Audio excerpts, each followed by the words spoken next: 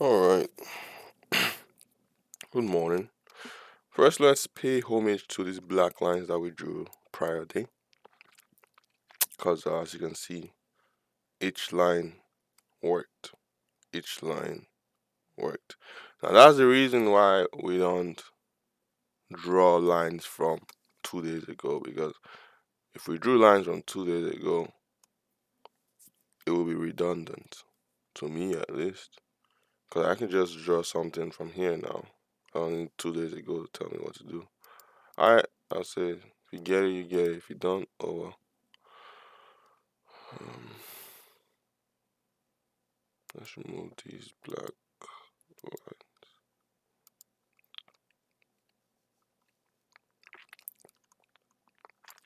Alright, what's happening today?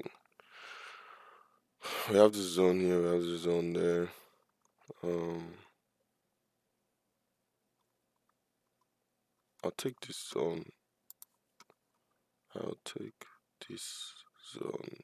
It's quite interesting actually. It's quite interesting. I'll take this zone instead. Take this zone and then I'll draw lines. So you got this line here. Put this high, this low. You got this line here. You got this line here.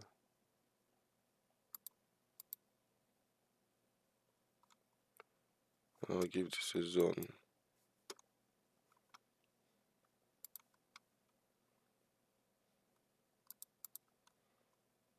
I'll do. And then we got this line here. I'll give that there. And then we got the green line's already there, so we're going to redraw it. I guess we have this line here.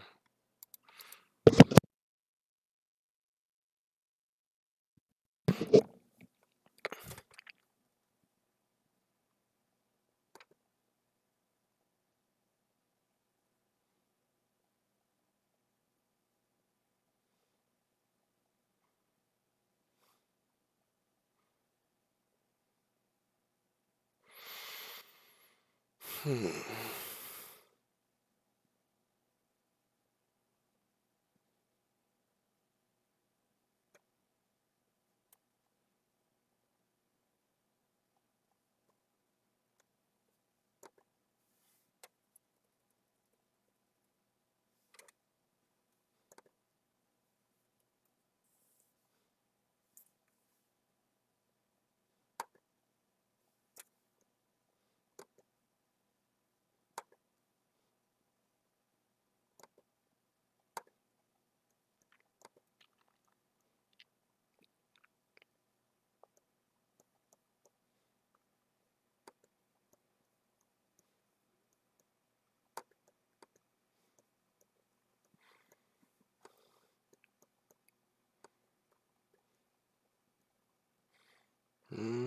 Hmm. Hmm. Hmm. Hmm. Hmm. Hmm.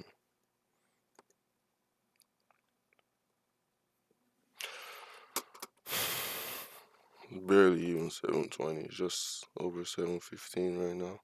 7:17, I guess. Alright, so yeah, we got these lines. Yes, we got this line here. This high just got bounced off. Made this high now, but I don't know if I draw a line here. I think it's gonna be useless. Let's see what 25 looks like. So before we do anything, up until then, we're just gonna listen to our good old "What's Your Small Town Secret?" 5. I moved to a tiny Amish town in Pennsylvania. 3 days after we got there were police across the street. Apparently, there was a multiple homicide by shotgun execution style. A few weeks later, I am having a drink in the local bar and sitting next to a few cops. Small town, there are only a handful of police. And I ask if they ever caught the killers. Their answer, well, the guys who got killed were out of town drug dealers, so we aren't really looking too hard. Or at all. Story 66. A female volunteer firefighter let the cat out of the bag that there apparently was, according to her, hanky-panky going on upstairs on the 3rd level of the old firehouse just above the pole. Some citizens thought that may explain some delayed responses to emergency calls, but it was never proven. Hell yeah, give me more stories about steamy firehouse romances. The only thing hotter than the flames burning the town was the passion between these two firefighters. Story 67. Does anyone remember a few years back when a bunch of people were dying of lung diseases caused by illegal THC vape cartridges? Well, turns out a guy I went to high school with was running one of the biggest THC cartridge operations in the Midwest. It's got a bit of lines. It's more than our usual, right? But it is what it is. To let it be. Oh yeah, let's add one more. Let's add this right here. Just right there. Because the price may come here and start and may have its full rejection. So let's add that right there. That could be the end of this zone. This zone's probably bigger than I drew.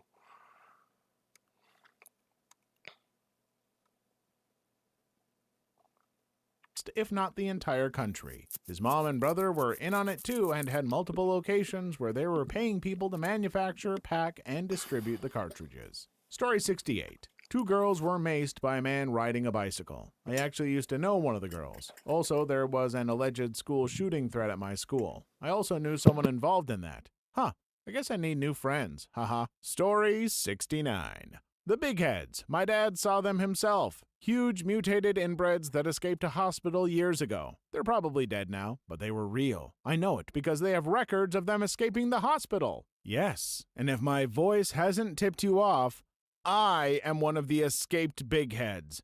Oh, Rocco, you're such a darling. I know at least some of you are going to get that reference, I hope. Story 70. The high school I went to in the Philippines is really, really old, founded in 1902. Rumors say it's very haunted and there are catacombs underneath with bones and stuff that connects to another old university right across the street. The main building has an underground section used for classrooms, and it used to be a prison and torture chamber used by the Japanese during World War II. It's very haunted, and tons of horror stories come from both teachers, staff, and students about our school. Triple that number for the main torture chamber building. Teachers who stay later than 6 p.m. would hear crying and chains rattling/dragging. Some of the doors were the same metal bars of prisons. Even the layout seems pretty prison-y. Story 71. Not precisely a small town, but my neighborhood is where the poor people could afford a house lived. The houses were the pre-made kind. Whenever a baby was born, no hospital, too expensive, and it was found lacking, they would just leave in the back until it didn't cry anymore. I only knew because one of my neighbors told me her sister had begged so bad to get her child back after they put it in the back that the family gave it back. Story 72. About 20 years ago, some guy lost his mind one night and drove his car with his family inside it off a 40-foot bridge, killing all of them. Multiple people witnessed it. They said he was driving normally, then suddenly veered off to the left and hit the gas, plowing the car through the protective wall. What's scary was the fact that he was a really good guy. He was in the town council and was loved by everyone in our community. His wife and 2 kids were also well known. Nobody had any problems with them. It just goes to show that no matter how good it looks like someone has it, you never know how they actually are inside. Story 73. The funeral director in my hometown had a bad coke habit. Instead of spending money on cremating bodies, he spent it on coke and left them in back of the winter casket storage. He'd spray them with spray-on the deodorant. Bodies were also buried in the wrong graves. Fake ashes were given to families. Drugged out funeral director sounds like a heck of a fun time. And honestly, put the bodies anywhere, so long as we can party, am I right? Story 74. When I was in elementary school, my mom's best friend's daughter slept with my mom's other best friend's husband. She was an 18-year-old senior, and he was a wrestling coach. They had a kid. Story 75. Hamilton, Ohio. We got a dude who absolutely will not stop masturbating with inflatable pool toys in public, like orcas and dolphins. It just keeps happening year after year.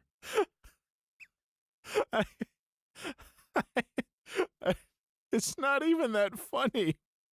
But after all the other crap we've read, thanks. Inflatable pool toy masturbator for brightening up my day. Story 76. There was a group of drug dealers and gun runners operating out of a house across the street from the public pool.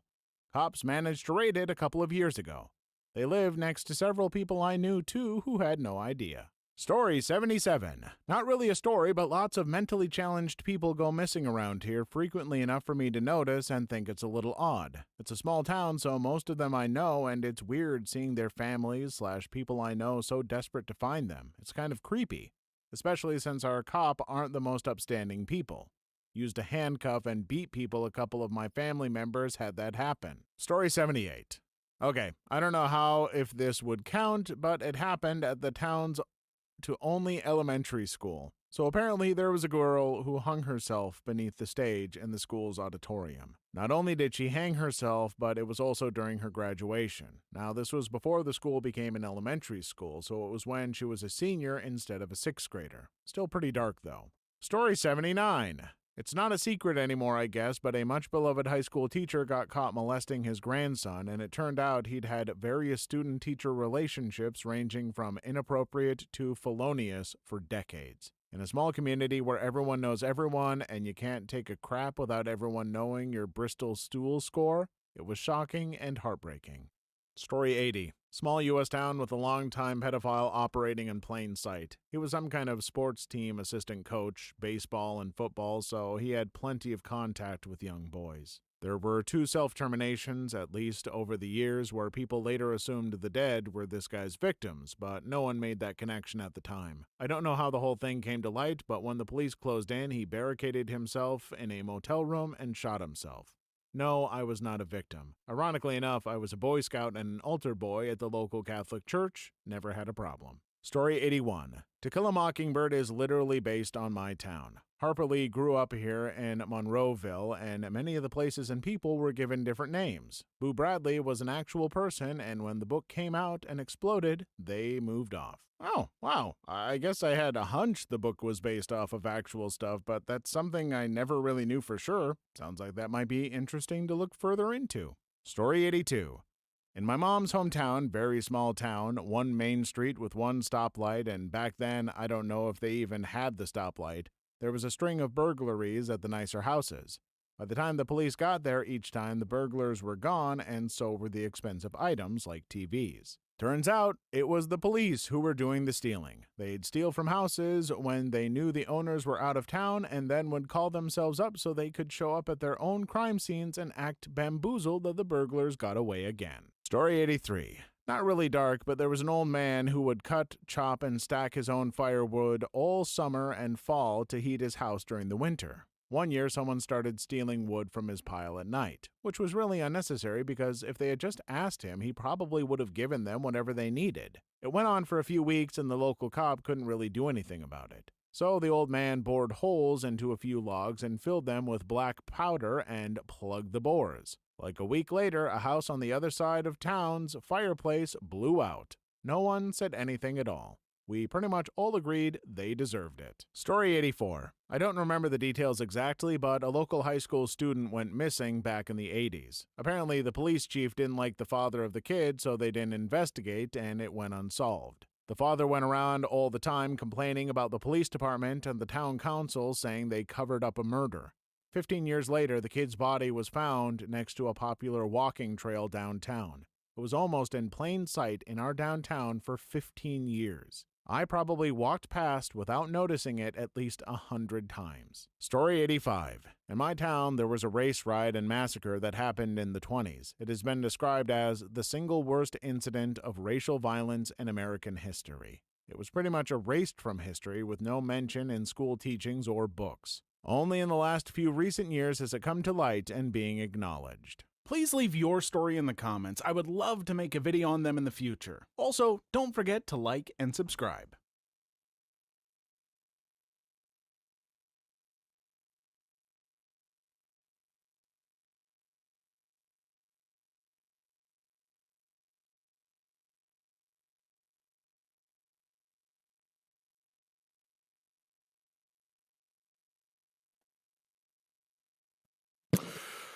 So I'm gonna take a short here. 2%, you get me? 2%, baby. 2%, baby. 2%, baby. 2%, baby. 2%, baby. 2%, baby. Alright, I'm done. Sorry. I just had to get that in, you know? Just had to get that in. Alright, so basically we got a short right here. Go down here. Just risking up here. Then wait for the market to open and see what it wants to do.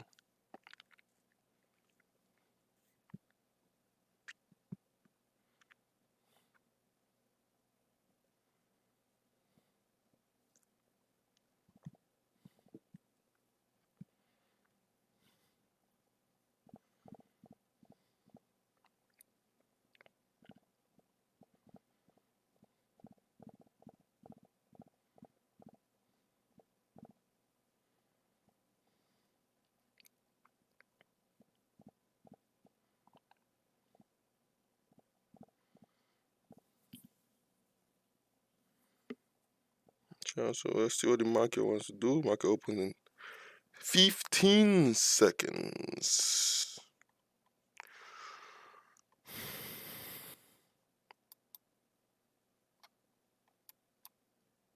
5 seconds.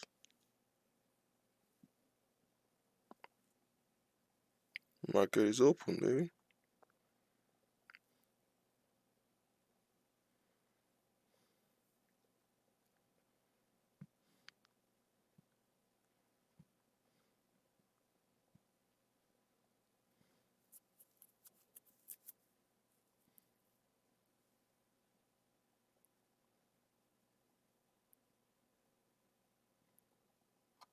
It got stopped out on my 2%. That's rude.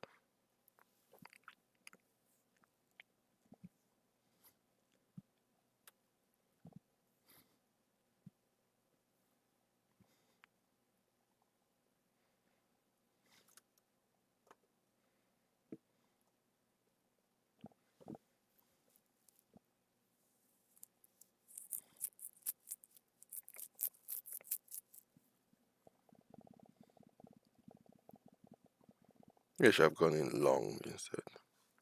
Long risking down here. That'd have been better. 2%, baby. Let's see how price behaves here. I like the fact that there was not much wick to the downside on this candle. So let's see if price rejects nastily. We'll take a trade, risking right above the red. Let me put my line there now.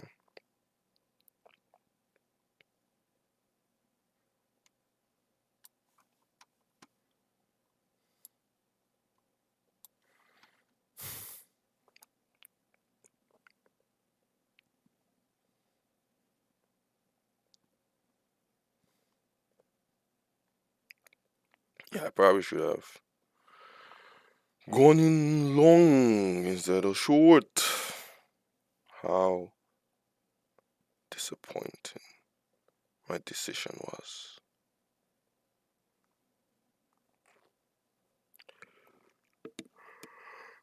I got it without waiting for the candle to close too. Ugh. Ugh. Disgusting. Come on. You gotta wait for the candle to close. This is why you wait for the candle to close. I thought the candle was gonna close bearish, but the candle closed bullish, so it is what it is.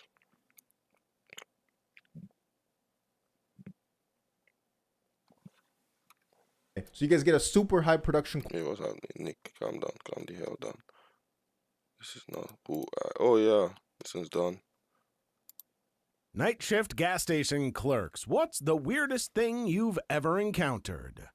Story 1. Not me, but my dad. It was near Christmas time. He was a student working part-time at a gas station that is within city limits, but not really central, so you get all kinds of people. A man stormed inside looking around wildly before asking my dad, "Do you have rakfisk sauce?" Rakfisk is a traditional Norwegian dish that isn't really eaten that often. My father, kind of confused, told him that no, they do not have Rackfisk sauce. The man's eyes darted around the store some more before settling on a small, crappy plastic Christmas tree with tiny lights that was placed on the counter. He then said, "I'll take the tree," put more money than the tree was worth on the counter, took the tree, and disappeared into the night. Him and the tree was never seen again. Story 2. My husband worked at a huge truck stop, so it had showers and laundry. So one night, 2 female truckers come in and pay for shower tokens. They start eyeing up the workers and go over and shove $100 into a utility guy's pocket and tell him there's a lot more if he joins them in the showers. So a little bit later, he comes out of the shower, hair wet and a couple $100 richer. Story 3. Was April 1st and about noon. Kid walks in with his jacket partly unzipped while his friends are outside with a camcorder. Kid reaches into his jacket and shows me the handle of a pistol. "Give me the money." I look at him, look out the window at his friend, and then try to judge whether I would be able to get around the counter fast enough to grab this little punk and F his crap up. I decided that he would probably be able to scurry away before I could get a good hold of him for the beating he so richly deserved. So I looked him right in the eyes and very calmly and quietly said, "You better turn around and leave right now before I F you up and make your parents cry." Kid just looks back at me, backs away, giggles nervously, and takes off. Damn. If I had been 2 feet to the left, though, I would have just gone to town beating his butt. Well, first off, sure you did. Second, hey folks, don't do this. Why on earth would you risk your life for a gas station's money or any workplace's money? No. Story 4. One night I was I don't know. It beating up a wasn't woman. It There was wasn't a much loud of. snap like a Bro, whip and pause. It wasn't much of risking his life for the money. It was just trying to teach the kid a little life lesson. You get what I'm saying? I'm gonna take a short here. I mean short there. Main account. Risking up there. That is what I'm doing. Oh yeah, I gotta get in on the 2% too. 2%. You know, I just realized I'm actually risking a little higher than I should have been risking. I should have been risking here. This is the high, right? This high. Oh no, it touched the zone, so you gotta risk. Okay, yeah, it touched the zone, so I gotta risk up there. Yeah, we're in short. Main account, we're in short here. We already lost one trade. We lost one trade already. Oh yeah, we're in short like this. Somewhere here. Risking this 77, 76, 152. So we'll just do 155 for TP. Because 75 is 150, right?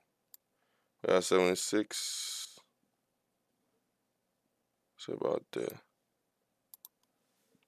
In a little higher.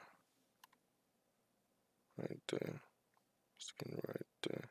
Oh, just about. I'm looking for 2R.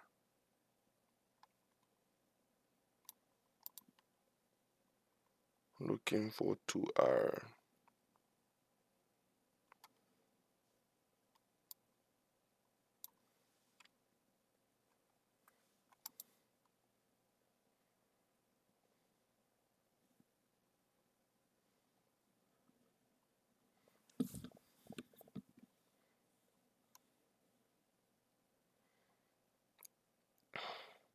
Just thinking, because we're downtrending quite a while.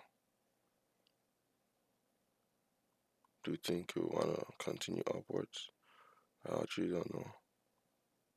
I don't know.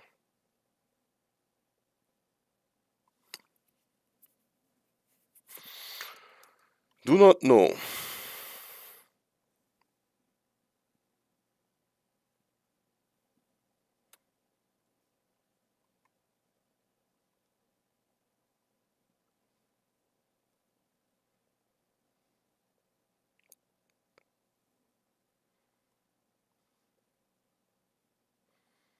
What I do know is what I've set up. That is a short.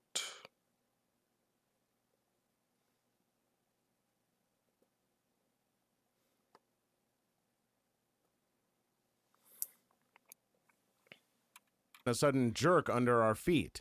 Being from Cali, I knew this was an earthquake. But this was New Hampshire, and when I told the woman, if that happens again, we have to get into the freezer, she looked at me like I grabbed her butt and hauled it out of the store. Story 5. This is a secondhand story, but you reminded me of it. So my friend's working at this gas station around Tam. Small town, not a lot of diversity there. This white van pulls up and out piles like 10 big black dudes. They all run into the gas station at once. Suddenly, in a thick Jamaican accent, one of the guys yells out the door to the one left behind filling the take, "Hey man, what you want to drink?" My friend relaxes, knowing that he's safe. My friend realizes he might be a racist. Damn. Story 6. I worked thirds in a local convenience store, and a regular would come in when it was dead, and we'd have it in the bathroom. Happened a good half-dozen times, then I never saw her again. Story 7. I worked in a 7-Eleven in the mid-90s on the graveyard shift. There was a woman who would come in and face the store every few days and stock the shelves. We were not supposed to let her in, but we did anyway since it made our lives so much easier. I don't know why, but that one really creeps me out. I hate that. Story 8. I worked years ago at a gas station alongside my mom. I worked the morning shift. We started at 3:30 a.m. The story is on the Kentucky-Virginia state line, so we've seen a lot of crap there. A few of the most memorable things that happened was a car pulled up to the diesel pump. Clearly, there was a fight going on. We got close and... Alright, so shit is bullish.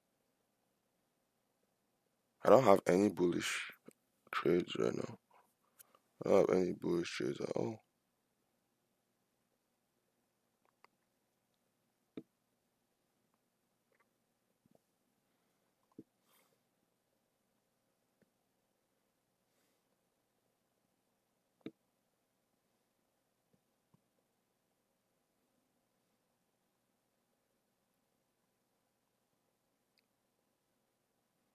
I think we're gonna lose this one on our main account.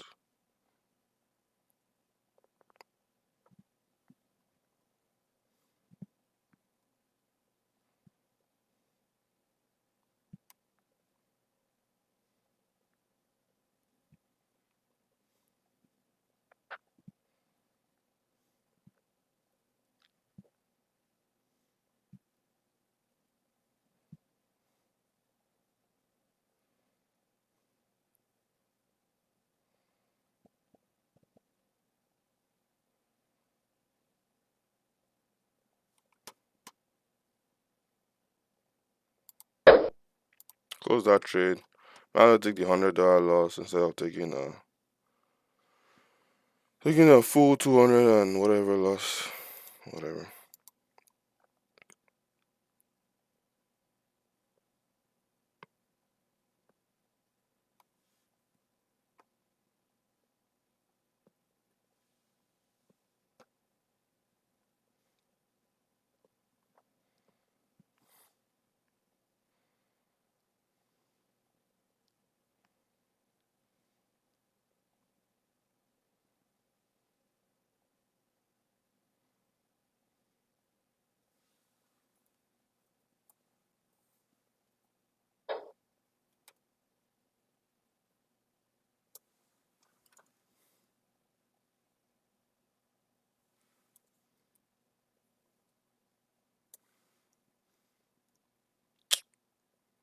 Hmm.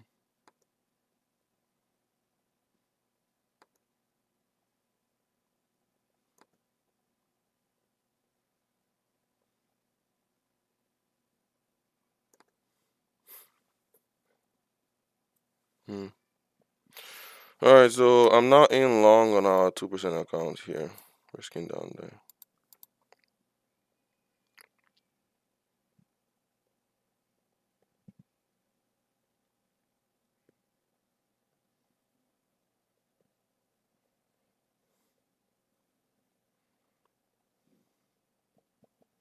Also, while I realized I should have waited for another candle instead of just taking this candle.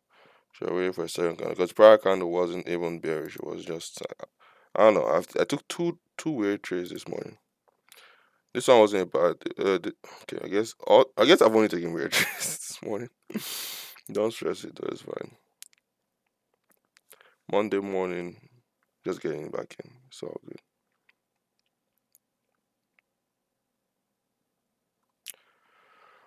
So yeah, this is the only obvious low we have. If price does come maybe here some rejects, I don't know, maybe we'll take a trade long, but other than that we'll see. We'll probably have to risk here on our main account though.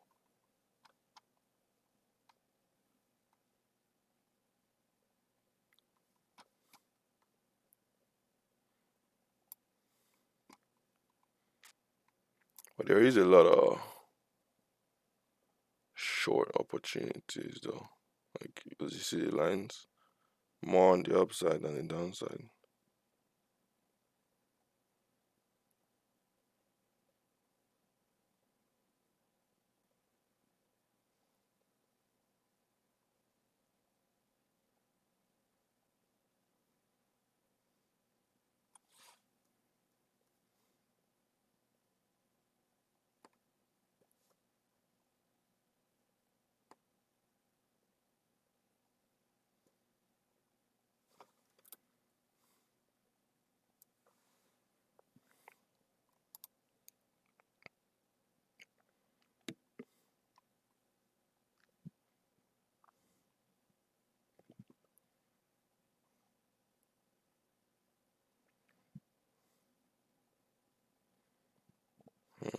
Looking pretty good.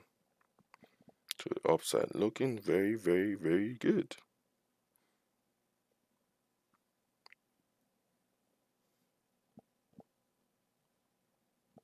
We have one long trade right now. Risk something like this, risking down there, something like that. What was that? 50, probably 50, yeah. I mean, you can just check it. Let me check it. Exactly 50. Risking 50, just looking for. We already lost 2 trades on that account, so just be looking for 200 or something. Oh, sorry, 100 or something.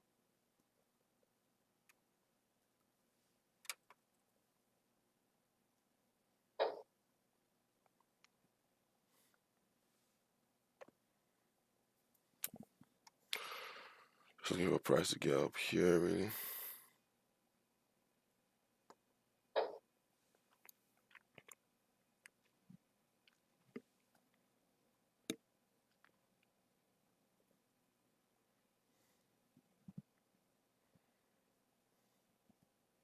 Some of you are like, well, if you hadn't closed your trade early, you could have closed it lower.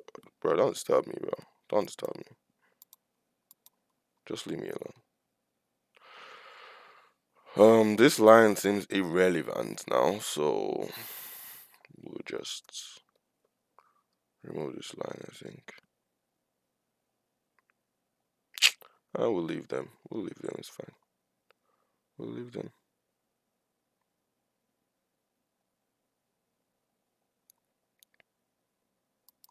This is more like a zone.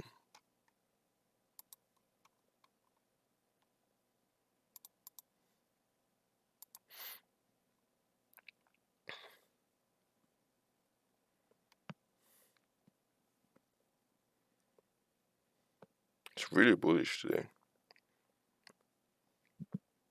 So we'll just hold that our only one long trade. We'll hold that for a bit.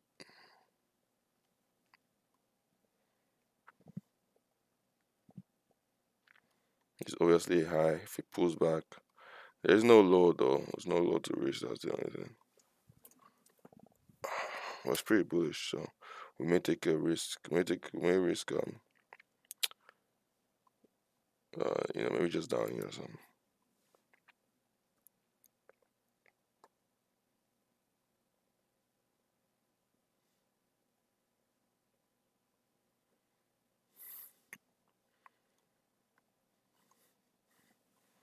Enough to see it was a woman beating a man, and it looked like she was stabbing him.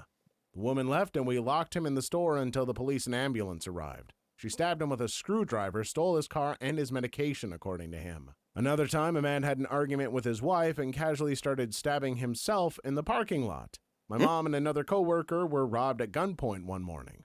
The dumb butt came into the store, bought something, and then came back with a mask minutes later. He is in prison now for strong-armed robbery. Story 9. My favorites were 1. The needle with actual heroin in it under the bag in the trash can for a drop. We changed the bags every night like we wouldn't notice it. 2. The bag of drugs a guy left on the counter when he paid for his stuff. 3. The pair of panties in the trash can that looked clean but smelled so strongly of Those the only vagina long that we the whole had up bathroom there. smelt like that all Looking night. for a pool 4. rag. And you know Let's how people continue put here. a cig over their ear, maybe a J Or at the in no least? trades right now. Try Just close this full-on long needle for a over profit. his That's ears, it. super casual. I stared and said, you got a little thing there. And he's like, oh, and put it quickly in his pocket and said, you didn't see that. I just asked him to please not leave any needles around as I was sick of picking them up and it's not safe. Story 10. Had a guy wander in drunk from the Hooters next door wanting to use the phone to get a ride home. This was years ago. Kept trying to make himself sound like a tough guy by bragging about being in the Hells Angels. He also said a few decades ago he'd killed 4 N's.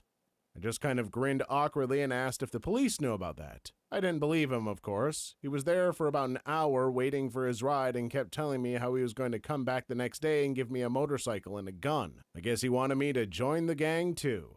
Having been night manager for a gas station for all of 2 months, like a decade ago, I can attest to meeting people like this. I was never robbed, never found needles, but good lord, did I meet drunk people who wanted to tell me stories about how cool they were. They were not cool, ever. Also, I know some of you in the comments are fascinated by how many jobs the Mainly Facts guy has had, so add this one to the list. It's a long list. Story 11. Not a gas station, but a train station cafe. There were overnight works going on, so we stayed open until 1 or 2 a.m. for the builders. One night, this older gentleman comes in, well-dressed. Asked for a coffee, but can't pay when I make it. So I give it to him anyway, since I'll just throw it otherwise, and he asks me for some cake. I refuse, and he goes, I sing for my supper. And then starts to belt out Frank Sinatra right there in the shop. And he just won't stop. He's there for like half an hour. I tried to get security to look after him because he clearly wasn't all there. Found him later singing for the builders who were giving him sandwiches. Eventually called the local police who got him supervised until he could catch a train home in the morning. Story 12. When I was in high school, I worked at a gas station, and one night I heard a loud crash and stuff started falling off the back wall. Puzzled, I just sort of stared at the wall, and then a guy, clearly intoxicated, walks in and says, Yeah, sorry, I backed into your building, but I'm not paying for any damages. So do you guys have any zigzags? And proceeded to shortchange me for a pack of them. Laugh my frickin' butt off. Story 13. A few things. One is a man who came in very drunk and told me that the key to happiness is cocaine, hookers, and a new truck and a bottle. He then tipped me $20. Another time, I had like 20 police officers in my store. Oh, this was a good candle. We have to wait for a second candle. Don't forget that, Mike. I almost took a trade just now. Ew. Come on, Michael. You already had that exact mistake today. Look, cost you $100. $100. Calm down, bro. Alright, so we need to wait for a second candle to show us the absolute disgust in this move upwards, and to show us the bearish momentum and volume coming in. And if that happens, we will take a trade, risking up there, but not on our main account, on our 2% account, because this is too bullish to bearish. Because on those bearish and bullish, you get it. Alright, so this is too bullish to take a short on our main account. But if price comes up here and shows okay exhaustion of this move, and with obvious I'm tired, I want to start coming down signs, I will take a short on our main account. Until then, maybe the only time we'll get a short is up here. Maybe the only time we'll get a long is in here. Maybe in here risking down there. I think that's about I think that's the only trade we have right now as an opportunity. In there, risking down there. So hopefully it comes down. Just remove this line. I guess it's a little too many lines today. Or at the same time for no reason. Story 14. A drunk guy tried to fight me for stealing his job at the gas station. He started chasing me and fell down in the street. The police called and questioned me, and then the police sergeant blew her cover when she started yelling at me for beating up her son. He was in his mid-20s, 6 foot 275. I was a short, skinny 16-year-old. Story 15. Nothing really weird happened per se. I worked at a Florida gas station for 3 years while in college. I saw a little kitten one night near midnight wander through the gas pumps crying out. Cars were driving around the lot and it could have gotten squashed at any moment. I ran outside, leaving customers at the counter, and scooped him up. He was filthy. Brought him around back, and since I had no cage and nothing to put him in, I placed him inside a Lay's plastic tote, closed the top, and put a brick on top so he'd stay in it. Took him home after my shift, put him on the patio. Surprised my family the next day with a surprise kitten, but to my horror, his colon was prolapsing out of his body in a bloody, infected mess. Took him to the vet, who said he probably got attacked by some animal. They gave him a bath, gave him shots, and put him on an antibiotic. When old enough, I got him neutered. The antibiotic fixed the prolapsing colon within a week, and he's still alive today, about 10 years old, and more of an inside kitty now than an outside kitty. His name is Kitty, too. I am so happy that story had a happy ending. You had me worried that I came back to these stories after being really sick for days, only to read about a dead cat. I was ready to just shut off my computer and go back to bed, but you saved it. Story 16. Always in the bathroom. I had to call 911 a few days ago at work because we had snakes in the bathroom. Blowjobs. What a drug. Oh. Crack W, prostitute, blood in the toilet, walls, floor, toilet paper dispenser. I watched a man try to rob a drive-through liquor store window with a wooden baseball bat a few weeks ago while I was on shift too. Story 17. I used to have this. Pause for a second here. We may be on to something here, folks. Maybe on to some. For our main account, that is. See how this closes, though. We're gonna have to wait, give you another candle. Before we do that, though, let's take it an hour. Take it an hour. 2%, you know?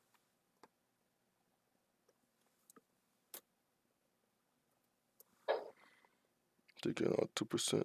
Oh shit, it should be lower. Oh well. So we got a long on our 2%, just about here. Probably here. Risking down here. I wanted to risk it low, but the week was a little far. I kind of risk inside again.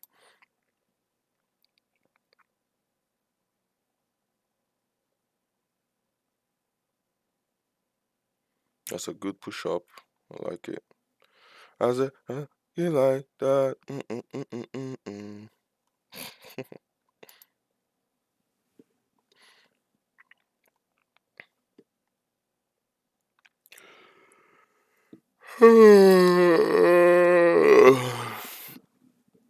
We're gonna have to wait to do this kind of close. I'm interested in seeing what the hell this kind is about. What the hell is happening here? Oof. What a move up. Oof. Disgusting. Absolutely nasty. Ew. What? Hello? What is happening here? This is why I took it long because, this is why I took it long because you never know what's going to happen. And that was a valid trade, just not for my main account. It was a valid trade to an extent, just definitely not for my main account though. We needed a second candle, confirmation on our main account. This is good confirmation. This is good volume over the zone here. Very good volume. So let's see how it's kind of close. And now that we have this volume, if we get a pullback and a rejection, we can now take that low long. That's the way I look at it. I'm not going to rush into this trade and risk down there. That's redundant. So just wait for a good trade coming down here, looking for a move up. Technically, I shouldn't have even taken this trade on our main account earlier today. It is what it is, though. It happens.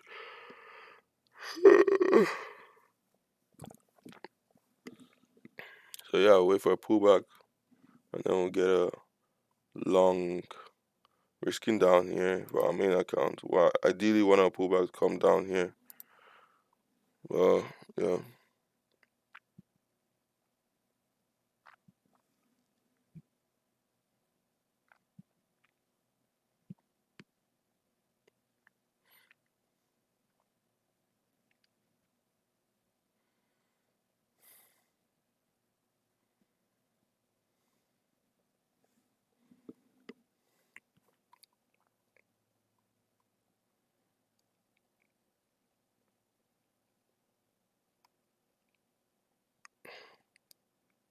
Yeah, we had one loss here today. We also had another loss.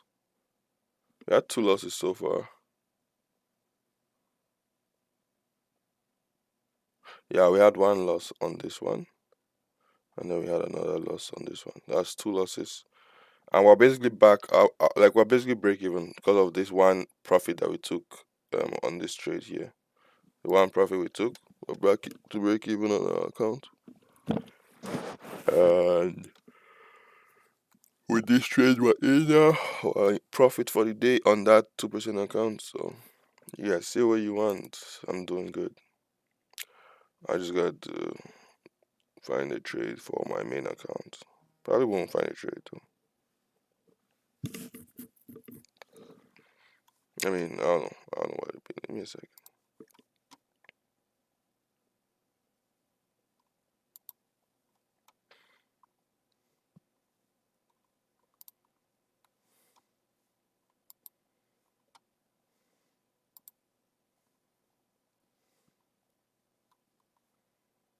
This thing's looking really bullish. Really, really bullish.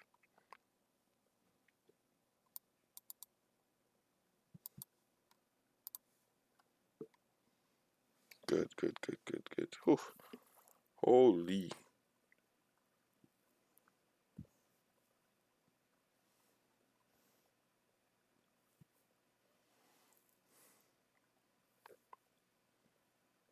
Holy. Let's take a short just to be safe.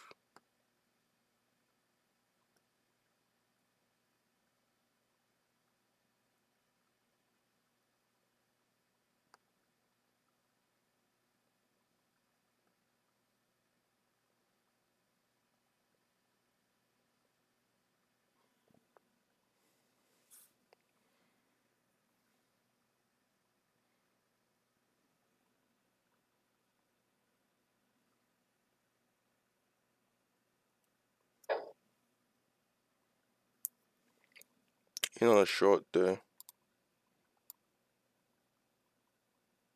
2% account. Oh, we're in down here actually. Risking, I think up here. Right up there. Call it the rejection on this candle. So just in case it pulls back down, and if it gives us bullish, I'll close the short. But for now, I'll hold both the long and the short.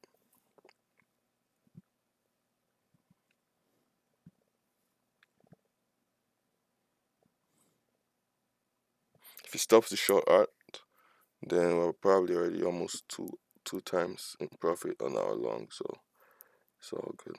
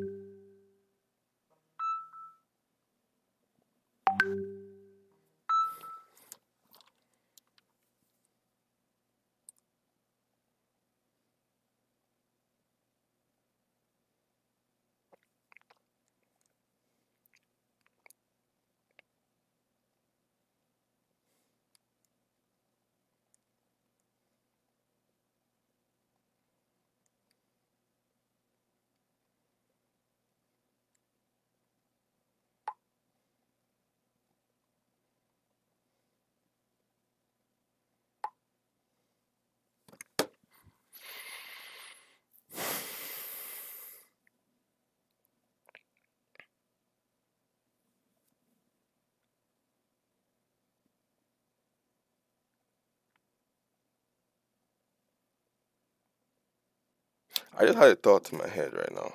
What if you took a trade, right? And let's say you take a trade here, right? And you just take two trades, long and short at the same time. But the long, you you risk the same amount, right? The long, let's say the short you'll be risking, let's say 50, and the long you'll be risking 50, right? If this one gets stopped out, you're only up 1 hour. That doesn't work. No, no, no. I guess you can never really have a trade that if one gets stopped out, you get the other one TP. Yeah,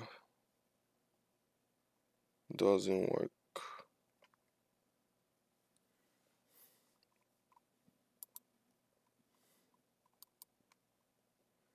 Our risk is up here, so we're still gonna find.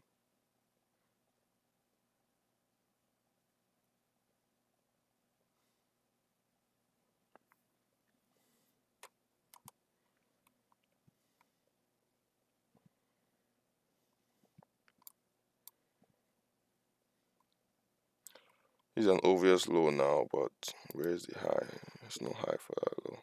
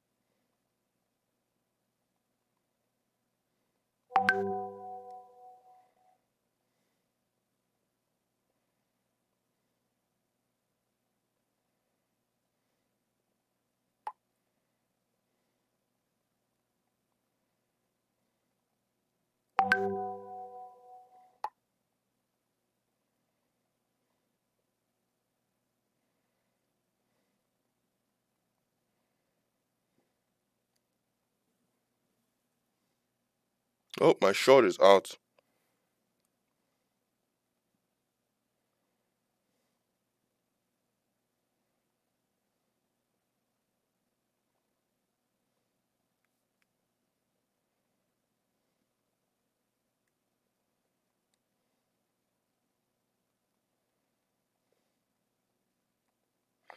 Took a loss on my short. Still holding the long though.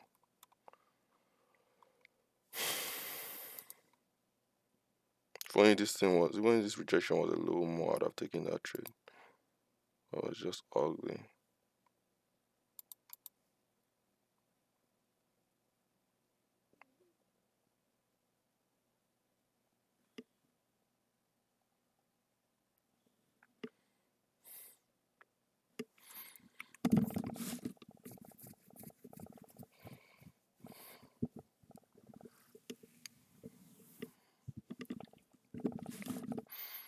Still holding the long.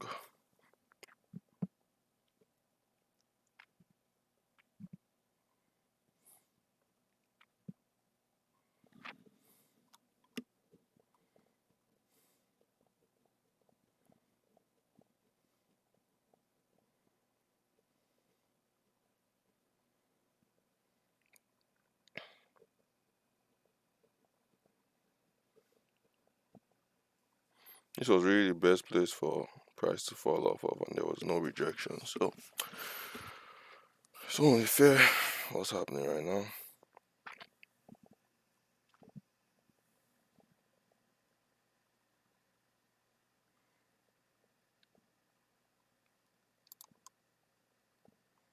I guess you could say it is a high now.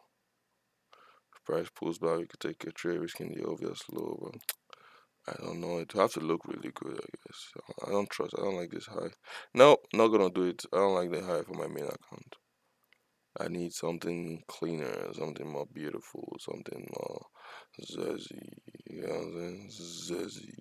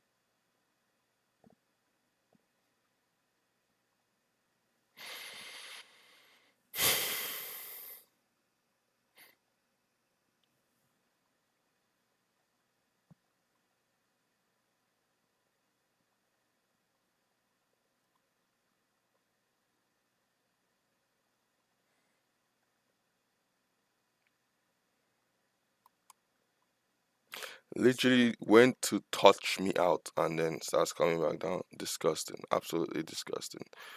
You disgust me. Anyway. Let us look for let us ready up our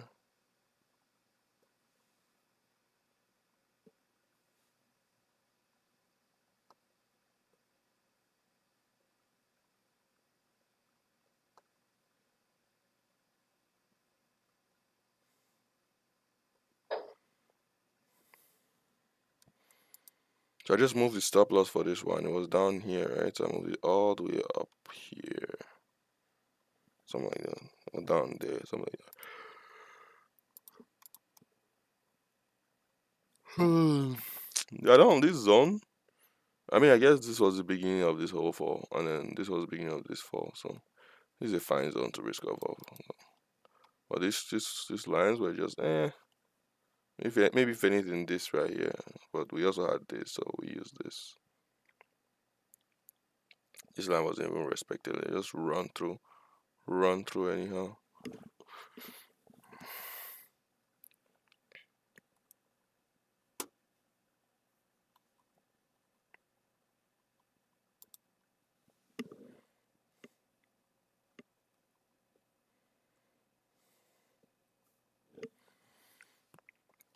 So this will be our next attempt to take a trade on our main account.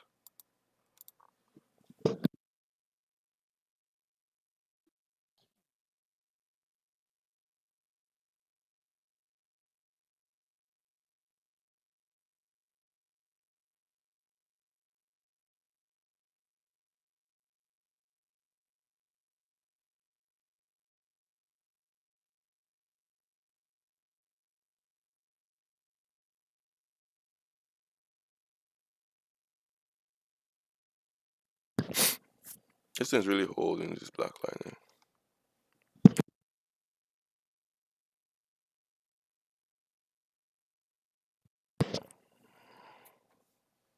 This short doesn't exist anymore. This short got stopped out.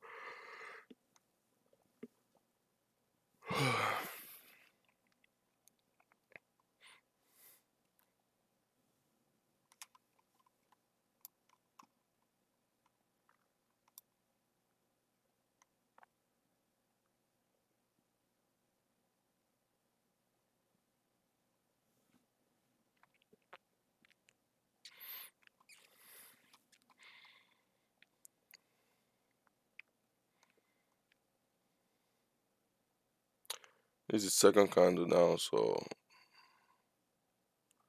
I may take a trade long, risking down here on the 2% long.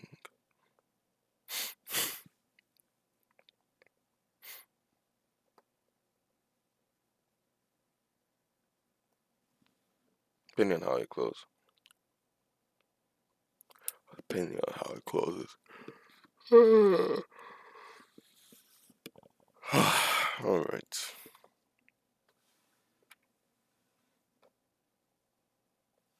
This woman come into the store all the time. She constantly told people that we were married and had 7 kids together, and that I didn't really work at Gas Station and Sons, but that I worked for the U.S. Marshals. Had to have her removed for threatening customers and eventually permabanning her. Moral of the story? Kids, don't do drugs. Story 18. A man with the thickest Texan accent coming in at 4 a.m. asking me if the diesel was winterized. We were in northern Canada in February. Story 19. A drunk woman threatened to shoot me if I didn't sell her a carton of cigarettes after her card got rejected for the 5th time. This was my 3rd day on the job. Story 20. There was a blizzard and they said I absolutely had to come in for the night shift even in spite of the state of emergency. That was effed up, and how I managed to get to work was a story in and of itself. Anyway, halfway through the storm, in the middle of the night, a barefoot man with open wounds all over his face came running in. Then he suddenly stopped, stared at me for a moment, and asked if he could have some napkins. I simply pointed at the napkin dispenser. He took a huge effing handful, then he looked at me and cracked a huge smile and said, "Thank you," in a very childish, pipsqueaked voice. He then disappeared into the night before I could even say anything, and I never saw him again. He was the only customer we had that night beside a guy from the plow crew who needed some coffee.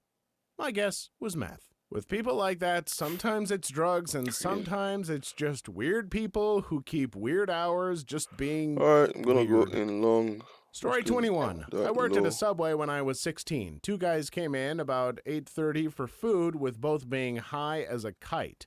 They tried to covertly I'm steal along about 5 here. bags of chips. Like, Pushing chip down bags are here. completely silent when being crammed into a If it jacket. starts me out, then I'll Story be able to get in 22. a better I worked in a long rural down gas station / garage when I was in high school. One evening I was working and there were some pretty bad storms brewing. It didn't take long for there to be a fairly large group of people stopped at the station to find some shelter. I didn't think much of it. It wasn't the first time it had happened, but then they started blowing the tornado sirens. All of a sudden, there's a bunch of adults and families looking at little 16-year-old me looking for answers. There's no basement, so I did the first thing I could think of and shoved them all in the walk-in cooler. Shut us all in and rode out the storm. When it passed, I went out and there was a big plate glass window busted and some crap blown around the store. All the people came out of the cooler and were pretty much like, "See you later," and left. I was pretty much left there by myself, like, what the F just happened?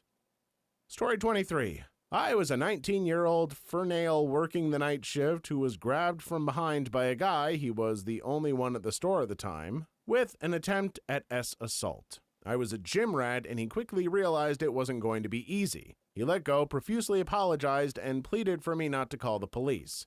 I got What? his license plate number and called my buddies from the department who were able to stop him about an hour later. Found out he had just been released that day from federal prison after serving time for an R charge.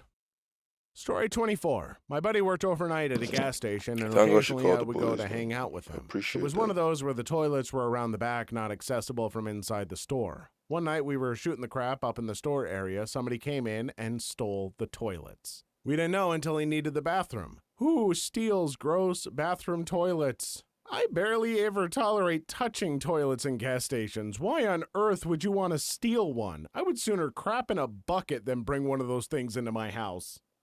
Story 25. Car pulled up, the driver started getting fuel, and the backseat passenger came in to look at sweets. The driver came in, paid for his fuel, then went back out to the car. The passenger never bought any sweets and spent 30 minutes begging me to sell him beer, can't sell alcohol past 10 p.m., and let him play video games on the PC in the office. He casually mentioned that his friends were taking him to A&E to get treatment for sepsis.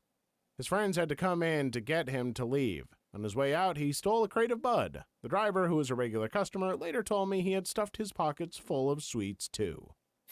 Story 26. One time while working late, I was chilling at the counter bored when suddenly 3 dudes came in. One wearing cardboard knight's armor, the other a bathrobe and a paper hat thing, and the last one a bunch of other random crap that did not go together in the slightest. All red-eyed and high as crap. Ha ha ha, all had the munchies and got a bunch of chips and soda and the usual junk food suspects. So we lost Came this up to short the and counter we just and with lost this ye long. old So English accents that were horrible, with mostly just overuse of the word ye and paid in gold, just regular cash with 1 Canadian coin, and said it was D&D night. They all wandered off to their carriage, which was a sadly rusted old Buick LeSabre. Made me laugh so hard it was an amazing sight to behold.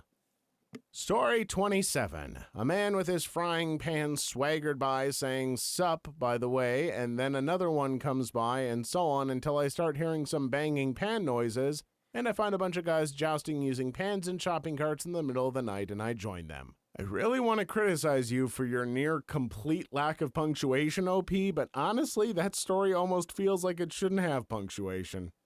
Story 28. Not a gas station, but I worked nights at a college dorm. Once got a call that some guys had somehow snuck onto the roof and were peeing off the ledge onto people walking by. Had to get security to go check. Turns out it was a bunch of drunk frat boys. On a similar note, I also got a call about a drunk homeless person blocking the gate to get into the dorm. Turned out to be a passed-out resident who couldn't find their key.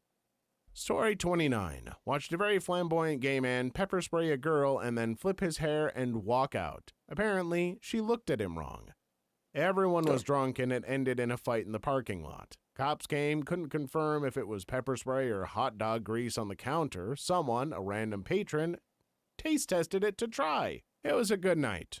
We ended up hiring bouncers. They broke up a fight in the store once, and a rather large bag of pills fell out. The bouncer looked at the pills. Then he looked at me. I looked at him, then at the pills. He looked back at the pills, grabbed them, looked at me, and made direct eye contact as he slipped them in his pocket. Dude was huge. I wasn't about to say crap.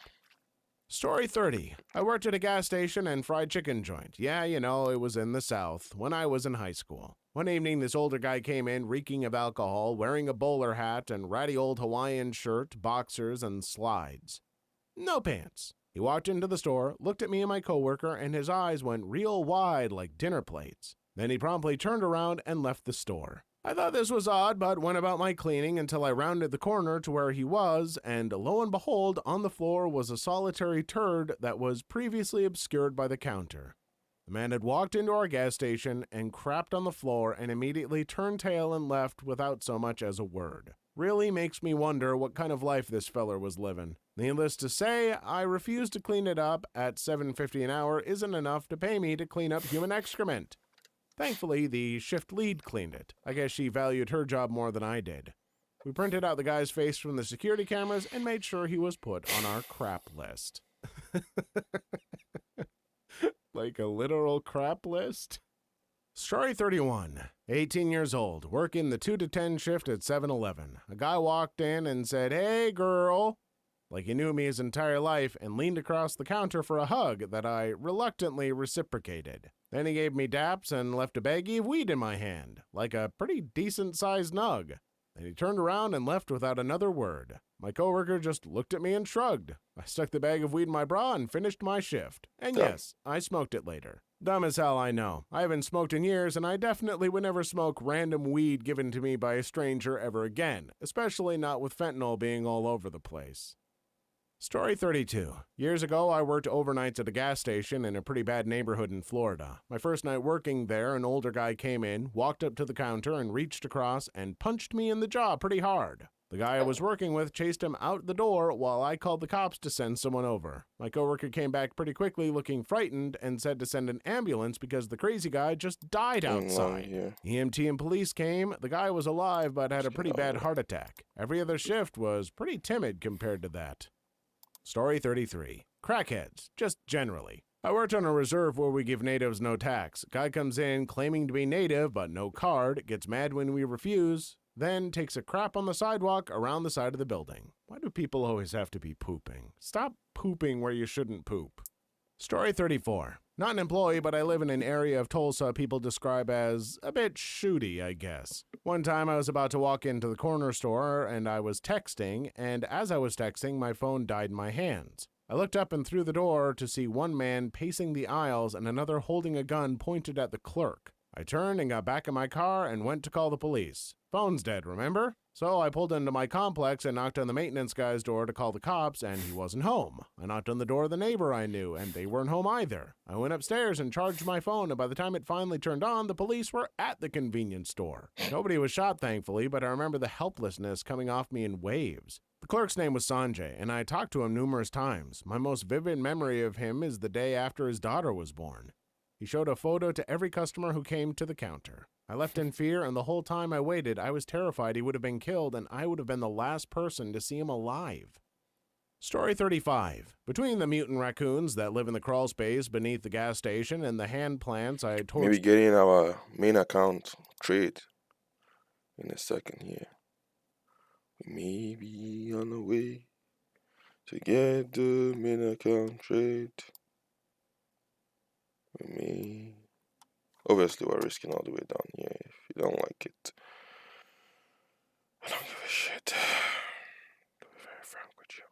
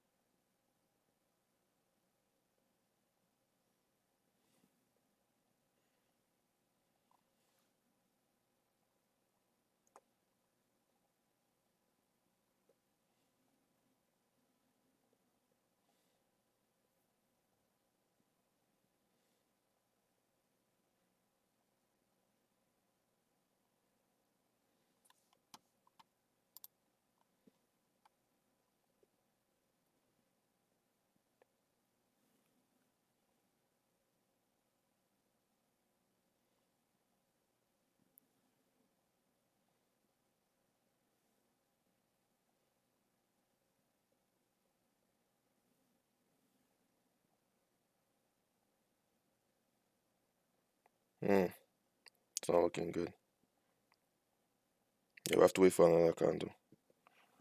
Possibly even more than one candle.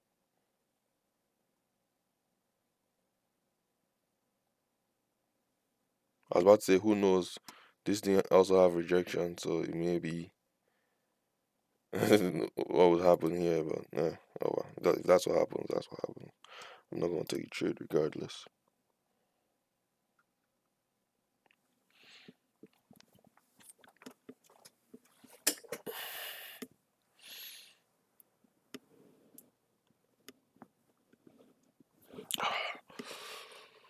Alright.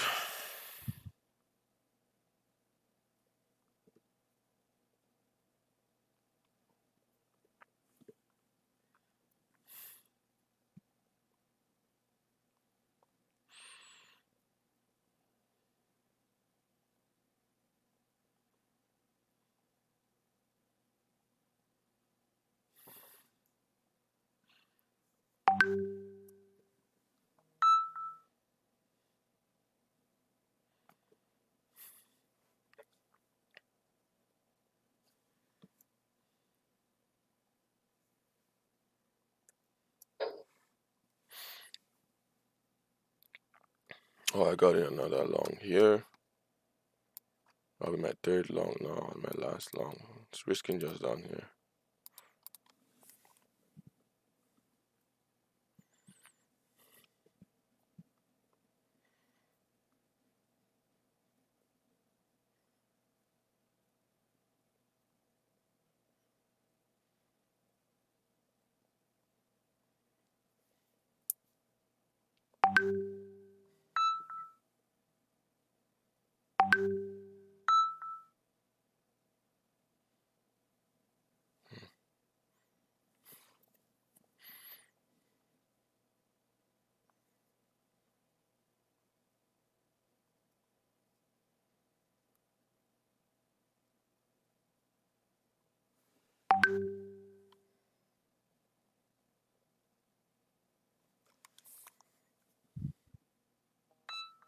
I just got wasted out of 2 trades right now.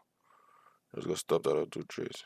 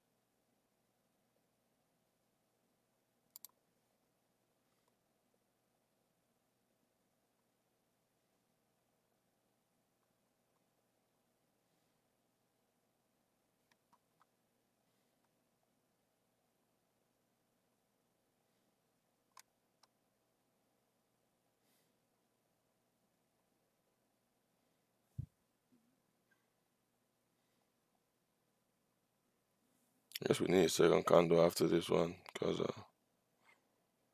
one right before was disgusting.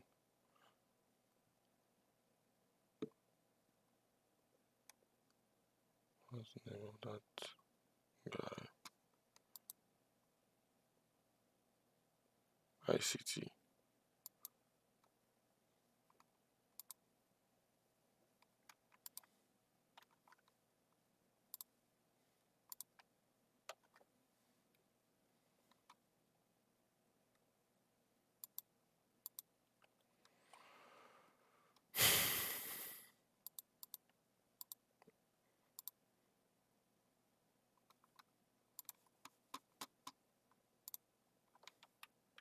Out back. Oof, that's a turn around, around, baby, see another.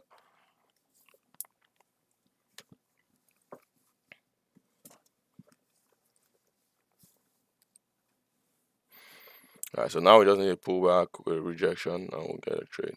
But we're not going to take this right now. We are not going to take this.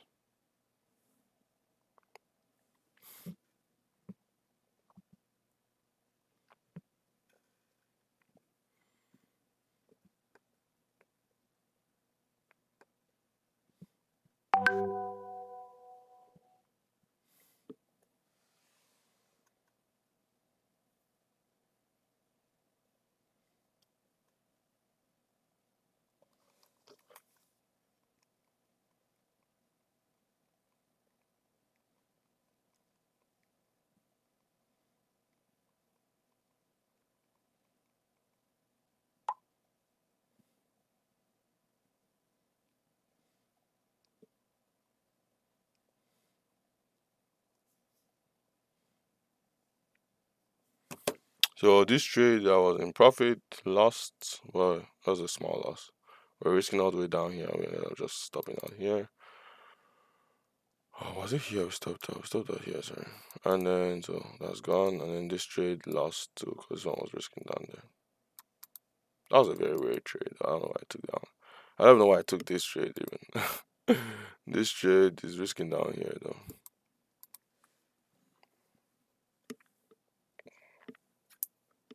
I've not seen much shorts.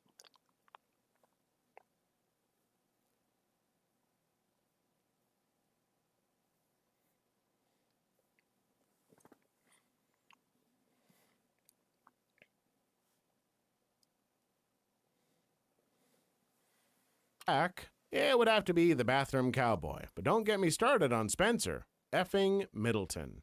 I don't know what I just read, but I love it. I would watch a show based on this elevator pitch.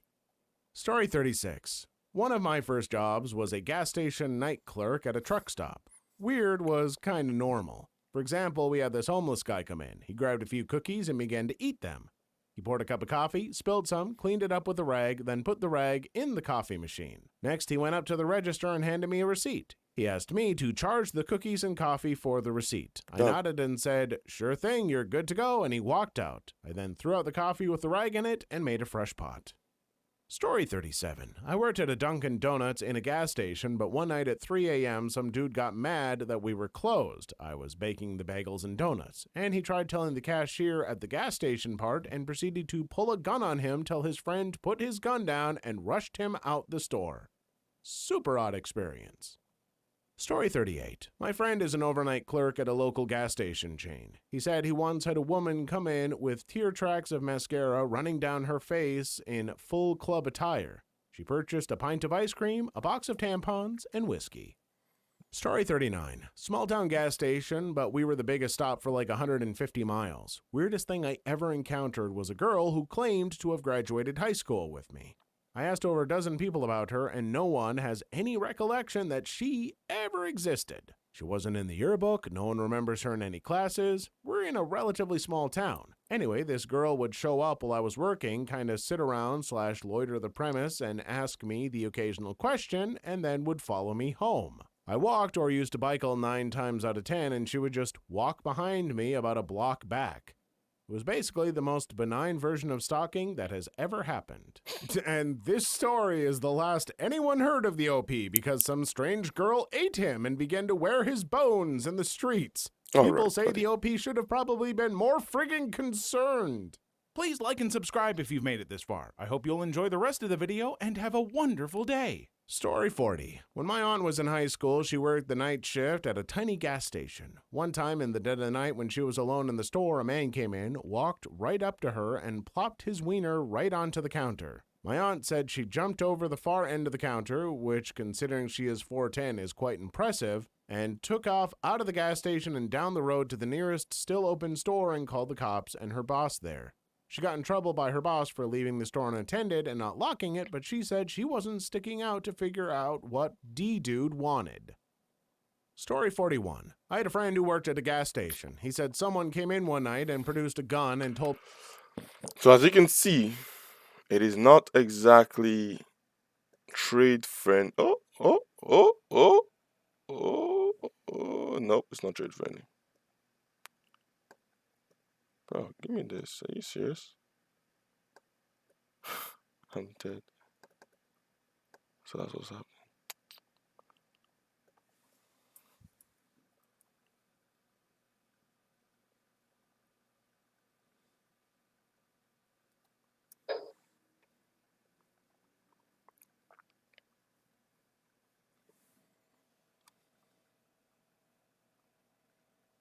Risk is down here, but I don't know. It's not trade friendly. It's not the best. I took a trade on my 2% though, but not on the main.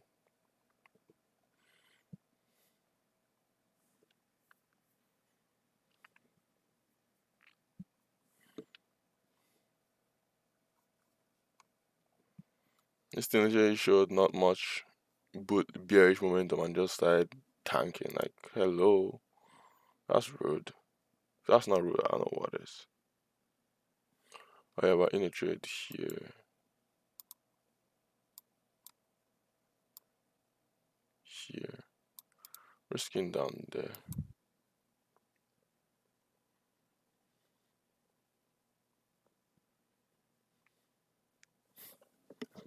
Yeah, this is crazy, man.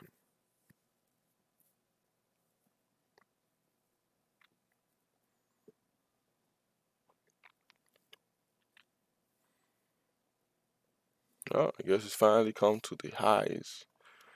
Well, I guess we'll just take a trade on our main account. Since it's come to the highs, we'll just take a trade risking down here, probably. That's what we'll do. Obvious low is, I know it's down, it's closer than that, but hey. Take a trade. Came to the highs, take a trade. Won't reach this low. It's a little too close for me. We'll just reach down here.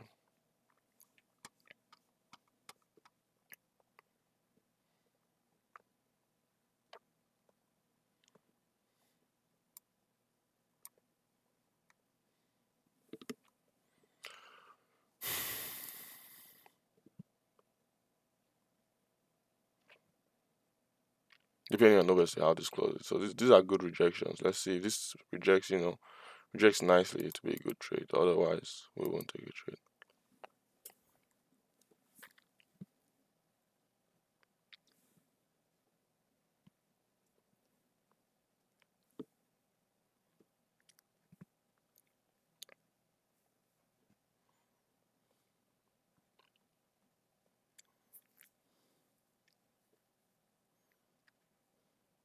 I lost a lot of trades on 2%. I've lost every trade on 2% so far. Every trade. It's crazy. Oh no, I guess I made one trade, but I've lost a lot of trades. I guess I made this trade here, this trade. But yeah, I've lost a lot of trades, man. It's disgusting. Ew. Not good at all. Not good.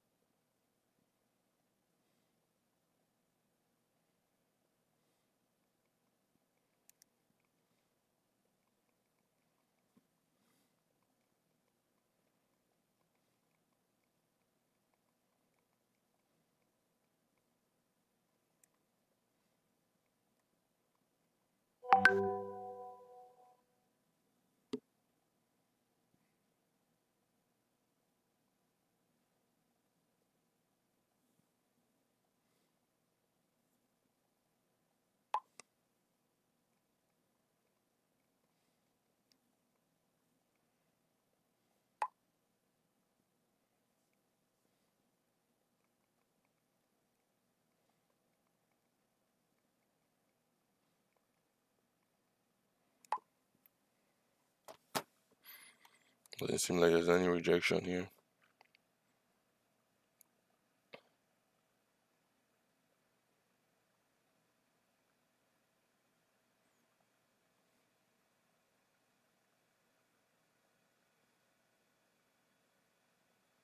I think I've lost way too many trades on today's 2%. It's kind of nasty, honestly. It's kind of nasty. And, I think it's good enough rejection. I'll take this trade.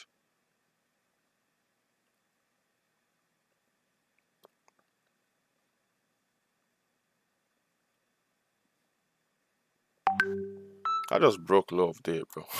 I haven't taken trade. I was about to take trade and it just broke low of day. Low of day is right here. Okay, almost broke low of day.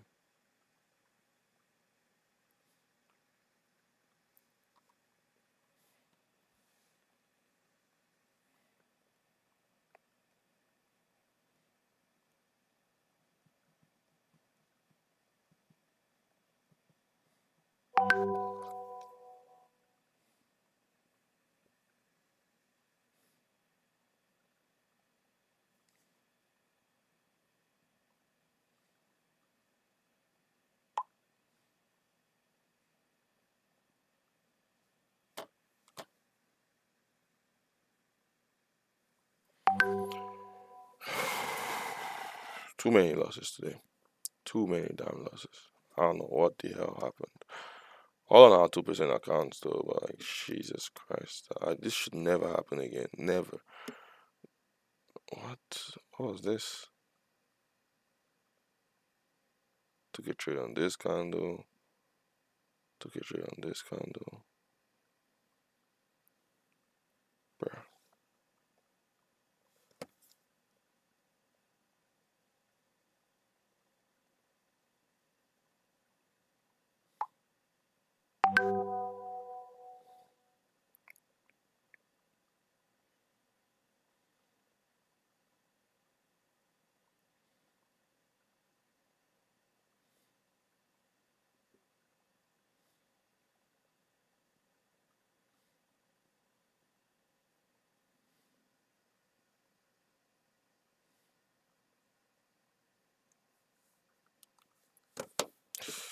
Bruh, this is disgusting. What happened here? I mean, it was downtrending. See, he just came to this. Like, he didn't even show an opportunity to take a short. It just tanked, bro. If that's not rude, I don't know what is. It's not yet a falling knife, though. It is not yet a falling knife.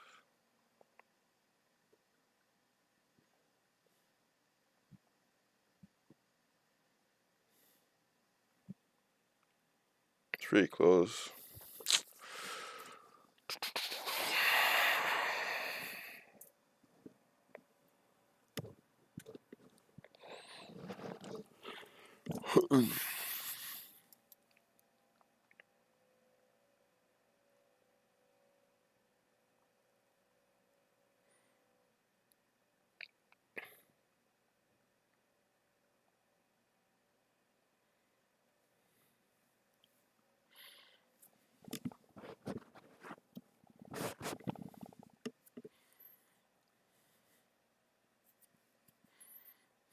There was definitely no shorts here.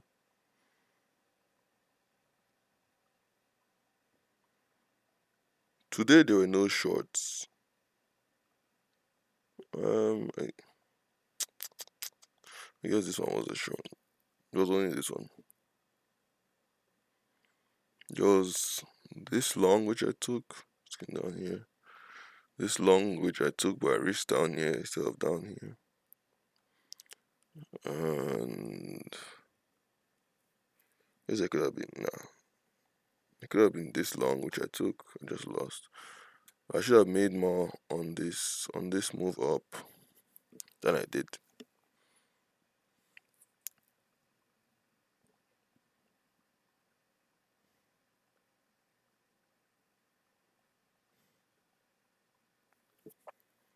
This thing's going down with no indication it wants to go down. It's just going down.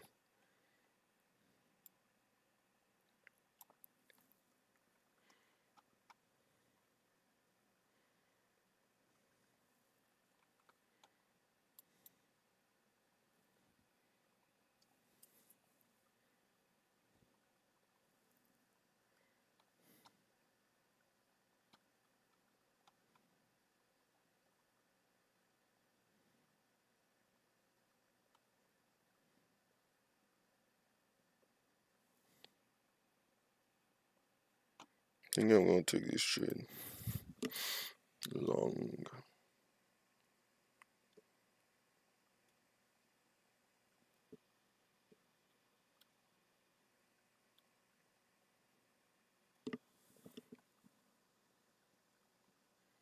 That prior candle had a good rejection. It wasn't bad at all.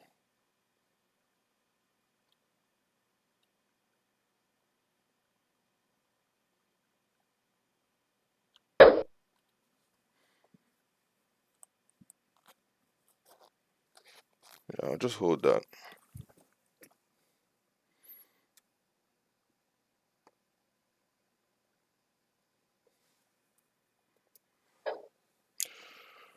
So I'm in long on this candle here because of all these highs, these wicks, and I'm risking down here. So let's see how that goes. And on 2% I'm risking here. On the main account I'm risking down there. Let's see how that goes.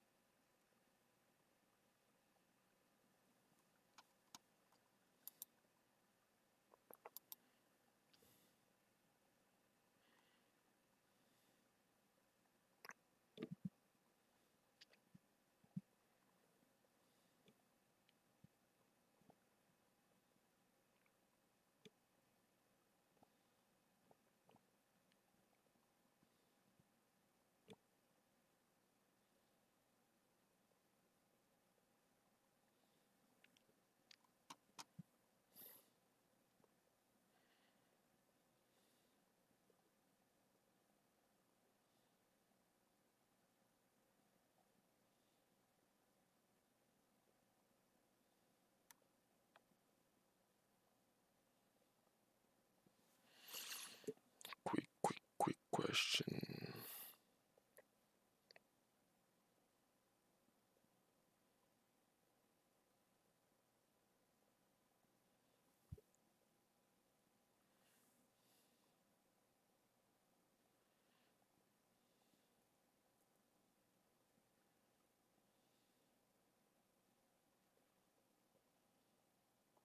Oh, I can put this, I guess. So this is something like this here.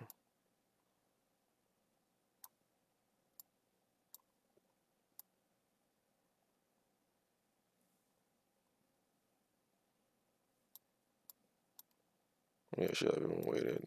I don't know. I don't know.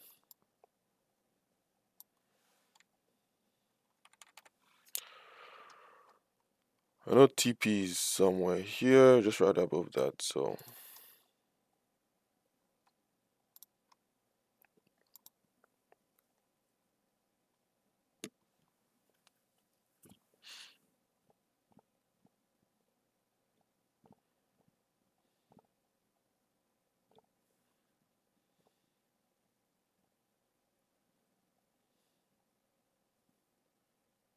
hmm.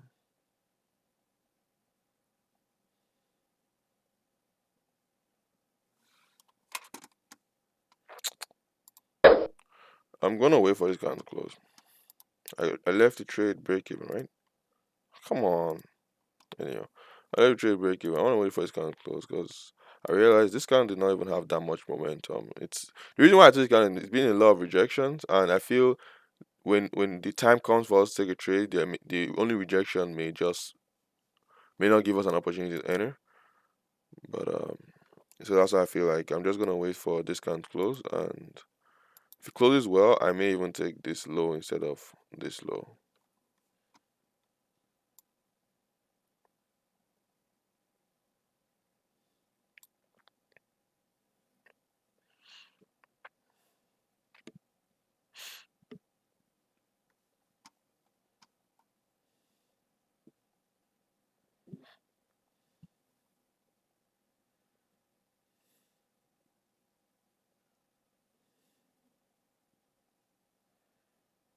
Yeah, that's a pretty good close.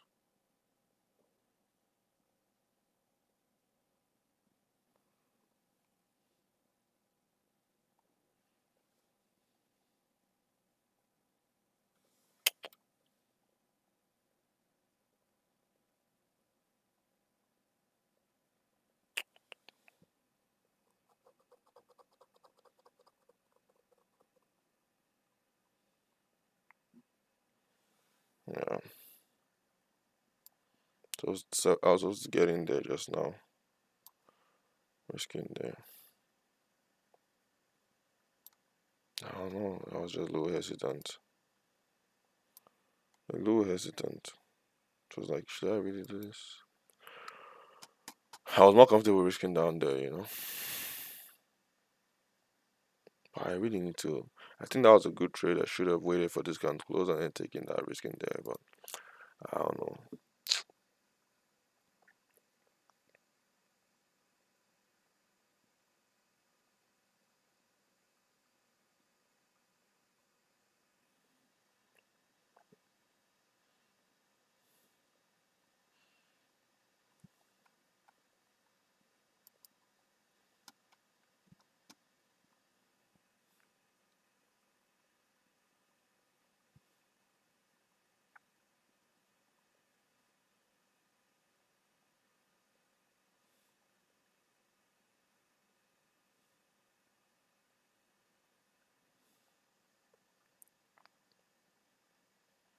It's a really good gun that's coming down.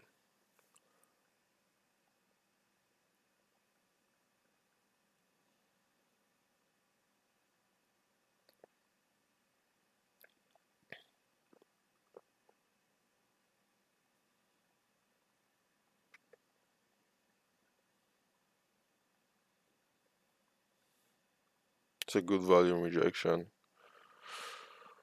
I hope we get it close on the downside. To be honest, I don't want to risk here. I don't want to risk there. I don't want to. I don't want to. I don't want to.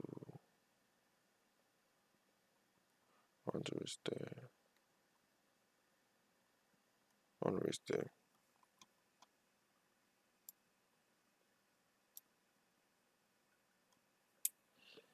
So let's see if we can get an opportunity to enter, risking down there.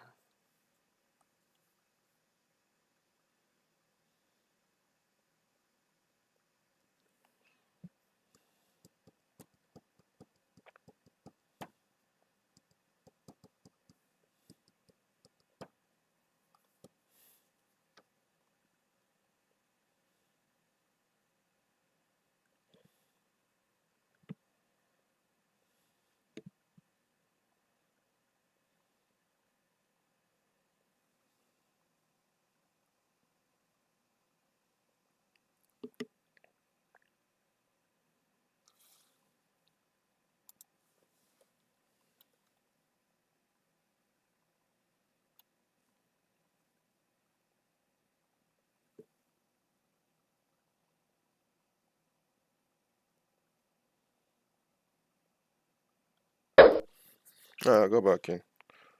Risking down there, all the way down where I wanted to risk. Because there's two opportunities here. There was this opportunity, and then there was this opportunity, right? So I'm just gonna get in, risking down there. That's my trade right there. Actually just risking like 95, 94 points. So 200.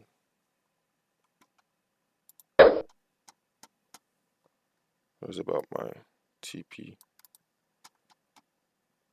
I should just risking 94, but when I'm risking down there, so that's what matters. This is my trade. I'm assuming I got in on the field while the candle is not closed, yes, but I'm assuming I got in there or I got in there. So I'll hold that.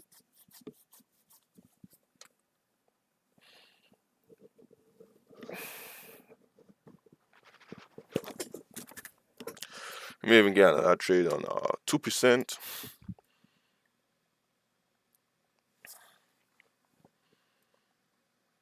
Depending on how this closes.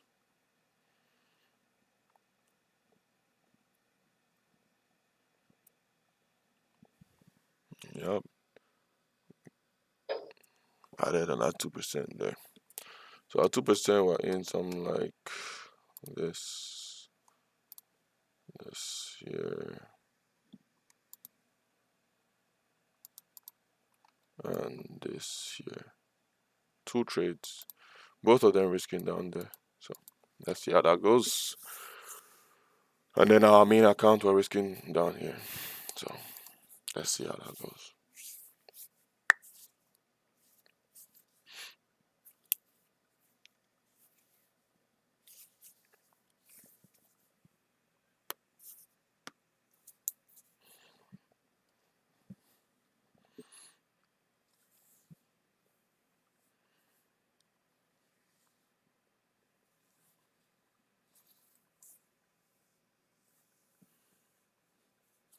All right. Told my friend to empty the register. Being completely dumbfounded by the situation, my friend told him that he had to buy something first. This is because to open the register, an item from the gas station needed to be scanned at the register. According to my friend, they stared at each other completely silent and bewildered for a few seconds. After that, my friend had regained enough of his faculties to explain this to the robber. Then the robber scanned a Twix, took all the money in the register, and left.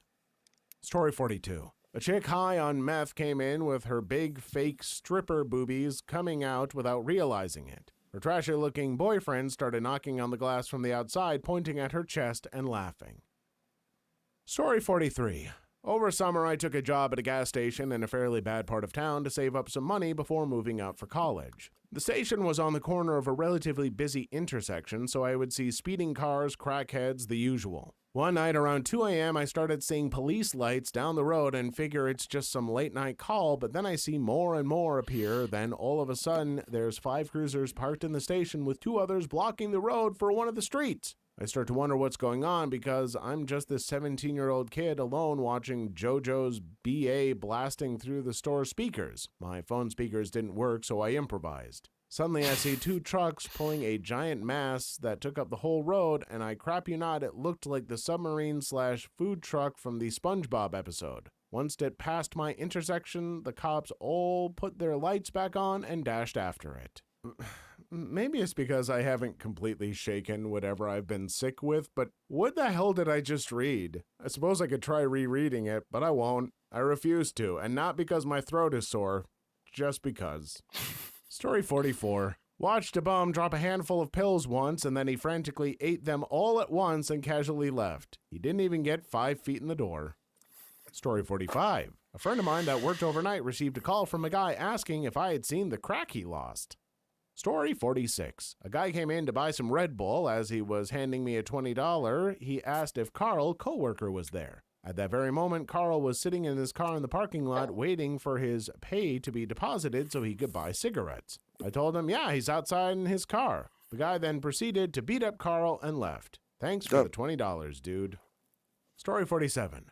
Wow, do I have stories. Not now, but almost 30 years ago. First night, training with the assistant manager. Around midnight, a man stumbles in the door, clutching a hand to his head, falls against the window wall, and slides down unconscious. He left a trail of blood on the way down. Just to bring our account Apparently, back he was to stopped at 1,000. a traffic light nearby when someone ran up and clocked him with a crowbar through the window. First night on the job. Another night, one of the local prostitutes comes in, asks if she can clean up in the restroom. Very apologetic. She was holding at least 3 of her teeth in her hand and bloody all around her face. No explanation, no cops, just lots of apologies. Story 48. I don't work the night shift exactly, but this will work. So my store closes up at 10 p.m. I came in one morning around 4:45-ish to find an old Native American man passed out in our kitchen. We have a rather large kitchen because we work next to an industrial area with lots of truck drivers / oil field workers who start their workday early. So we make lots of food for breakfast and lunch. So I call the police because what the hell am I supposed to do? There's a very bad neighborhood behind the store that's constantly hit for drug busts, like hard crap. Plus, we find bloody needles in the bathrooms all the time. The police showed up like 15 minutes later with some paramedics, and the guy was just asleep, lol. Apparently, he came in around 9:30 p.m. the night before to use the bathroom and got locked in when the 2 night shift employees locked up. He didn't have a phone and didn't think to look for ours, so he got a 6-pack of beer out, ate some of our bread, and went to sleep next to the grill. Honestly, sounds like a pretty fun little sleepover. Surprised that's all he took. Hell, if I'm locked in all night, I'm grabbing snacks, making some of those gross roller hot dogs, the works. Story 49. I was robbed at gunpoint twice over the course of 3 weeks by the same guy, different gun each time.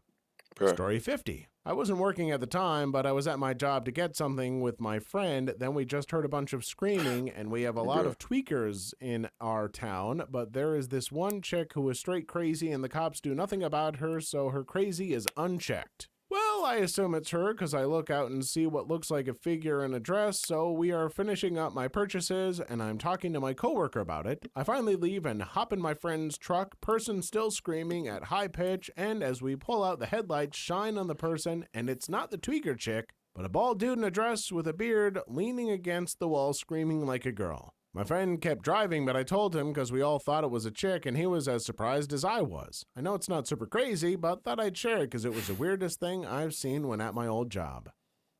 Story 51. 11:30 p.m. Dude went to our bathroom and injected himself with some drugs. Ended up ODing in a very low-lit area of the parking lot, and a dump truck driver found him saying he thought he was a garbage bag or something. Guy got lucky because an ambulance was nearby for one thing, but also because the dump truck driver said he almost ran him over. Story 52. I don't have many good tales as my store was in a pretty quiet spot. I'm just excited to see an ask that I qualify for, lol. The most memorable thing, I guess, was an old lady who threatened to pee in the parking lot when I told her we didn't have a bathroom. Our toilet was busted, so we had a porta potty for employees only. Another guy got mad I wouldn't sell him alcohol without his ID. Local police have been doing stings in my area for the past year, and I can't afford to lose my job, so I card everyone I don't know. I called the non-emergency sheriff because he wouldn't leave, and I was starting to worry. The officer told me and the guy that it was my choice. He then argued that I could sell to him if it was my choice, and I'm like, correct, but I've made my decision very clear. No ID, no sale. He was really angry but left after 10 minutes. The stings for not checking IDs on cigarettes and alcohol sales are for real because I was a secret shopper for that once as a temp job. I drove all around northeast Minnesota, stopping at holiday gas stations, asking for smokes. One guy didn't ask for ID, so I slid him a red card, as was our way, and he just shouts, "F! I'm gonna lose my job!" I said sorry and quickly left, but can I be honest? I friggin' loved it. Story 53. Worked a gas station in college. The only weird thing I ever encountered was a trail of blood that seemed to come from nowhere. As best I can tell, it started at the hot dog rollers, looped around the store, then stopped at the checkout counter. It was a super slow night, so I think I would have noticed someone bleeding out all over the store. Story 54. I thought of another weird time. Guy comes in. This line here is definitely to watch for I don't know, like there is this drop, so I got this condo. I guess this condo really is the main culprit, right behind this condo, I guess. Well, otherwise up here is just full of bullish signs. Not much bearish. It's kind of crazy. Oh, gee. There is no high even though we can risk. If we decide to take a short here now, I was just thinking, do we risk here? Guess we could risk there. And if we get stopped out on the short, that's good because we get to win all our longs. This is not a break even, so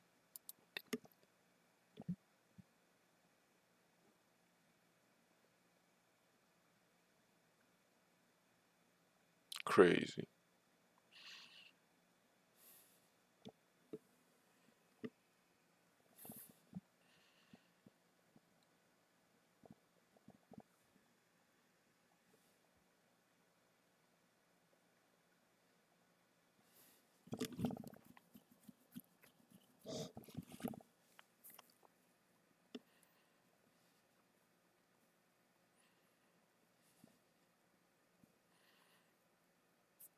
I have to wait for another candle. I don't think I'll take a short on this one. I don't think I'll take a short on this one.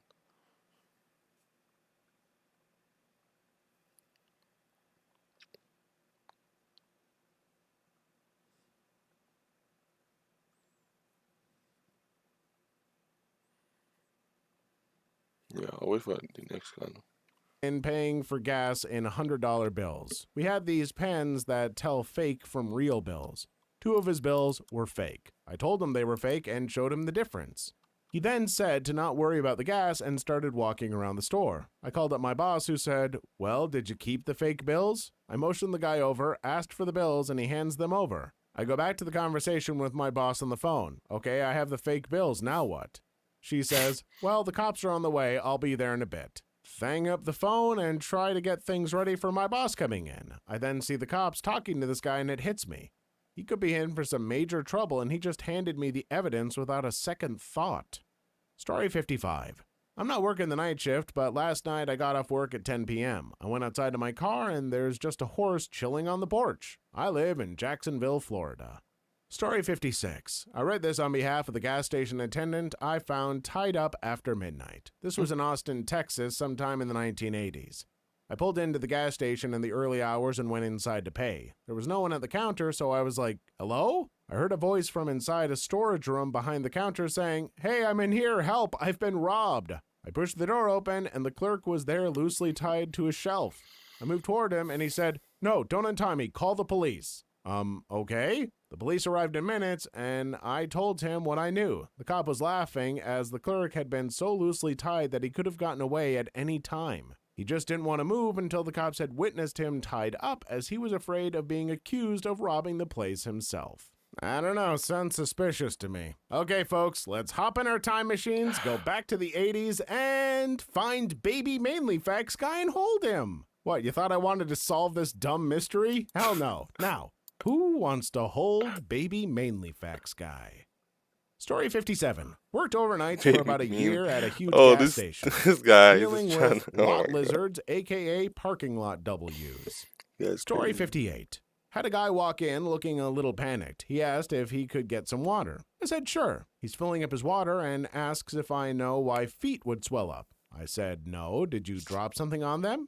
He said no. My feet are swelling and my heart's beating really fast. I told him I didn't know what that was. I was 18 and didn't know much of anything. Anyways, those are classic signs of a heart attack and heart failure. He hops in his car and drives away. I still wonder if he made it home. Story 59. Meth heads that just need to be let in for a second because their car broke down / injured / sick granny / anything to try to trick you into letting them in so they can stab and rob you, but F your corpse. Story 60. Plenty of stealing things, trying to steal things, people angry for no reason and threatening hell on earth. But the weirdest? Boss relapsed and tried to rob the store while strung out. Figured he couldn't take the money when no one was there, he'd be a suspect, so put on a ski mask and swung by while we were open. Junkie logic. Story 61. Not a gas station, but worked night shift at a little mom-and-pop grocery store on the West Coast in a quiet tourist town. During the off-season, any time that is not considered summer, had a non-local guy come in around midnight who was drunk beyond measure. I watched this guy go down one of the far aisles, and after a little bit of not seeing him, I decided to make rounds and see what he was up to, considering it was just him, me, and another person working with me. When I located him and went down the aisle, this guy had his pants down to his waist and was peeing on the floor. I proceeded to grab a mop and bucket and make him clean up his mess. Luckily, he didn't put up any resistance, and I think I was kind of ashamed of what just happened. Either way, I wasn't too peed considering he cleaned it up, thus resulting in me getting a pretty good laugh. Why do so many of these stories have to have people peeing and pooping in places? I've never been so drunk or high that I peed or pooped in the wrong place. Don't do that. Story 62. A 350-pound woman wearing nothing but socks, holding a chihuahua. She wanted change for the payphone. Story 63. A couple years ago, this guy was working at a gas station at night in our really small town. The place is not even 20 minutes from me, and somebody set the place on fire knowing he was in there. Story 64. I didn't witness this, but I got to see footage. Shortly after I quit working at my old convenience store job, a guy drove through the glass front, stole some beer, lost his pants, then got back into his vehicle and crashed it into the car wash. The very large, double-bay concrete block car wash. He didn't get far. Story 65. Well, the weirdest night shift gas station clerk I've encountered involved being solicited for intercourse. Story 66. I had this really weird a-hole of a man come into my just-cleaned bathroom, and I'm assuming crap in his hands because it was nowhere else except smeared all over the bottom of the sink to try and hide it, I'm guessing. Cleaning that was disgusting. Story 67. My mom has a funny story about working in a 7-Eleven during the night shifts. The one she was located at was directly in front of a university, which meant frat boys. One cold night, a drunk frat boy drove straight through the large front window, and she wasn't even allowed to close/go home. So she had to keep working that night all the way to like 4 in the morning with this shattered glass all over the floor and snow blowing in. Don't you love when businesses are like, look, I know you went through some trauma and the store is in shambles, but money! Keep it open! I don't care what's on fire or who's breathing in toxic fumes. Story 68. I had the tour bus for Pantera come in for some diesel. This was around the time their Far Beyond Driven album came out. The week before that, I went to my first Pantera concert. Very cool and weird at the same time. Story 69. Not a gas station clerk, but I do work nights on the road and have to get gas and such, but the weirdest I've ever seen is an old pot-bellied man in jean booty shorts and jean vest holding a pot-bellied pig. Yeah, I decided to visit the next station down the street. Story 70. I don't know if this was necessarily weird, but more luck. During and after high school, I worked at this crappy gas station that closed up at 11 p.m. I started doing my cleaning duties when I noticed a penny on the ground. I picked it up and kept sweeping until I noticed a dime by the door. This isn't unusual since people drop change all the time. As I was picking it up, though, something caught my eye as it blew past the door. I went outside, looked right, nothing, looked left, and there sat a fat wad of cash. It was nearly $300 on the ground. Yes, I kept it. No one ever stopped back by asking about it either. Story 71. Once I had a guy who was very high on speed attempt to sell me a soggy pill. He was literally raining sweat. Another time I had a very unattractive middle-aged female customer looking like she just wrapped up her shift at one of the clubs nearby. She lifted her fupa, grabbed a $5 bill, then handed it to me. I washed it thoroughly afterwards. Oh, this was kind of funny. Kid comes in with his buddies about 2 a.m. and steals my whole rack of vapes off the counter.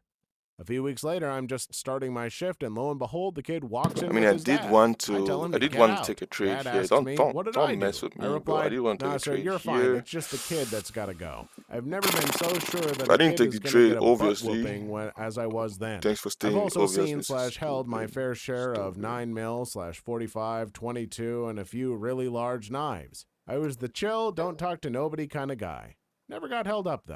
So I just closed this trade. High on I really wish I speed took this and also trade, a kid stealing a rack of But it is vapes? what it is. What It's freaking fine, decade are you from? Who still does speed? This My one, I think parents I'll be did break speed, even and now. I know Because I mean spring all the way chicken. down here. There's no Story reason for it to 72. come all the way The down security there guard right now. for one of the so nightclubs close to in town profit. came into the It'll store be- one time it'll be near sad for us to Christmas, lose this and as trade, he so turned I'm to gonna leave the make it counter, I break saw he even. had massive amounts of blood soaking the back of his shirt. When I shouted, he said it was okay. He had Technically, been I'm supposed to attacked wait by for this someone can to who close was and see wielding how a it closes if I tomahawk make it and was break part even, of but- 2 Aboriginal families who were fighting With this each other. low, He was obvious low that super it's formed. casual about it, maybe Yeah, from the I'm blood loss, in down here. I and said think he I'm was on good. his way to the emergency room right after buying smokes from me. Story 73. Guy comes ambling off the street, clearly high on something. Did you see that dragon? He says. I reply, yeah, I went that way, and point down the street. The man exits the store and walks down the street to follow the direction to the dragon that I gave him. I crap you not. Story 74. I was working alone on the night shift and had a guy stagger in bleeding heavily from a head wound. He collapsed on the floor, so I rang an ambulance and kept him calm till they arrived, applying pressure to the wounds. He asked how bad it was. It was bad, but I told him it was okay, maybe a couple of stitches.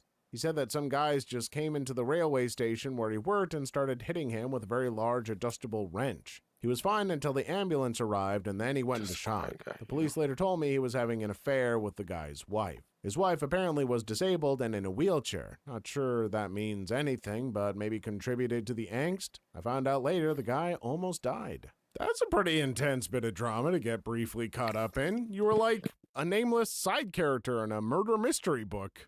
Story 75. I'm not a gas station attendant, but at 11 o'clock at night, I went with my friends to the gas station. I bought a cap gun, my friend bought condoms, and my other friend was there to buy flex tape. What the gas station attendant saw, 3 high schoolers buying condoms, flex tape, and a cap gun. Story 76. Once an unoccupied taxi van parked in our lot, left running, slipped into gear, and took off. Jumped the curb, which caused the wheels to turn, and started doing perfect reverse donuts in the middle of 6 lanes of traffic. Police responded and took turns trying to jump into it before finally getting tired of messing around and shooting out one of the back tires. Story 77. One night a lady with scars and scabs all over her arms came in and started washing her hands in the sink we used for coffee and stuff. After about a minute, I noticed she was literally scratching her skin off and muttering, "Get out of me." I called the police and they came and checked on her. They couldn't really do anything because she wasn't giving any signs she was on drugs, so they let her leave. She drove over 4 curbs and crashed into the building across the street. I'll spare you the long story, but I had a guy come in one night, lower his pants, come behind the counter, and masturbate against me. This was a long time ago and there are no cameras.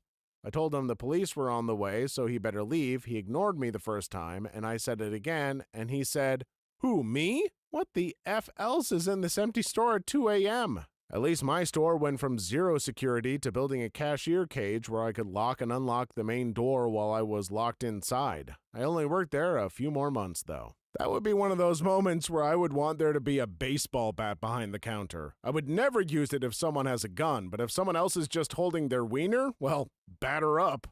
Story 79. A friend of mine worked nights in a convenience store by herself and told me about a time when a woman came in drenched in blood. When asked, she said flatly, "Don't worry, it's not my blood." She bought a pack of cigarettes and was on her merry way. Story 80. I worked at a convenience store, but not with gas pumps. One night at about 11:45 p.m., a bunch of cars started showing up in the lot. No one was coming in, though. I looked out and thought, it's pretty foggy out there. Then I realized it was smoke and the house behind the store was on fire, like flames shooting out of the windows. It looked much scarier in person, too. The cars belonged to the firefighters. I don't believe anyone was hurt. I just locked up the store and went home.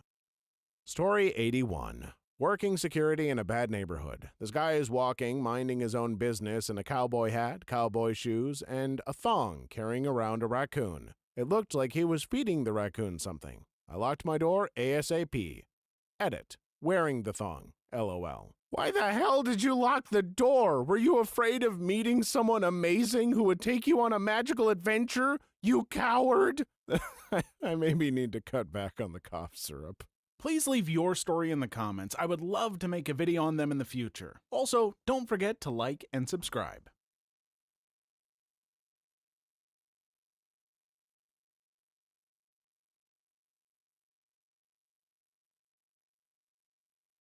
What is the creepiest experience that has ever happened to you or somebody else? Serious. Weird. Story 1.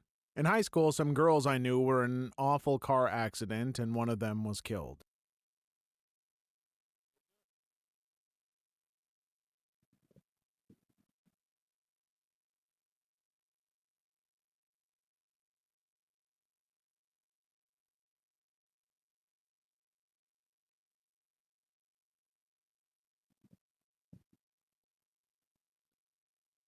On the day of her funeral, her parents invited a bunch of us over to their house, which seemed awkward, but a few of us went. She was an only child, and she was absolutely everything to them. We felt so bad for them. When I arrived, her parents told me I could visit her bedroom to say goodbye. On my way to her room, I passed a friend in the hall who was making a beeline out of there, white as a sheet. I should have realized something was wrong. Her parents had her dead body laying on her bed. Good lord. I know that viewing the body is pretty normal at a lot of funerals, but you don't friggin' spring that kind of crap on someone. Story 2. Went camping with some friends on a hill a few kilometers out in the woods from one of the guy's house. There's a few hiking / four-wheeling trails in the area that lead up to the hills, so it's known by the locals. It was about midnight, and we had a fire going, and we're just sitting around having a good time. Then the guy, there were 4 of us, sitting opposite of me, yells, "Who are you?" I turn around, and there's this man about 6. Alright. So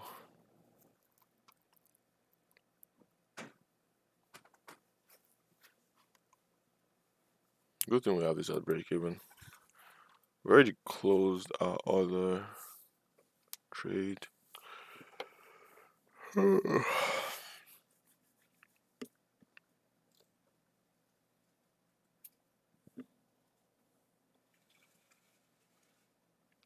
taking this short. I want to take this short.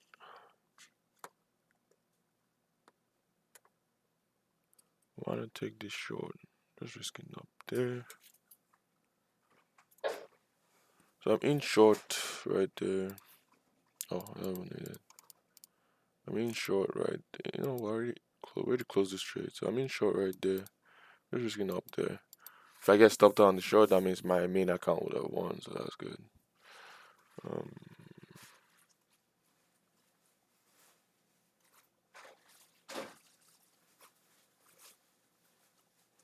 We're looking to get in another long here. We get a pullback to here, take a long, risking down there. Yeah, I can smell it from here now.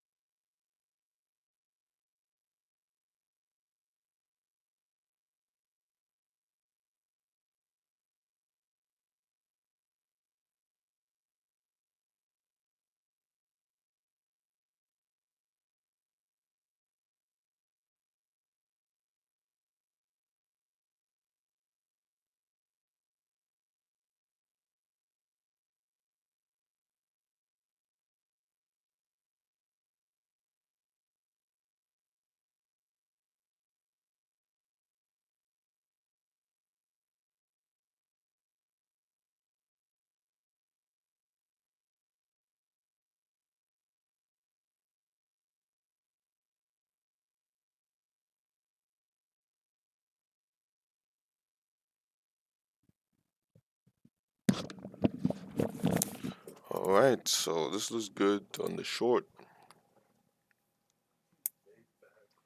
This looks good on the short.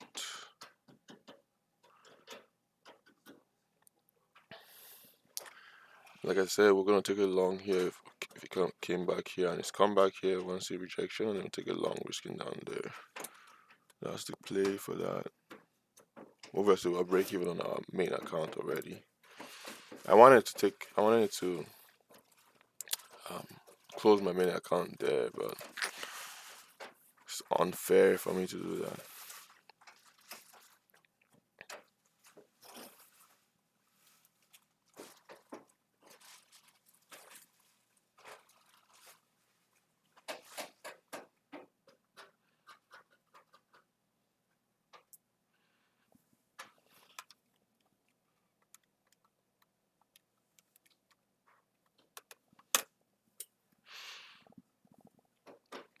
Hopefully, there's good rejection and would build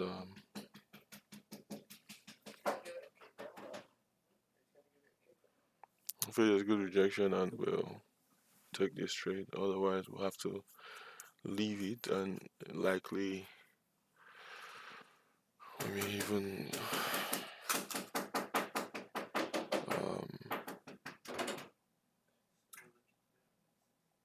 get stopped out on our break even.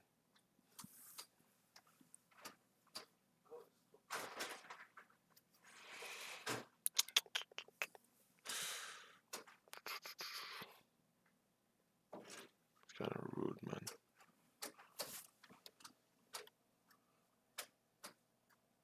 Maybe I really should have taken profit there.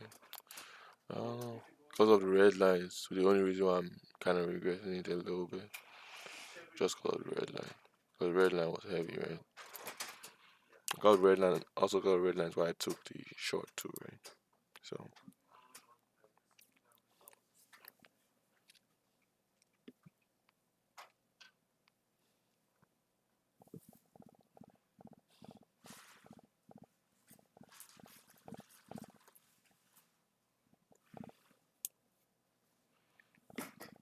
minute 50 left. It's all good? Yeah. So I'll tell the office how bad.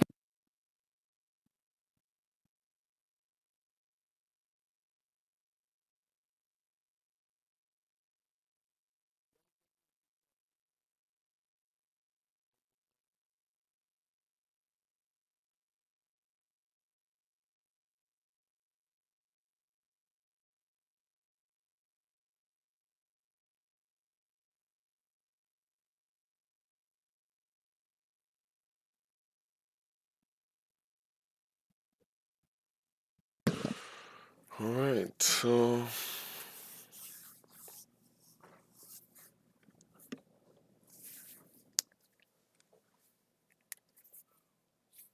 I want to see a little bit of a rejection here.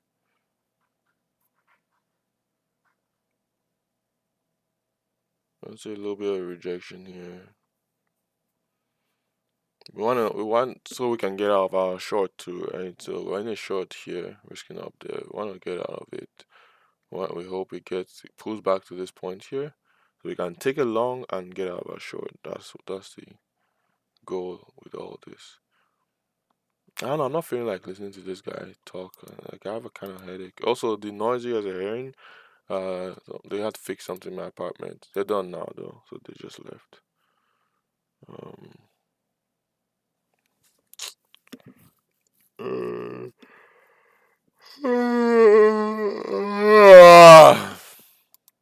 All right. That's really good. Really good for continuation. Yeah, I'm just gonna look to take a trade long.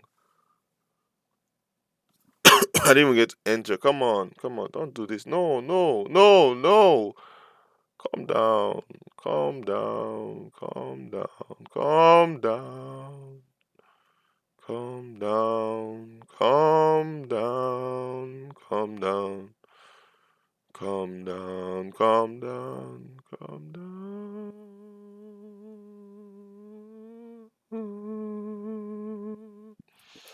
I didn't get an opportunity to go in long. That's unfortunate. It is what it is, though. It is what it is. Maybe we'll get one soon enough.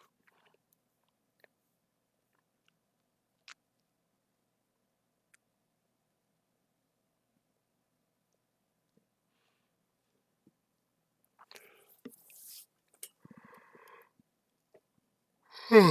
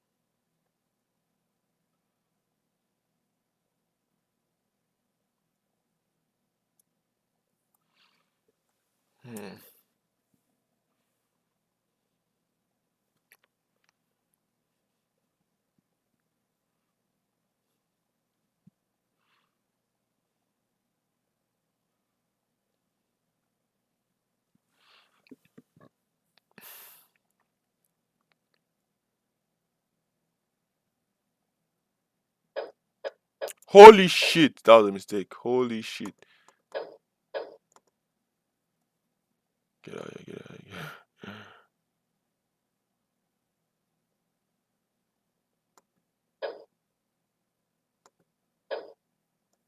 Yo, I don't know what the hell just happened, but I took a lot of trades. I I held it and it just kept on failing. I didn't know that happens. Don't worry about it.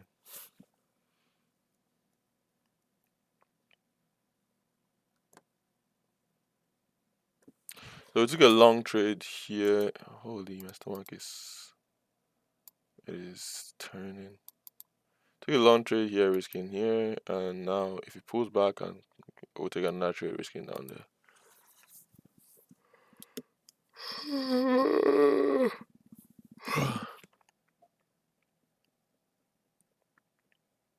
I'm still not short.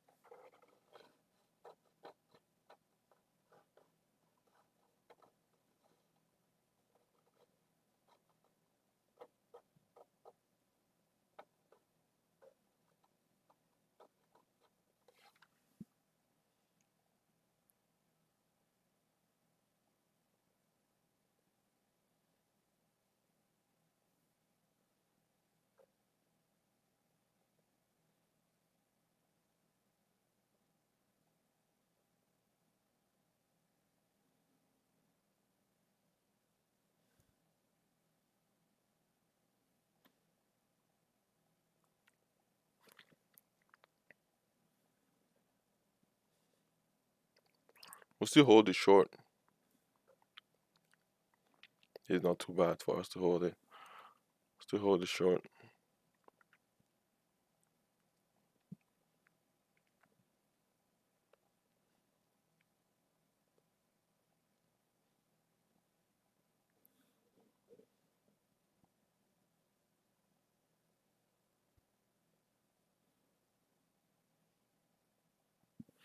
I guess I can read my comic.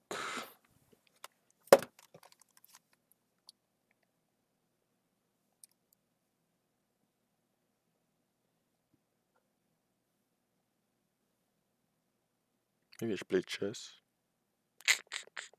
I don't know.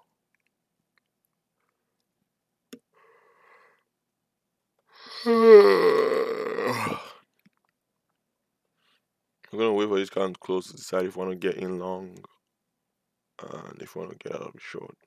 Holding it long or something.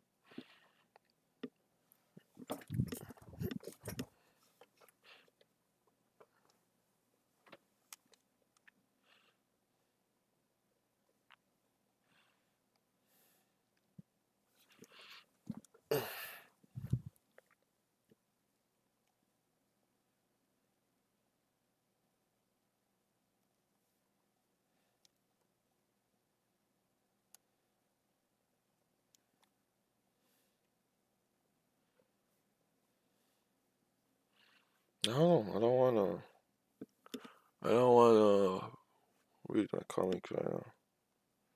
I don't wanna play chess. Actually, I kind of want. I'll just play chess. Play chess.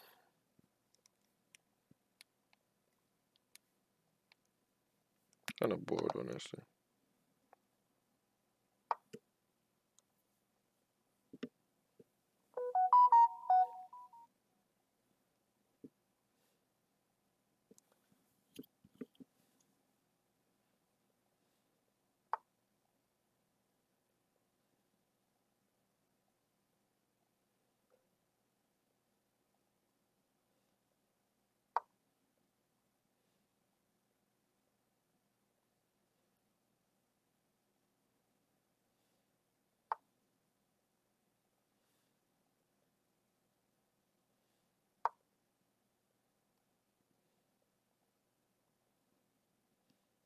Yeah, I can't play chess while watching trades.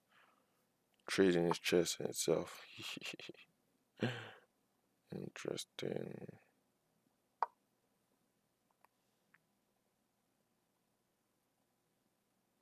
Short is looking good.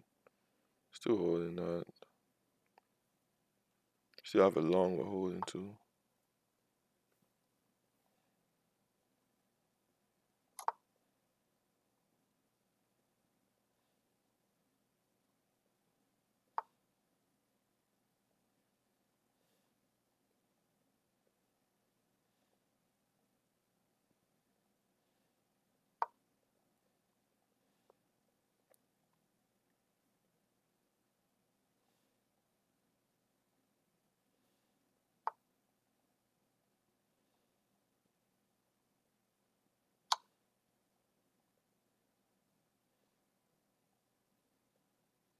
Okay, that's a good one. Oh, still 1 minute 45.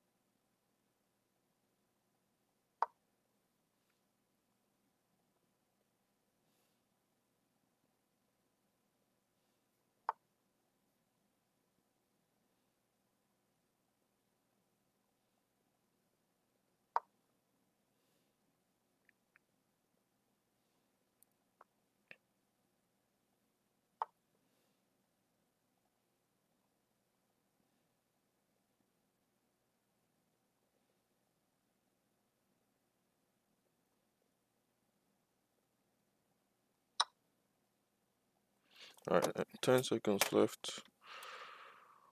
We'll hold the. We'll hold the. We'll hold the short, but we'll get in another long. We'll hold the short, but we'll get in another long.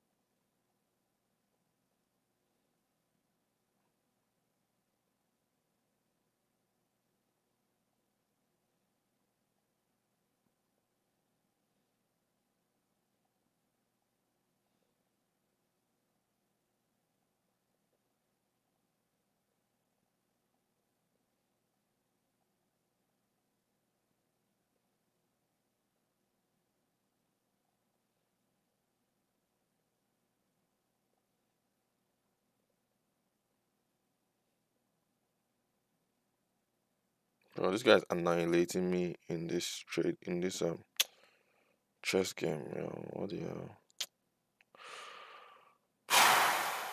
I'm not playing another game after this. I can't.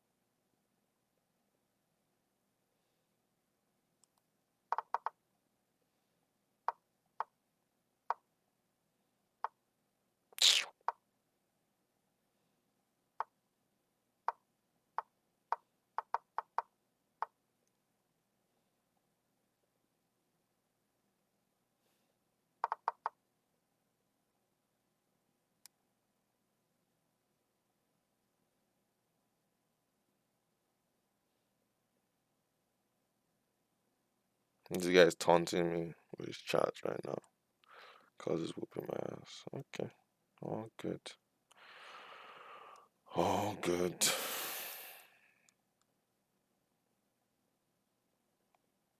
I don't even know who asked me to play this stupid chess right now.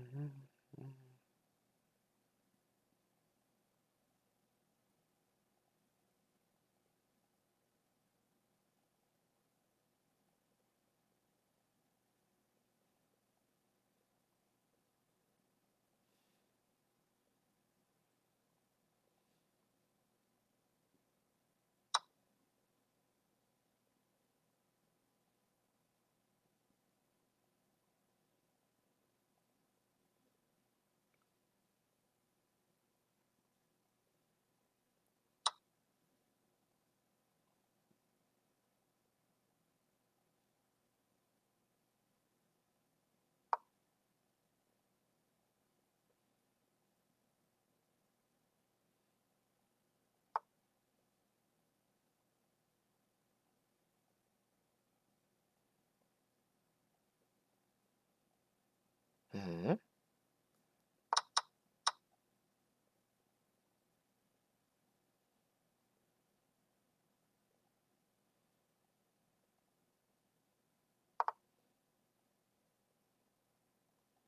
Mm-hmm.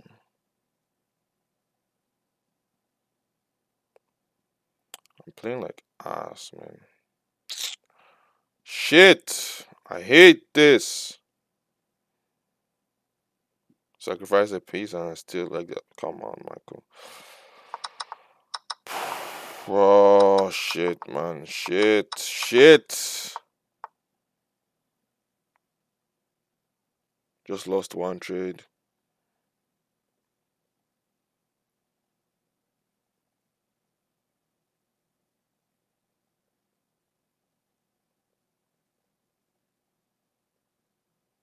About to lose another. Tears coming down my eyes.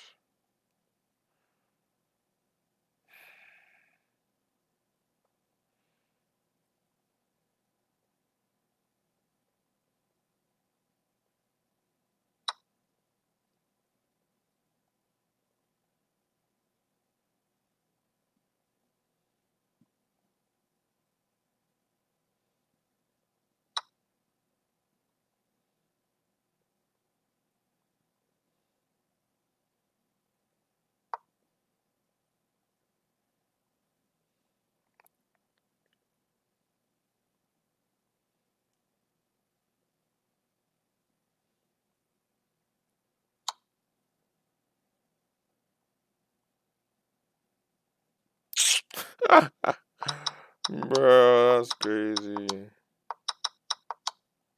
This is crazy. The way this guy beat me. Oh my god.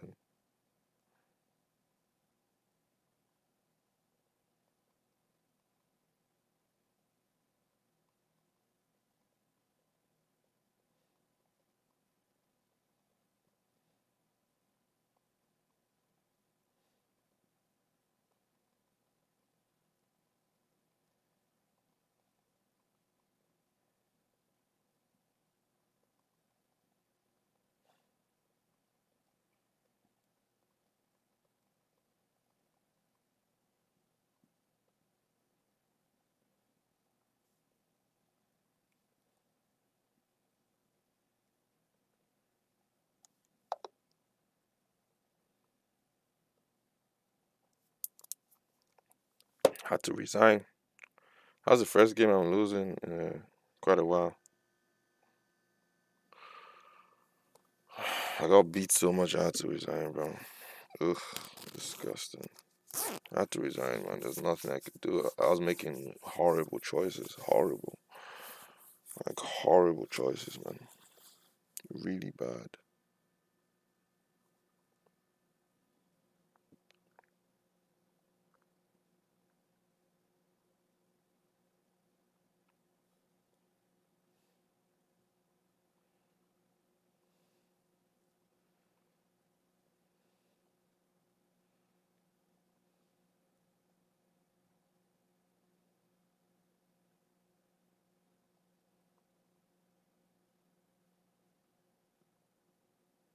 I just watch YouTube shorts. Waste my time on that shit.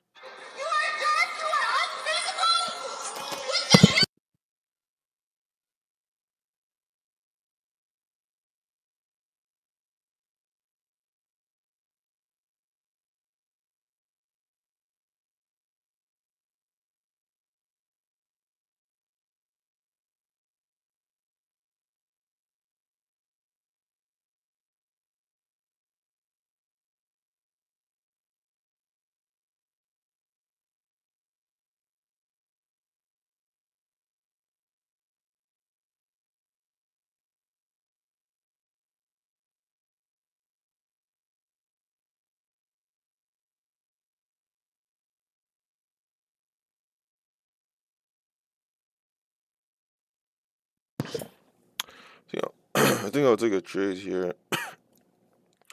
Depending on how this closes. Oh, we're still on our short too, eh? So another long just got lost. We're still holding the short though. I mean, given that we've lost this too long, we're just gonna close this short. Not yet, not yet. We'll hold it for now. Damn though, that red line, man. I really should have. Once that second candle happened like that, I should have just gotten out of my trade. Oh, like $300 or something like that. I don't know. Oh well, it happens though. It is what it is. It is what it is. That's a pretty good. Yeah, I'm gonna take a long right there, risking the low of day right now. And I'm gonna close this short on the next pullback down. Taking it long and closing the short. Close the short. Took a long. Taking it long. So took a long here that I lost. Took another long here that I lost. And then I'm taking it long here. I've closed this short. No longer have this short. We're still in our trade, obviously, as you can see.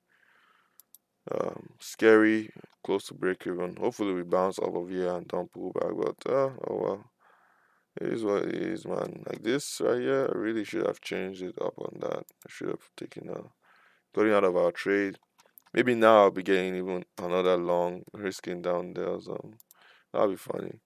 But we're still in our original trade, and we're pretty close. So we got in here, somewhere around here. Yeah, right there. Oh, no, not there. Right at the low of this candle. Right at the low of this candle. Risking down there. Our risk was actually about 90 something, whatever. Let's just say we're risking 100 and let's say 110. Looking for 220. 220 is out there, right? And instead of 220, we would have had to close at 140. So technically that's not it, you know. Yeah, we're downtrending right now since we made it high and then lower low. Right now it seems we made it lower high and it seems we will be making a lower low. But it's not a very strong downtrend really. It's not a very strong downtrend at all.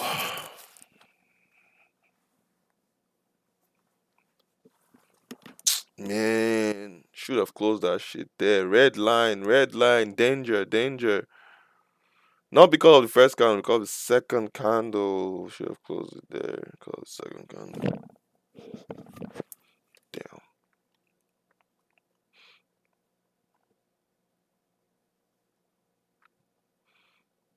Now it's broken this law. Not the best signs, to be honest. Oh well, there's nothing we can do. We just hold the trade.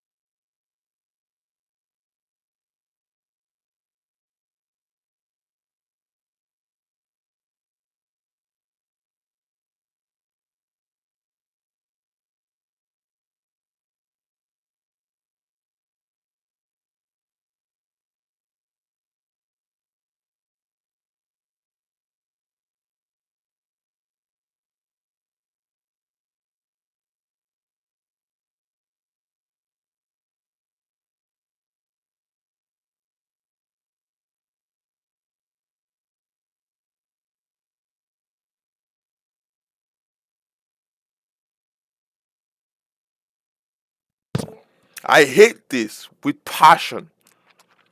Passion. Shit! Should have taken that profit, man. I was oblivious to what was happening. Oblivious. Shit! Rejection, red line. Danger, danger, danger. Oh! I took this long, really hoping, oh, you know what, maybe we get a. Shit, man.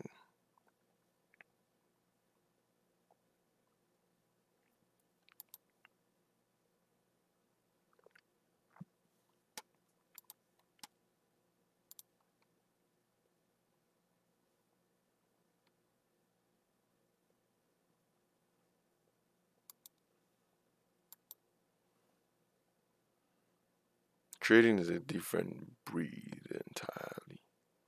A different breed. You think it's easy? But think again. Think again, bro. Sure. Shit, man. Shit.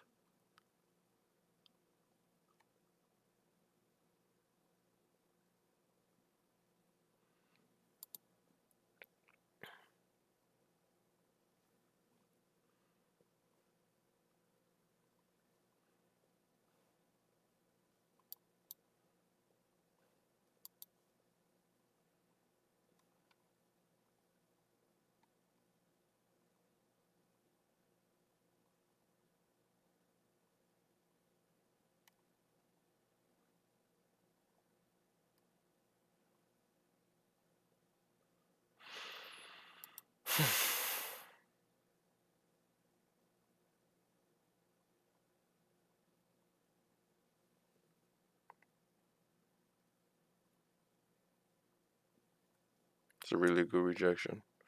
If we get another candle, take another trade, risking down there again.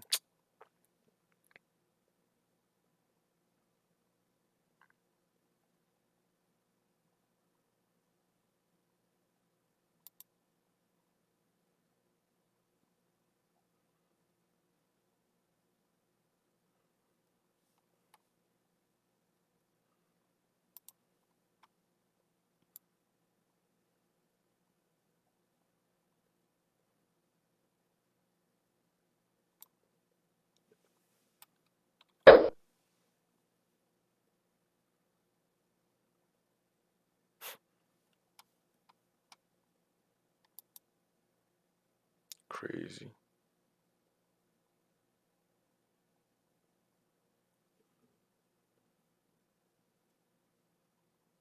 Crazy.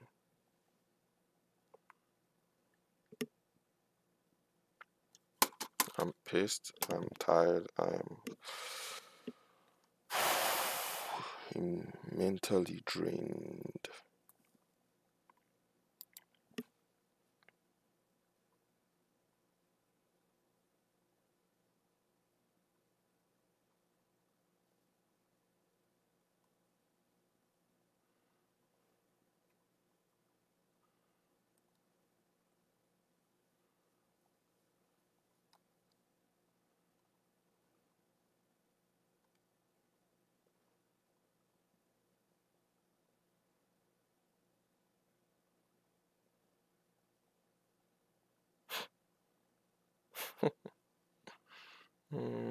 Came to stop me out and is doing this. If that's not rude, I don't know what the hell is, bro. Freaking hell. Come on. This is just. It is gut wrenching. Like, come on. These are the things that make my stomach turn.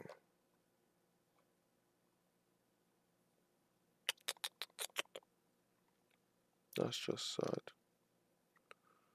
Nothing more. Nothing less.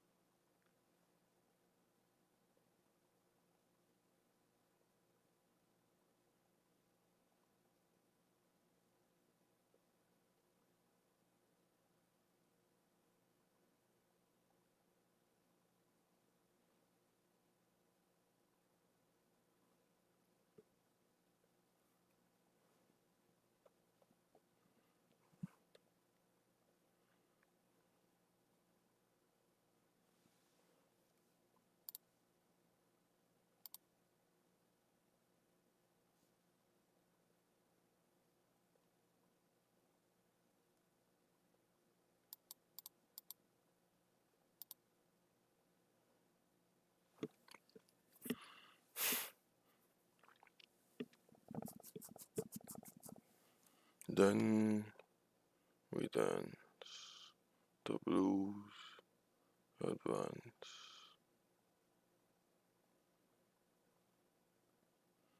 Blues will have power forever.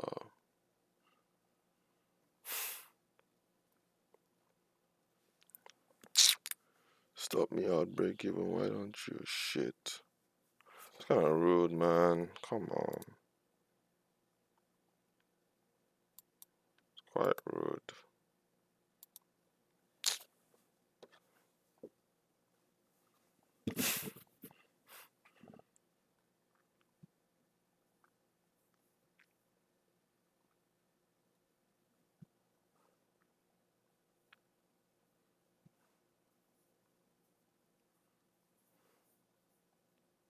So stupid ass candle is this? Like, what am I supposed to do with this candle?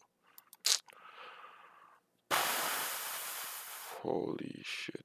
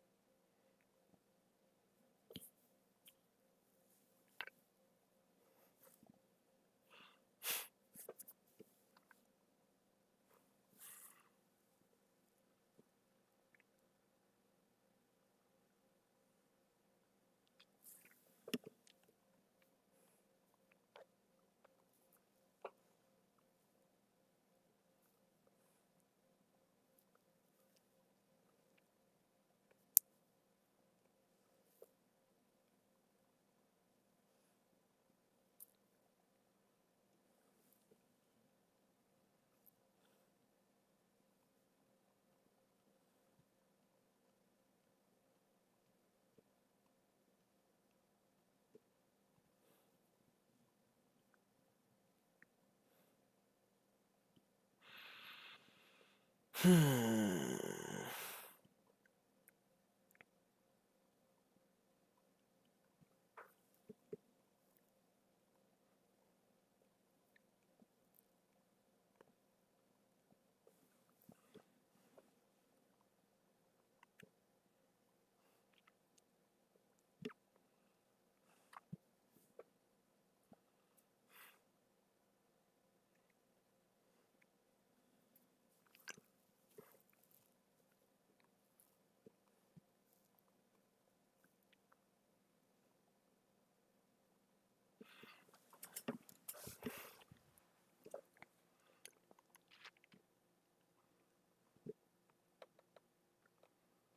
Man, it can't be. It can't.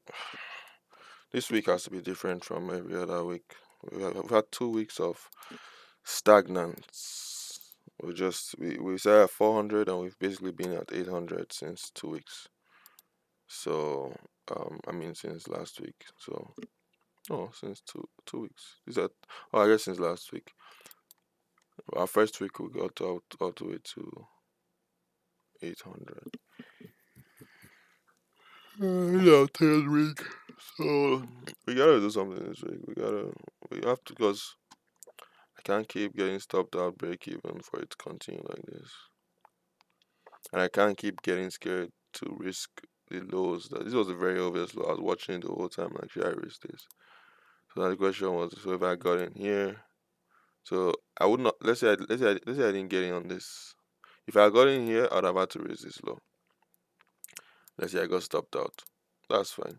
And then now next stop is this high is here. And so I've had to raise this low. 65, 130. Finito. And then getting on this high is here. There's the only low, the only high is up there, so no trade. We want it to come a little higher. And this was a very interesting candle though. And then it pulls back to this high here. Then I'll have had to take another trade, risking this low here. Looking for a continuation, right?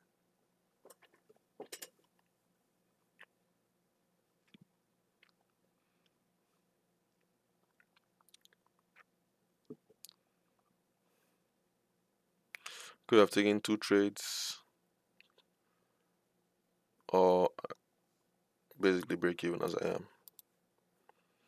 Taking 2 trades more, or taking even 3 trades more risky, losing one, making two.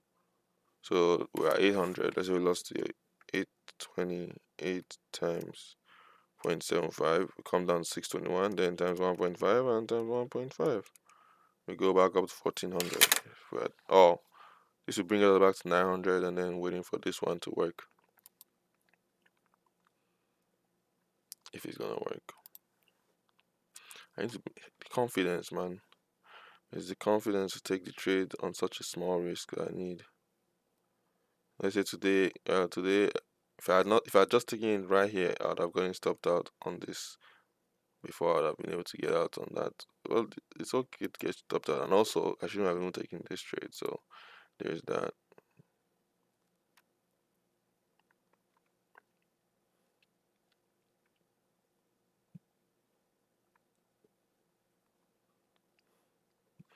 So I got profit here, and then this high risking this low. Nah, I don't think I'll take that on my main account. But this is not too bad because this is the low of day. So this high risking this low. Because we've seen there's a lot of bullish momentum too.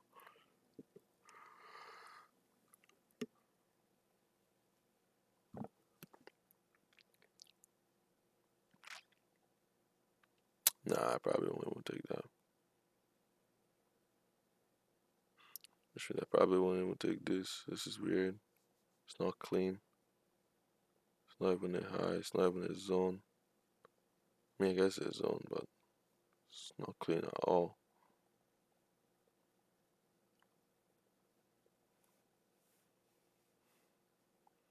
So right here, this high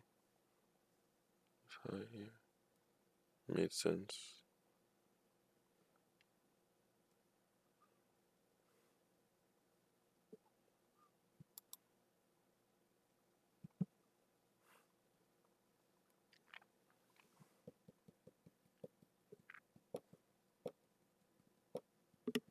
Oh, we're just an hour long and holding.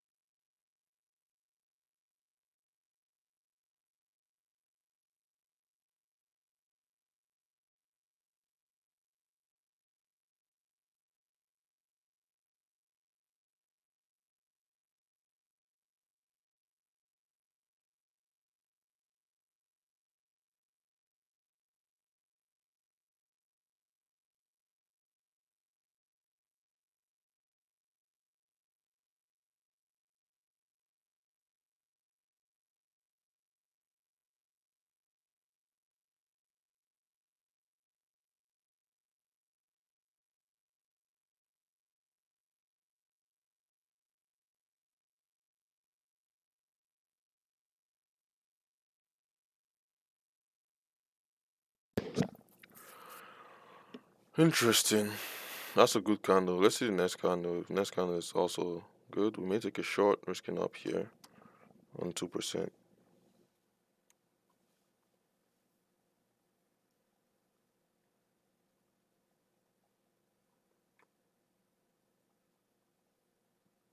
My only regret today is not, I mean, I guess I have to. Taking this first trade wasn't the best. And then not, well, I already got in on this one, so not taking profit up there is one way to regret it, but the actual thing is not risking down here. I should have risked down here. If I risk down here, I wouldn't even need to take profit. I'd already been out of that trade.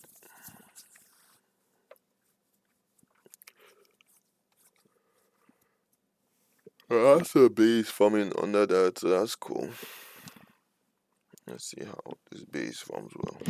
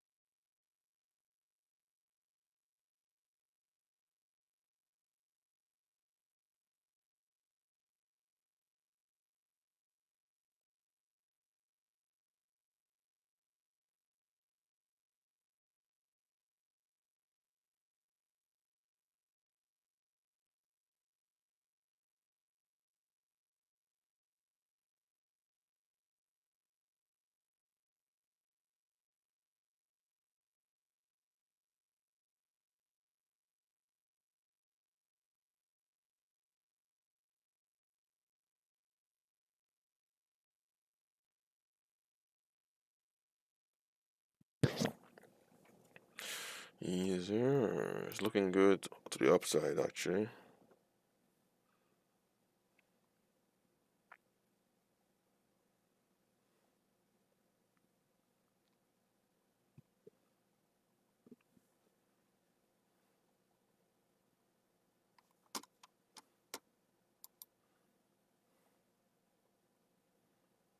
can go to the upside.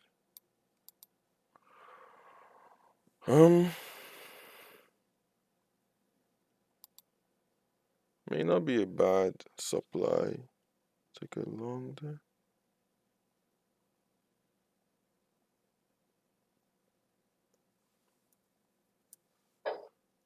Take a 2% long. Just risking down there. Whatever. Man. This profit pained me, bro. I gotta change my account this week. I gotta do it this week. I gotta go to 4K this week. So we're at 800.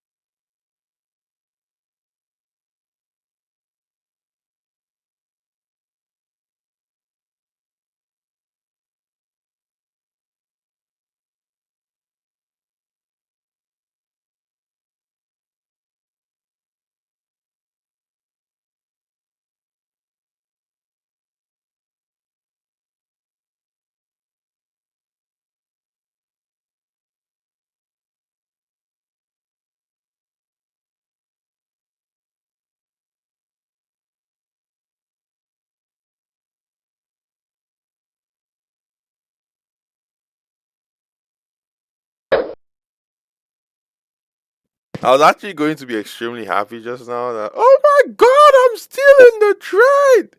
Psych. That was just a pending order. Stupid. Ew.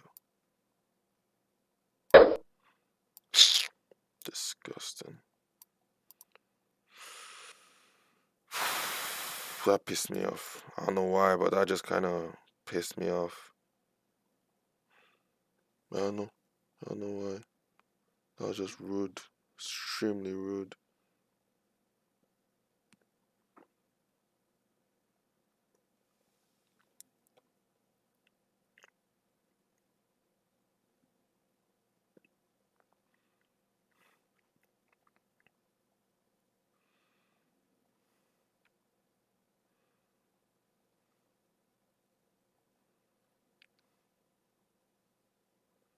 I may take it long on this pullback here.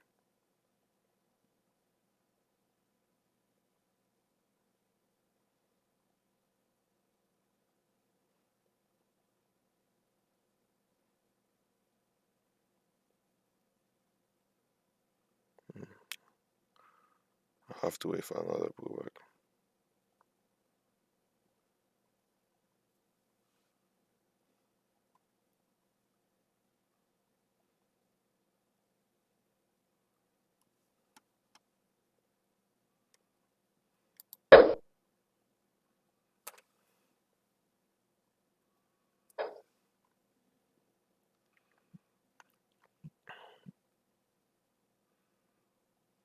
I have to wait for another candle close.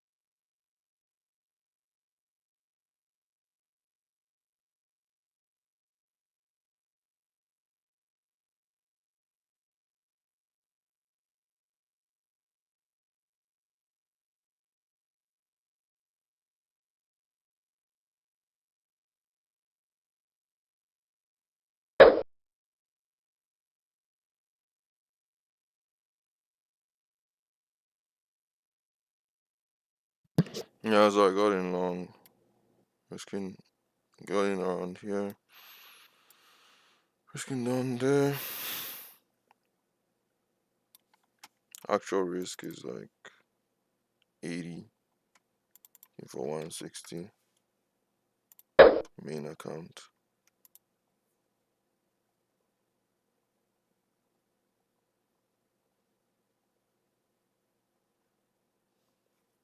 Whatever. We just hold this. If we get stopped out, then so be it. Sheesh, I'm tired of all this mistakes, man. Tired of it all. So we're assuming we got in on this pullback here. Assuming we got in on the pullback there.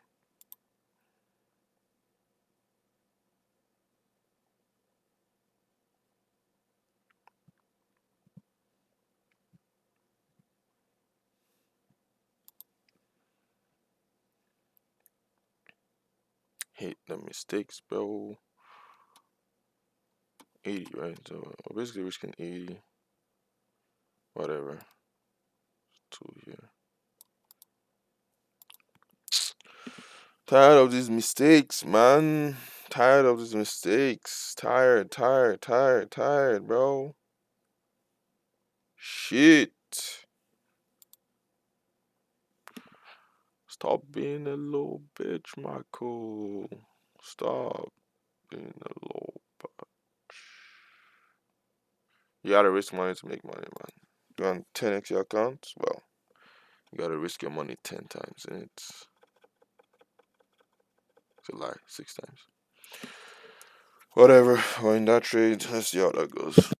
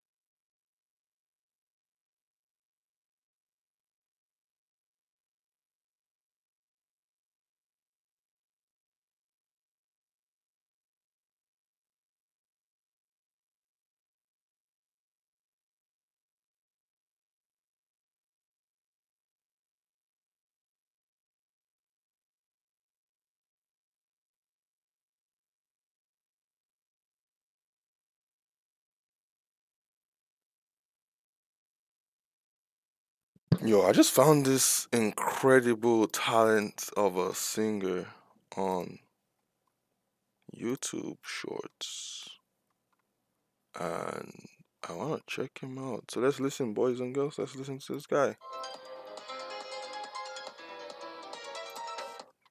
Alright, I'll play it on this device.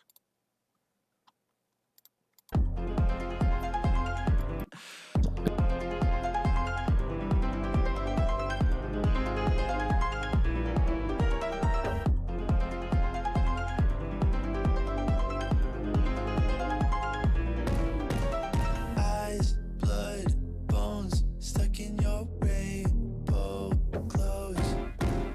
Rest my case if it's not rearranged. Trading panic attacks, you finally threw it all back, then told me how he abused you. You had to cut out the truth, but I already knew that you've got nothing left to lose. Strip for me, took off everything except his sleeves. All the pain is underneath. I'm listening to everything. Please tell me everything. This thing looks like this thing looks like it's gonna flatline and then burst through here, maybe come down here and then out. But yeah, that's what it looks like.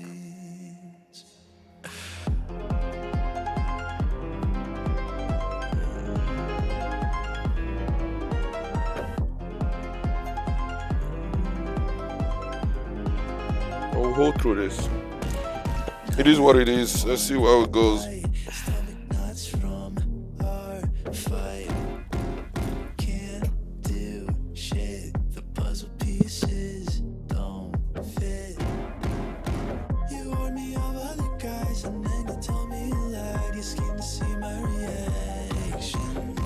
I had to throw up the truth, but you already knew that in a month we'd be strangers. Strip for me, took off everything except his sleeves. All the pain is underneath. I'm listening to everything. Please tell me everything. I'll put my hand upon your chest so you forget your engravings.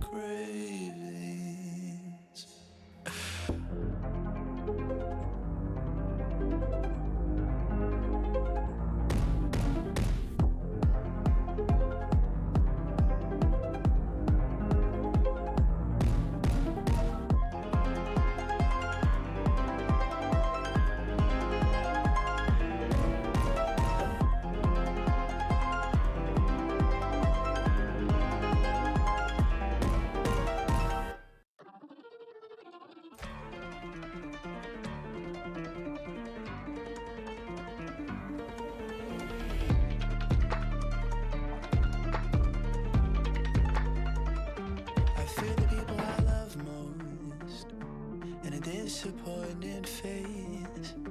My unconditional blindfolds in a life that I could waste.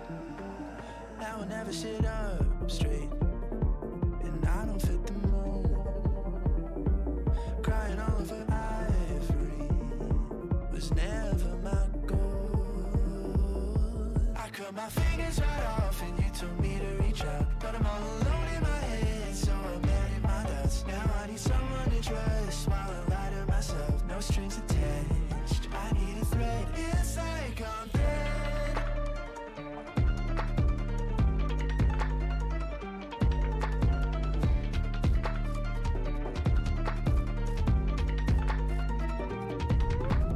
Lone wolf, thought I'd do better on my own. Lost in a survival TV show, and it's so manufactured. My brain's getting louder, rejecting the flowers. Memorized all the smells of my beds, living hell. Now my pillow is missing a cold side. I cut my fingers right off, and you told me to reach out, but I'm all alone in my head, so I buried my doubts. Now I need someone to trust while I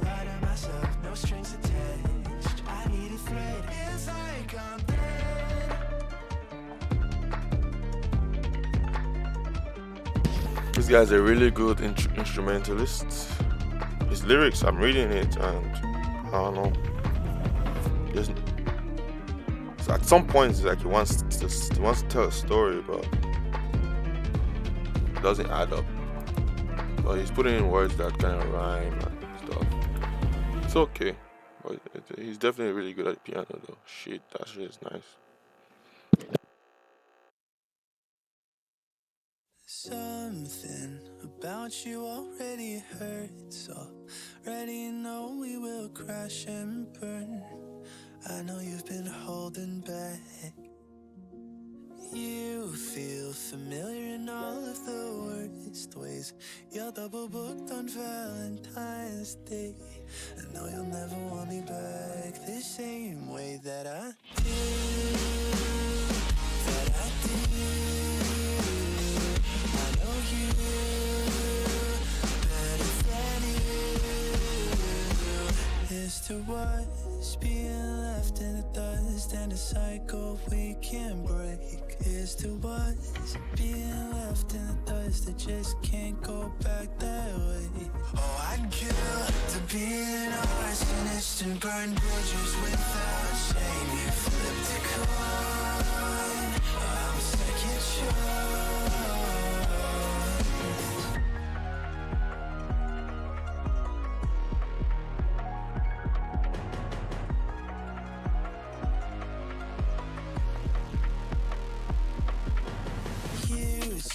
Your guts on the counter while I cooked whatever you wanted, did a deja vu.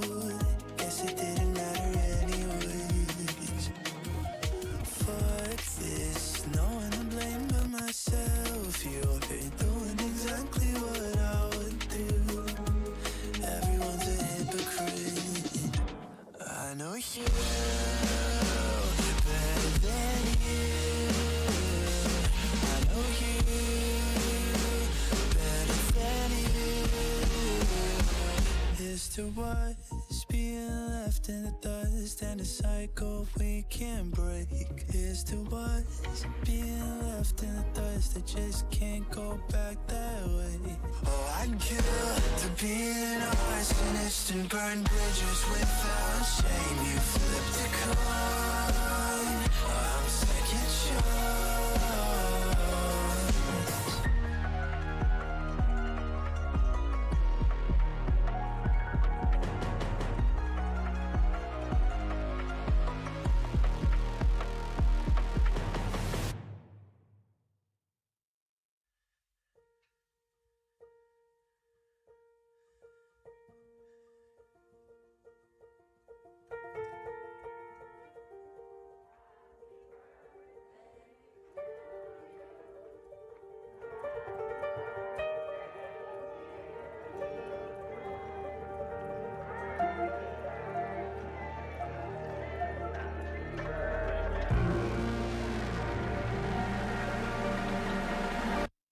You're the only gift I want. I am just the afterthought, blowing out the candles, wishing for a spot. And no will never be the one. You're looking for someone hung.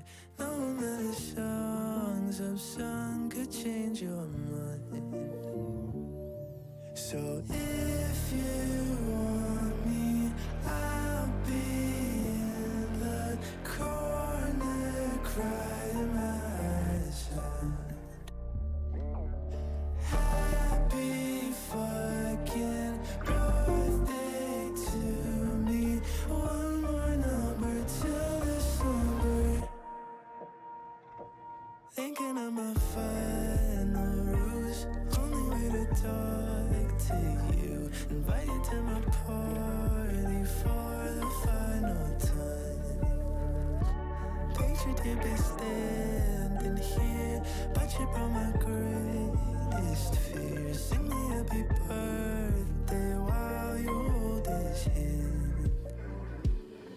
So if you want me, I'll be in the corner crying myself. Happy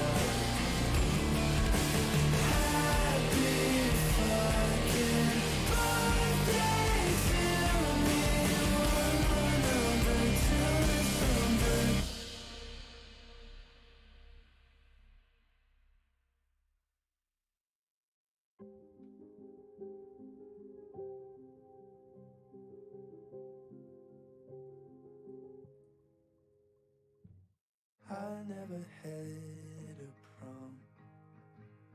Instead I broke down in my car. I guess it took 20 to know that I cared all along. We never went on a date. Quarantine made sure that I was too late. Now you're with other guys. I didn't know it was a race. Wish it could all fucking slow down. Speeding up and knowing I've never stopped. Finding out I'm just your rebound.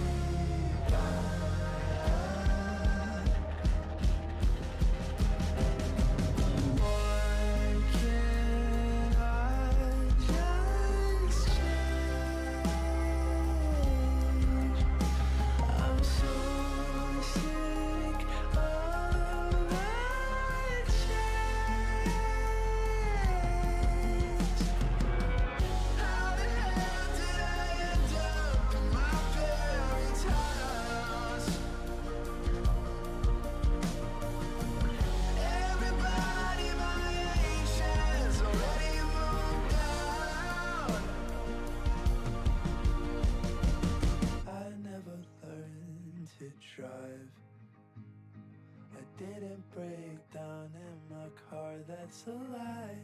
I wrote just to feel like I'm living a normal teen's life. We never went all the way.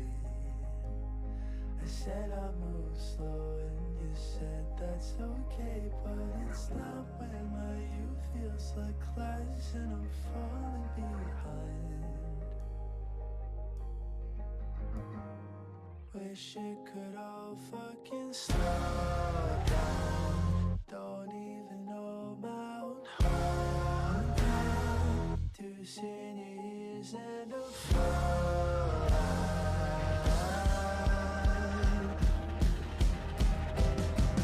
What can I just change? I'm so sick of that change. How the hell has this hero already flown by?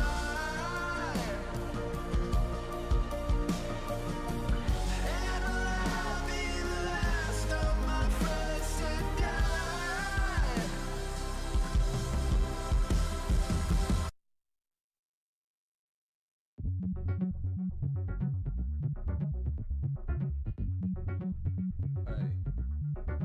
Go pull the plug, yeah, I figured it out.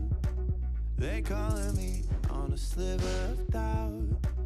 Bores me to death, I got too much sauce. Stuck in one room, I'm the final boss.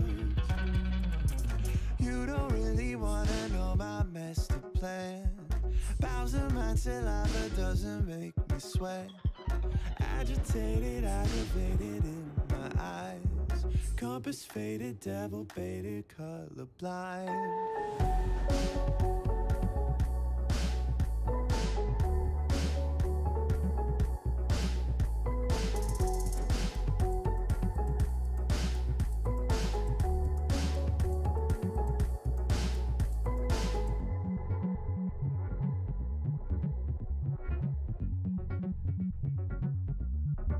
So go ahead, give me something to live for. Life with this lens got me jaded like Eeyore. Bores me to death, I got too much sauce. Stuck in one room, I'm the final boss. Climbing to the top of Everest loneliness. Flicking bullet shot by all my closest friends. Building gadgets so I could go back in time. Kill all of my dreams before my wasted prime.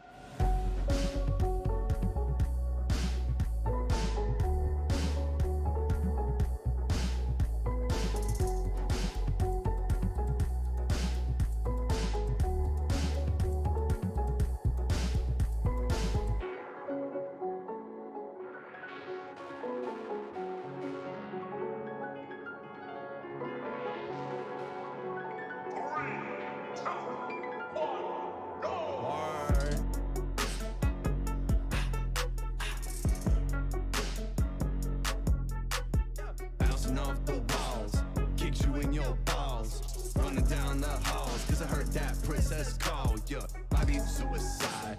Hardest levels high. Running out of lies. Guess it's not my time. Yeah.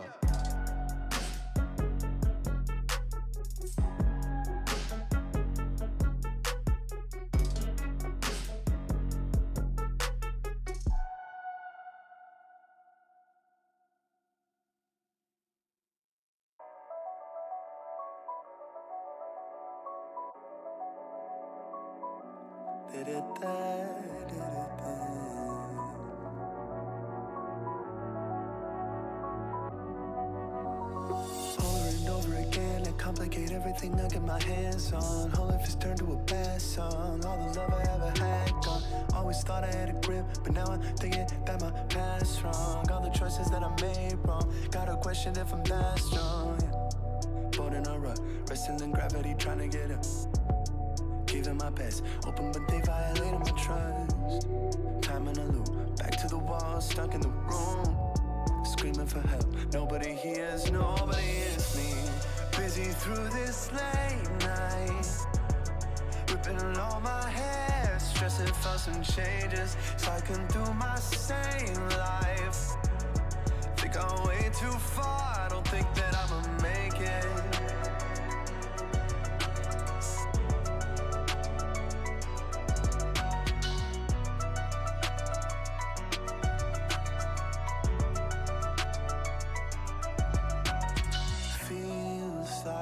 Just a soul is shelling.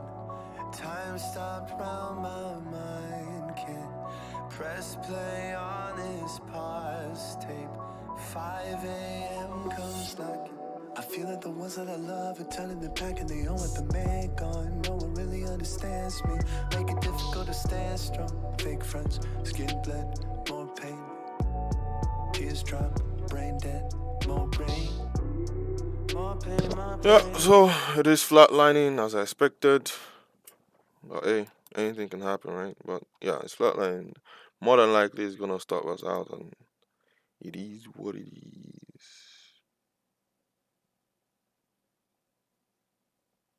I really just gotta take my trades and take them, risking exactly where I'm supposed to risk, like not trying to get more.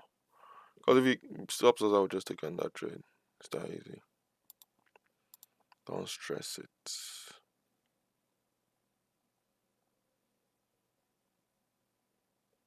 You know.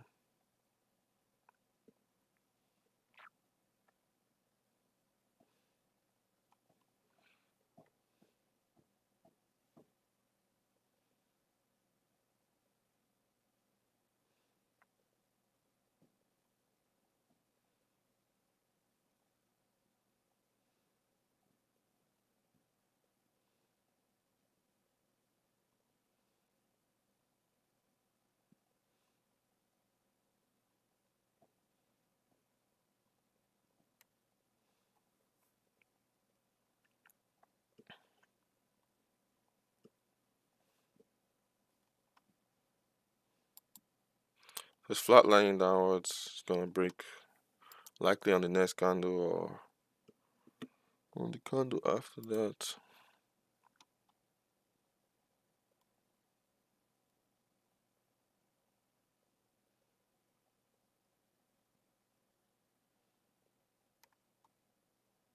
Hmm.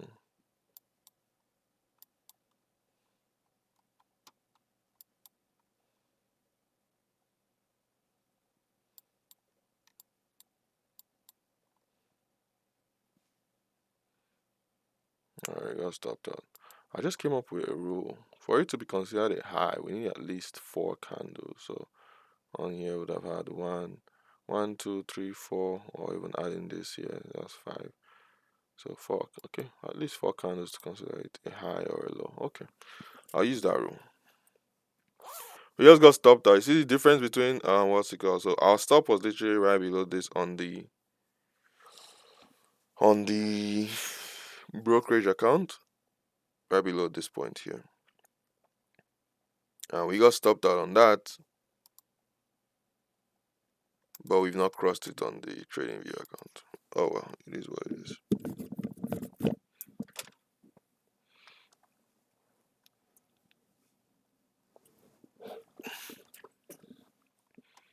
Like we're still just break even on our.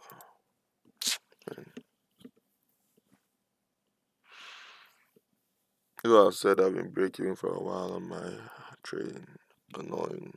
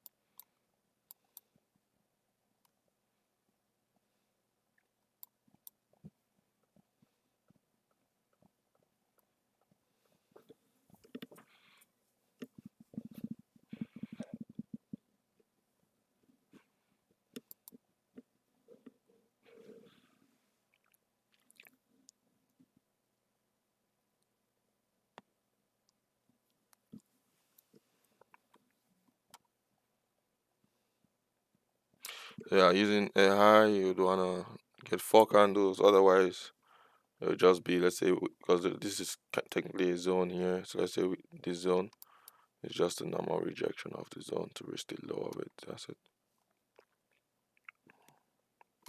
But with this breakdown, I'm not gonna take a long because this is a breakdown of a consolidation basically.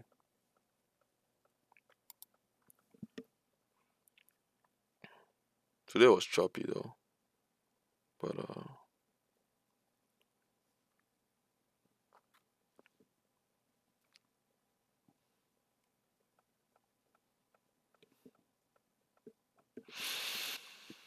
right. I think that was the last thing I needed to, cause this is not a high.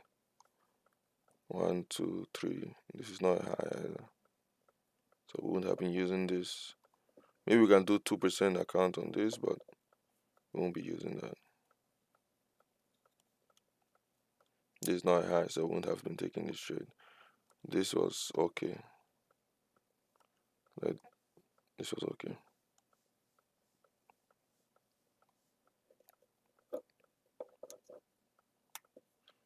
Risking down there.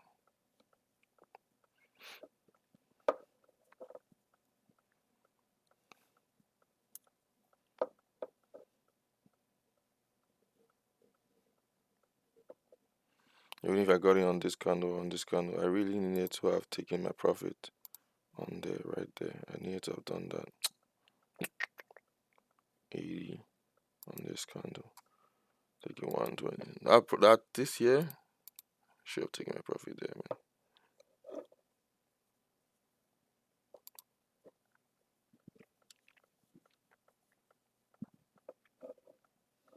Technically, I got a chance even after I recognized, but I thought this was a high and continuation was psych. Alright, well, it's pretty bullish still though.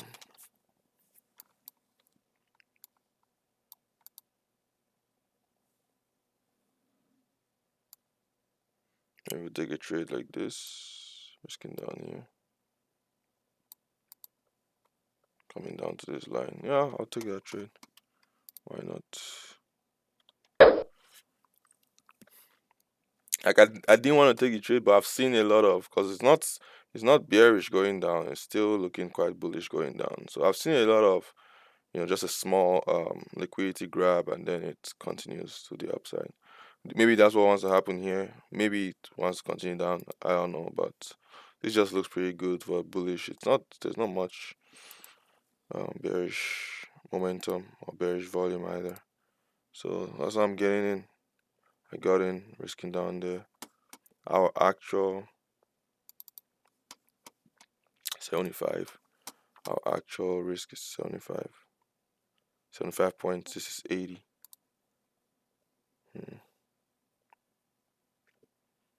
Whatever.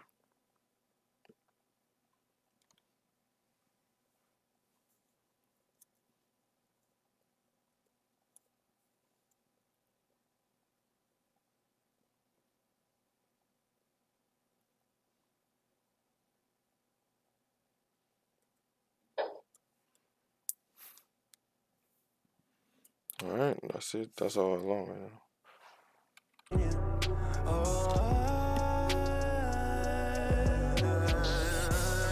Busy through this late night, ripping along my hair, stressing for some changes, cycling through my same life.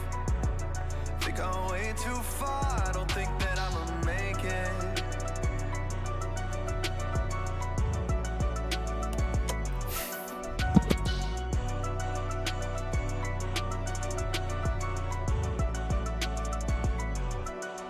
It's 5 a.m. Will it pass? I don't know. Will it go away? It's 5 a.m. Will it pass? I don't know. Will it go away?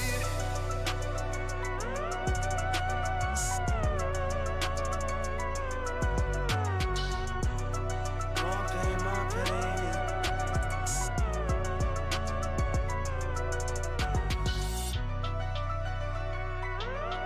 More pain, more pain.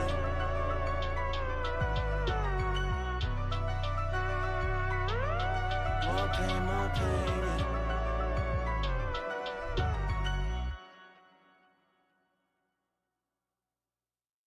Yes, Spud cigarettes are so skillfully mentholated that Spuds are actually cooler than cool. So, friends, don't stop smoking. Switch to Spuds and be mouth happy.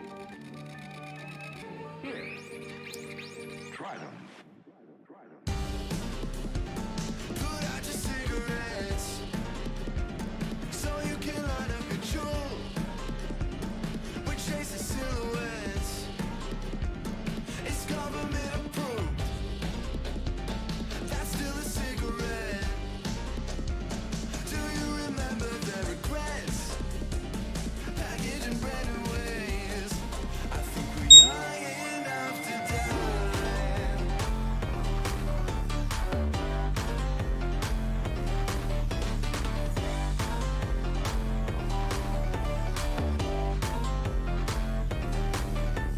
Brazilian forest, new mafia, mass extinctions, the Dino Club. Codeine lead is the new cocaine. SoundCloud sign taking after Cobain. Hey, I got stacks in the bag, do that shit for the gram. Photoshop my Gucci jet, roaring 20s coming back. Lost my head, jingle fat. Yeah, revenge, Boba Fett. Kill 'em all, kill 'em all. It's government approved.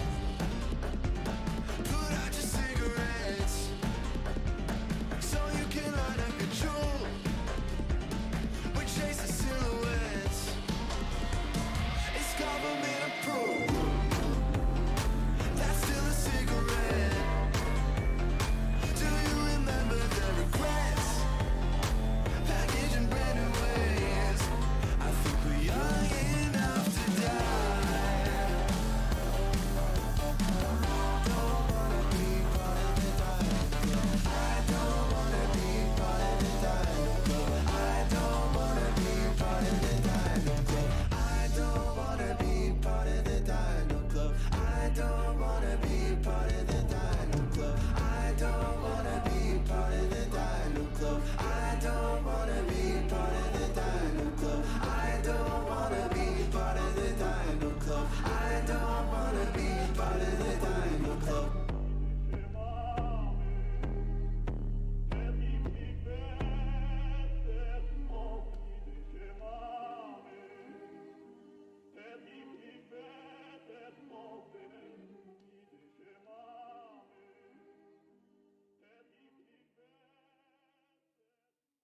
Yo, where my boombox at?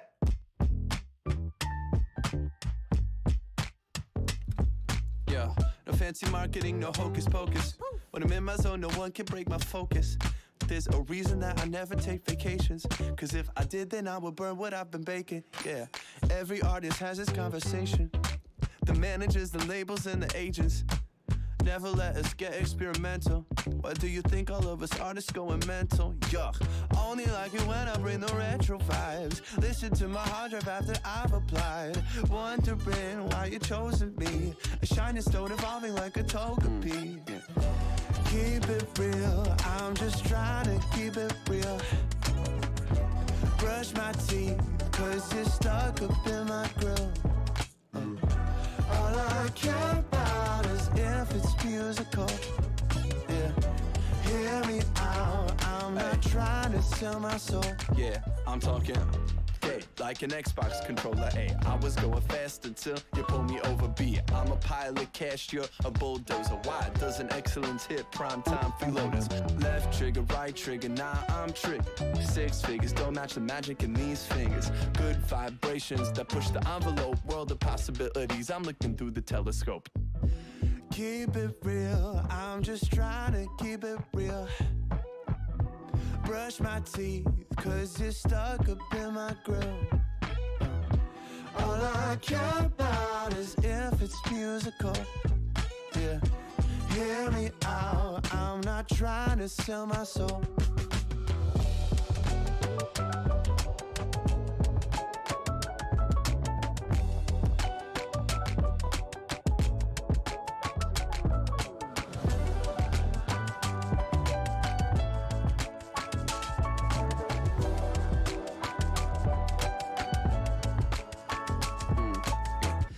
Keep it real, I'm just trying to keep it real.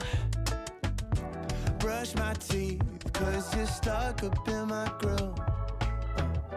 All I care about is if it's musical. Yeah, hear me out, I'm not trying to sell my soul. Keep it real, I'm just trying to keep it real. Brush my teeth, cause it's stuck up in my grill. All I care about is if it's musical. Yeah, hear me out, I'm not trying to sell my soul.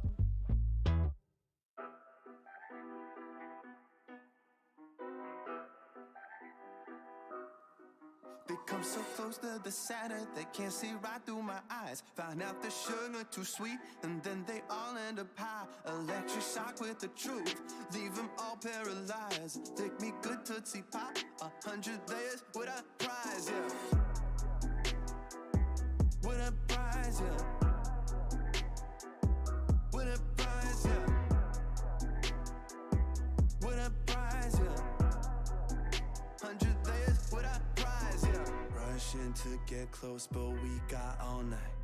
Germaphobe got rid of you with my wipes. Blood trigger shock, yeah, I caused a commotion. I'm not going, yeah, I'm always in motion. Tie me away, never got off the stage. I am the beast and now you are the cage. Cause they all digging through me, looking for the gold.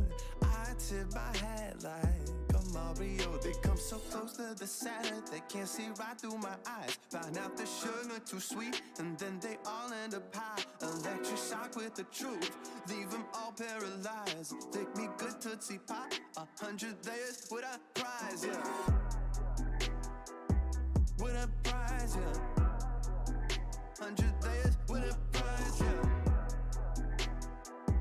With a prize, yeah. 100 layers with a prize, yeah. I'ma always get it, nobody can interrupt. I'm about my business, tell you I don't give a fuck. 100 layers deeper, keep a couple in the truck. People got it twisted, this is not beginner's luck.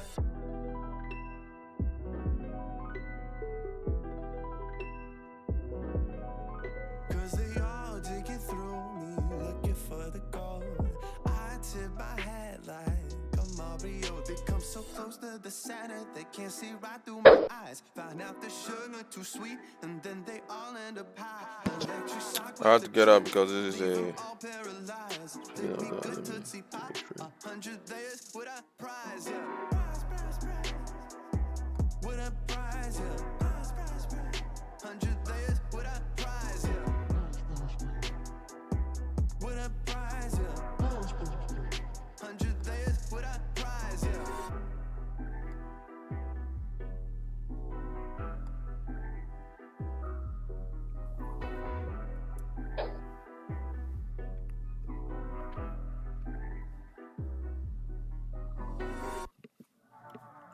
Took the I closed the trade because of these two candles. There's a typical pullback and continuation downwards. Well, like we said, we don't know what's happening today. I brushed it off 'cause I thought it would end the same as we did.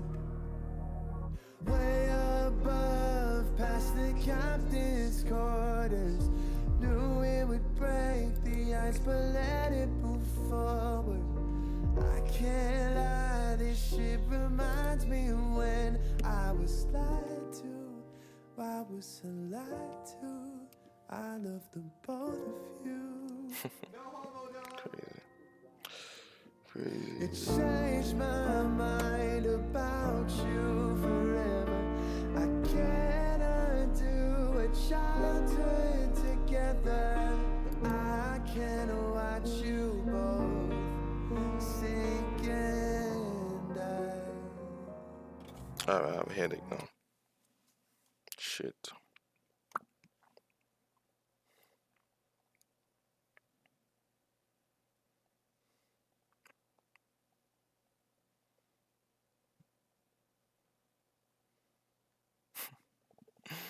Mm.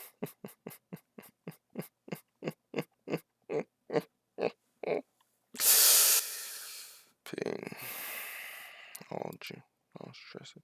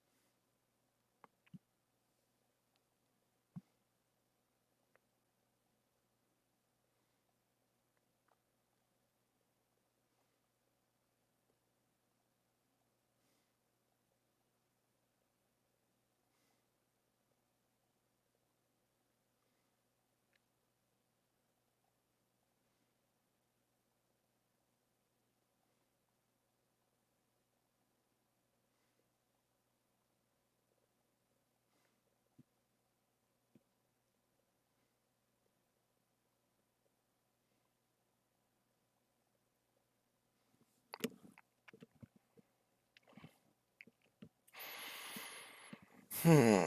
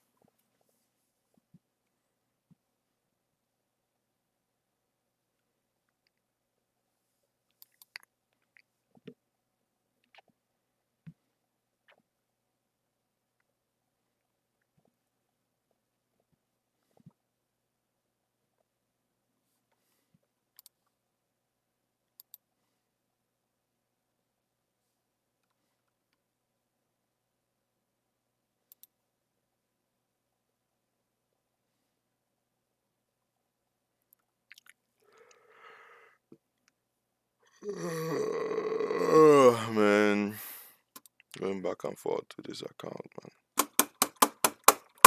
Fuck. Let's do one quick back test. Oh shit. This one reset.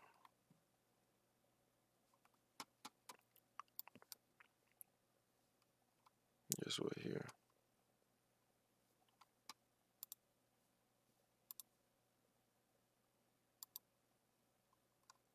Yeah. We just finished this day.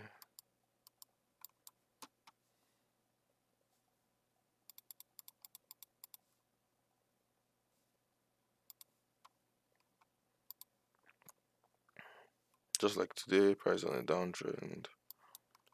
Um,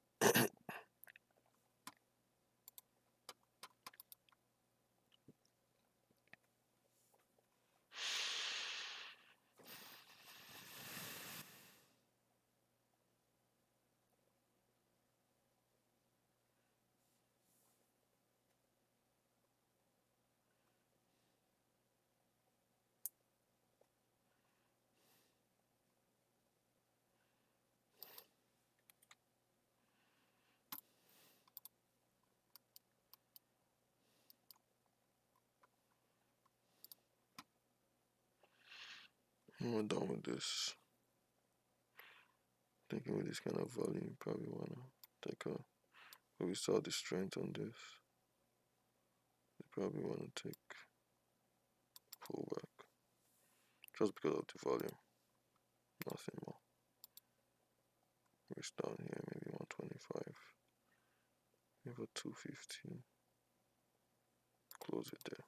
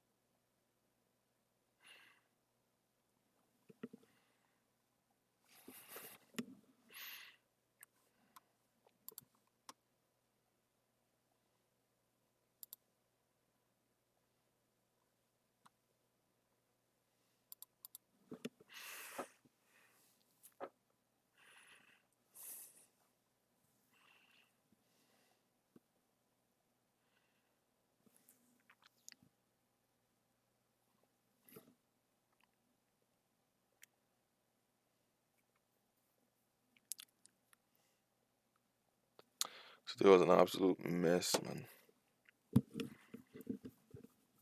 I'm $60 down on my $1,000 account from 1100. So I basically lost 160 today. And on that account. That was really bad. That was really bad. That was over 10% loss in one day. And I shouldn't even be losing 5 trades in a day. Like, bro, come on. I made really bad choices today. I don't know why. What the hell happened? I guess it's just one of those days, man. Really bad choices. Really bad choices. From the very first trade, too.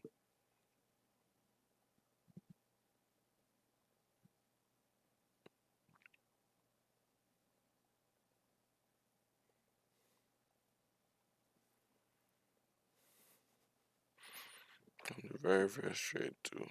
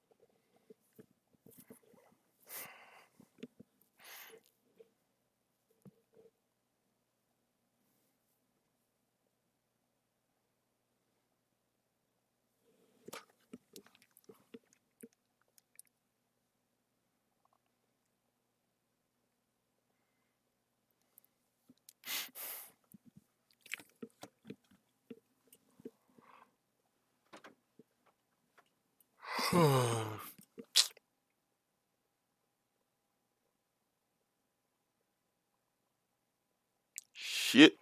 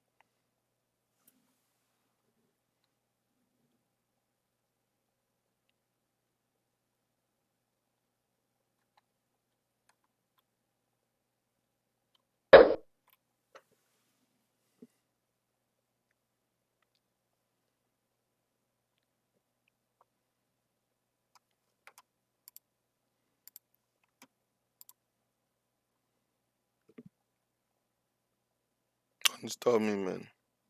Don't stop me. I'm still within my time to take a trade, so took a trade.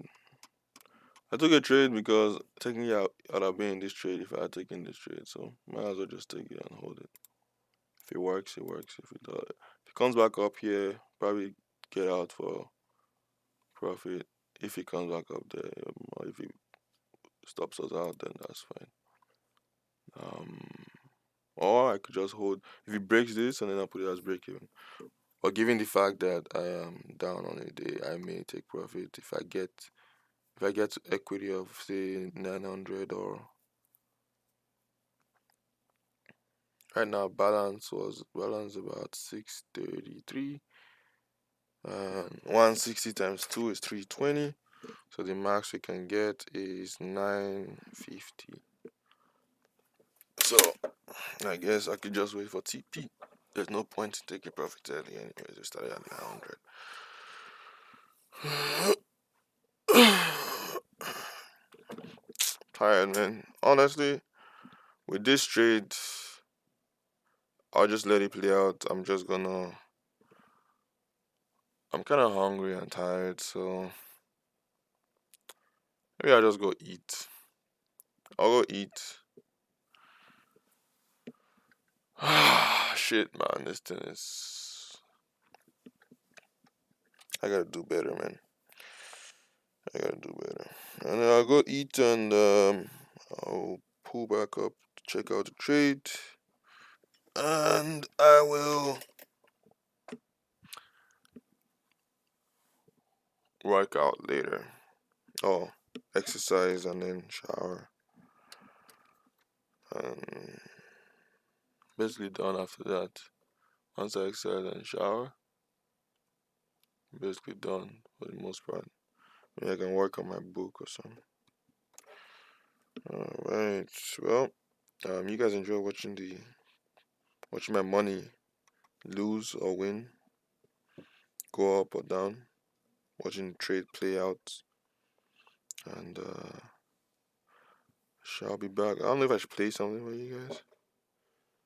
I'm not quite sure.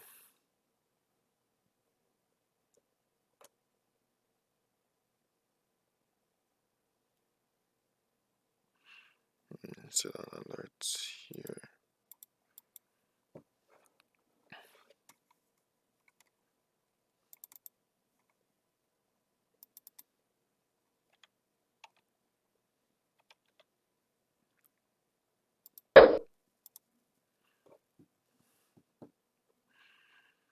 Alright, let me set an alert. I really think it's going to come down because, well, it's downtrending, right? So it's just weak. It's just a very weak downtrend and a choppy day. That's why I'm okay taking a trade, I guess. Anyhow, maybe I'll play something for you guys. 6 foot tall, staring at us from the edge of the woods with a big rock in his hand. One guy knocked an arrow in the compound bow we had. The guy across from me grabbed the hatchet, and I pulled the knife off my belt. We had no clue what we were doing, but the guy wouldn't say anything to us. He eventually just backed into the woods. No sleep was had that night, and we kept a very large fire going. Story 3. No one ever believes me when I tell this story, but here goes. So, it was my 3rd year in college, and I was roommates with a friend I had known from high school. The guy was a little odd. Didn't make friends easily, made lists constantly, played video games obsessively, sometimes for 18 hours straight, and talked in his sleep. But he was a fun guy to have around to keep things interesting. So one night I was asleep and dreaming that he and I were on a huge pile of trash looking for something. I woke up and took a leak. When I walked back into my room, he rolled over in bed, still asleep, and said, "I found it, it's over here," then thrashed and went back to sleep. The next morning he had no memory of it, and I know I was awake. I think he was in my mind. That is a fun story, but consider the possibility that you saw him talk in his sleep when he said that. He may have been talking before, and what he was saying may have influenced your dream. Story 4. I was once upon a time a wireless engineer for a very big telecom. We worked in a facility in Long Island, pretty deep underground, enough that there is no cell phone coverage. At 1:17 p.m., exactly the 50 or so phones we had for testing all rebooted at the same time. They came back up and started cycling. Over 3 hours, we scrambled to find a pattern of some sort. We tried a different network, tried Femicell, different phones. No one could come up with an explanation or even a pattern to what caused a particular phone to reboot once every 5 minutes and another to reboot every 45 seconds. At about 4:30, my boss tells us to clear out, just come back tomorrow and see what we could do. I get to the Long Island Railroad station, and it's a completely clear day, but every train is shown as delayed. I kind of remembered that they were using something involving cell phones for their trains. Speak to the conductor, and he confirms that something is up with the computers today. Notice quite a few phones reboot on the train. The next day, everything was fine. We never could explain it. Now I sit here and read about how civilian drones are using cell phone stations and worry. Story 5. When I was a kid, my grandparents lived in a split-level house. I used to spend the night there a lot. One time when I was about 12, I was spending the night, it was late, and my grandpa was working and my grandpa had to run to the store. I was there alone, laying on the couch downstairs near the base of the stairs. It was summer, kind of a nice night, and Grandma left the front door open with just the screen door closed. After I heard her pull down the driveway, I hear someone walk up the porch steps, across the porch, open the screen door, and then run upstairs. The footsteps then ran back down the stairs, stopping for a moment at the landing and then racing down the steps to the family room. I lifted my head, expecting to see a family member, but there was nobody. The stairs ended 3 feet from my head, and there should have been someone there, but no. I freaked, covered my head with the blanket, and stayed like that until Grandma got home. Story 6. I've posted this story before, but it's definitely up there as one of the creepiest things that's happened to me, so I'll share again here. I was effing my girlfriend in the backseat of her car out in an abandoned construction site when a white mid-90s Ford Taurus showed up. Car pulled up behind us, put on the high brights, and sat there idling. I put on my underwear and got into the front seat and then just drove.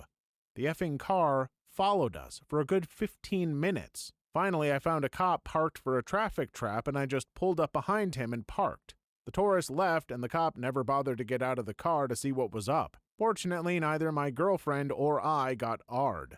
It was a good night. Honestly, the part of the story that most confuses me is the cop not getting out of their car. Cops love getting out into anyone's business for any reason. Then again, maybe the cop was boinking their girlfriend in the backseat and you were their white Ford Taurus. The cycle continues. Story 7. When I was 4, I had an ongoing obsession with Silly the cat. My family didn't have a cat, especially not a Siamese. It was purely in my imagination. I drew pictures of Silly, talked to Silly, dreamed of Silly, made a space on my pillow for Silly to sleep on, had empty food dishes on the floor for Silly, and drove everybody effing mad with Silly. One day, we went to a theme park sort of place, and for hours straight my parents had to listen to me talk about Silly. How Silly was waiting in a box for me to come get her so we could go home. This is the bit my mom loves to tell. On the way home, my dad cracked. Constant pressure about a make-believe cat. Poor guy had had enough. He began whacking his hand on the steering wheel and yelling, "You want a cat? We'll get a cat, goddamn!" and drove to the shelter on the outskirts of town. So we get into the cat room, and without pause, I head straight to a cage in the middle of the row, point and say, "Yep, there's Silly." There, in the cage, was a Siamese cat named Cicely, who stayed with us for 16 years. My dad built a little wooden shrine in the flower garden when she passed and didn't stop moping for months. Story 8. I was camping with my family one time. We had a large tent that could fit our entire family in it, 6. I awoke one night to the sound of what sounded to be squealing in the distance. I began to freak out thinking something was outside the tent. I waited for a while until it began getting louder, then the smell came. It was at that moment that I realized someone had let out a very long and very odorous fart. I know this sounds like a joke, and I have noted the serious tag, but it was very scary for an 8-year-old kid to hear what sounded like screaming in the woods. Edit. Wow, this blew up. Biggest comment post yet. Thanks. Edit. Thanks, kind stranger, for the gold. Story 9. I had a friend of 8 years who one summer afternoon admitted to me that he worked for the CIA.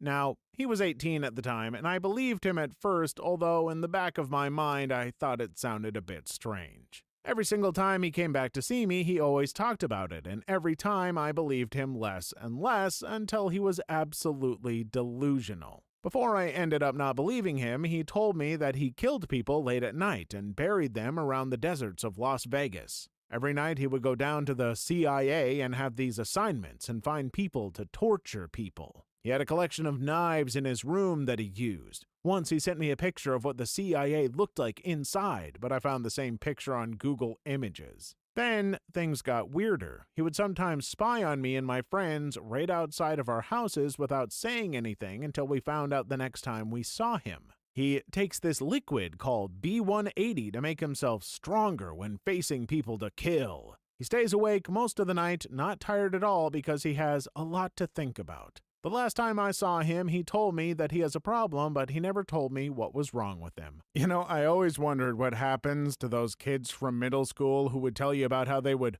go lion hunting with my uncle because my uncle is rich and an ex-Marine, and I killed a lion with just a bow and arrow and skinned it myself. You know, that friggin' kid.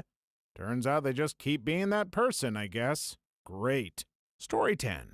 When my parents lived at their first house as newlyweds and we're building the house we live in now, my dad tells a story of how a voice saved their life. They were sound asleep one night and my dad hears a voice calmly saying, "Go check the boiler. It's not right." He gets up, goes to the basement, and sure enough, the boiler was about to catch on fire and would have caused the house to burn down. Now, at the house we live in, my dad and I both see people walking across our porch and people walking upstairs. A few years ago, I heard a voice tell me to go and check our heater. It wasn't right. A small electric space heater we use when the temps get below 0 or in the ones. Sure enough, the tablecloth had slid off the table just enough to be near the heater and had started to smoke when I found it. Story 11. Was walking down my street at night. My street is on the outskirts of town and is in a heavily wooded area. It's really like space vacuum quiet, no wind. So I'm walking, and the only light is that which is given off by the light pollution in town, so it's dark as F. I start to hear this heavy panting. What the F, I think, and my heart starts to race and I get chills. I look behind, and about 30 feet away, the farthest I can see in the dark is a squat black silhouette. I'm effing freaking the hell out now and start to run. The silhouette is bounding closer and fast. I dip into the woods and stop behind a dead bush, hoping this crap doesn't see me. A few seconds later, a huge black dog comes galloping up, drooling, and starts to growl low. I walk up to the dog and start to act real dominant. I tower over it and yell, "Hey, go home!" He squeals a bit and sits down, panting still. I approach the dog and firmly pet him. He turns out to be a big sweetie, and I go back to the road to finish my joint. Story 12. My mother stopped talking with her father for about 8 years because of previous conflicts. My mother said while she was dreaming, she heard a clear voice tell her to call her father. My mother said she awoken shortly after and had a horrible feeling. She was able to obtain his phone number through other siblings. Turns out he was in a car crash and on life support. He recovered, and they were able to rebuild their relationship. Story 13. I've told this story before on another account, and it was pretty high up in the thread, so it might sound familiar to some people. I was a teenager at the time and laying on the couch one night watching TV. Everyone else was already asleep. Our living room had a big window right behind the TV, which looked out to the patio. As I was laying there, I suddenly caught out of the corner of my eye a man's face pressed right up against the window, staring at me with this wide-eyed, crazy expression. I held my panic down surprisingly well and just sort of calmly got up and walked to my brother's room and got him to look outside to see if anybody was there, and of course there wasn't. In the morning, I went out to the patio to see if there were, footprints or something. I immediately noticed that the patio table was shoved up against the wall below the window, and there were nose and forehead prints on the glass. For someone to be in the position to make those prints, he would have had to be on top of the table on his hands and knees with his face pressed against the glass looking at me the night before. Drugs, I assume. Drugs, or just some bored teenagers wanting to scare someone. Never underestimate the power of bored teenagers to cause a little mayhem. I sure as hell did. Story 14.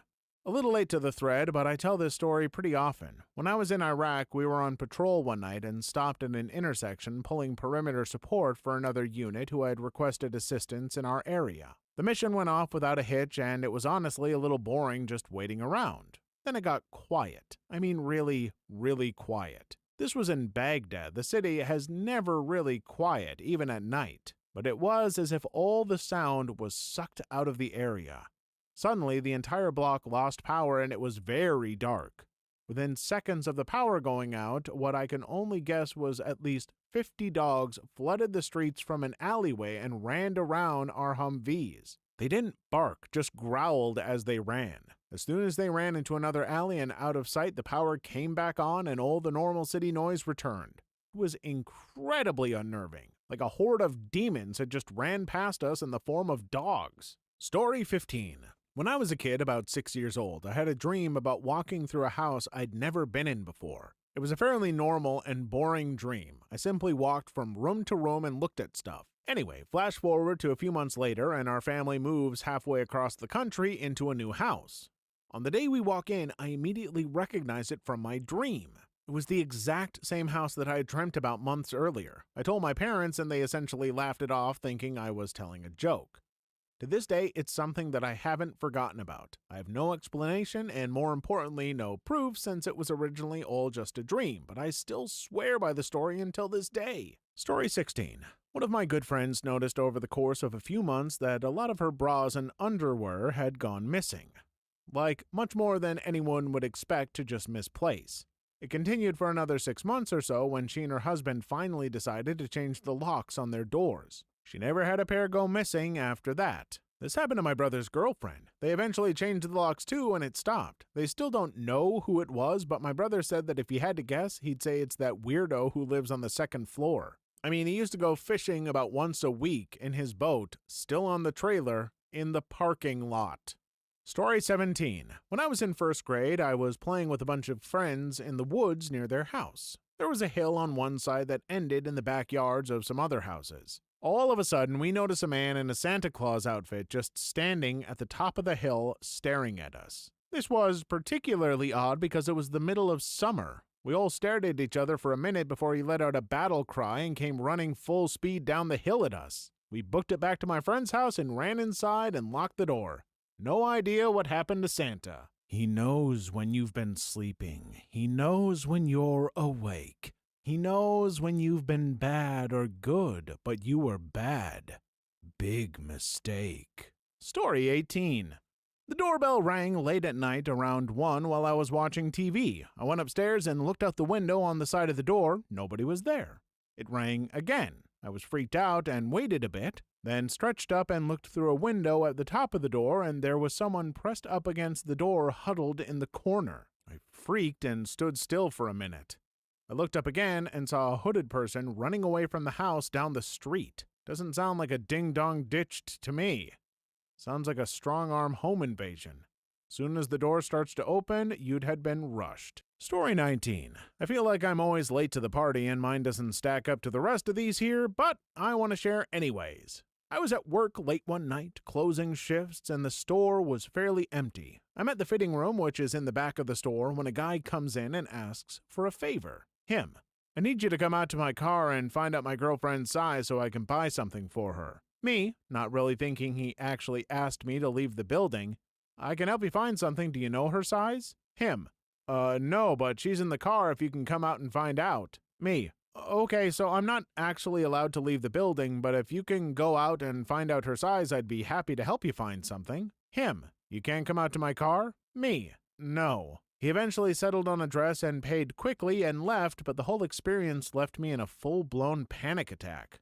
From the first time he asked me to come out to his car to I had that sick feeling in my stomach that something was wrong. I still wonder why he was trying to lure me out to his car and what would have happened if he was successful in doing so. I know that doesn't fall under the conventionally creepy theme this thread has going, but it is the thing that has unnerved me the most in my current memory. Story 20. I laid in bed and listened to someone tried to break into my apartment. This was before cell phones and I didn't have a landline. It was a 3-month sublet before I left for college. The roommate I was supposed to live with moved out 3 days after I moved in because someone had broken in and tried to R her. Forgot why he didn't succeed. Maybe she screamed and he noped out. In the morning, I found several screen slits. Of course, I had locked all the windows before bed. I've never been so terrified. Another creepy thing, I was hitchhiking in the 70s and this guy passed the intersection that was my destination. I look over at the guy and state the obvious. Apparently, this little troll didn't want to let me out of his car, so I told him I'd grab the wheel and slam his car into the next telephone pole if he didn't stop. He did. Story 21. We were on a foot patrol through a very hostile town in Afghanistan called Shark. We had been in contact with the enemy for a better part of 5 days by this point.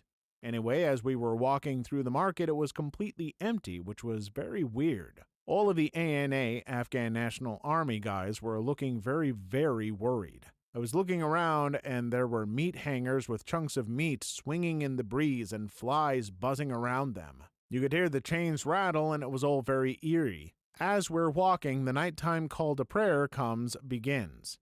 Allah Akbar. I swear it felt like it was in the Middle Eastern Western movie right before a showdown. Once the call to prayer started, the ANA began panicking and looking all over the place. Apparently, the Taliban had planned to launch an ambush on us that was signaled by the call to prayer. We were in some very narrow streets with multi-level buildings on all sides. All I could hear were the chains rattling, the flies buzzing, and the call to prayer. We just kept on walking, waiting for the ambush, but it did not come. This was by far the most creepy moment of my life.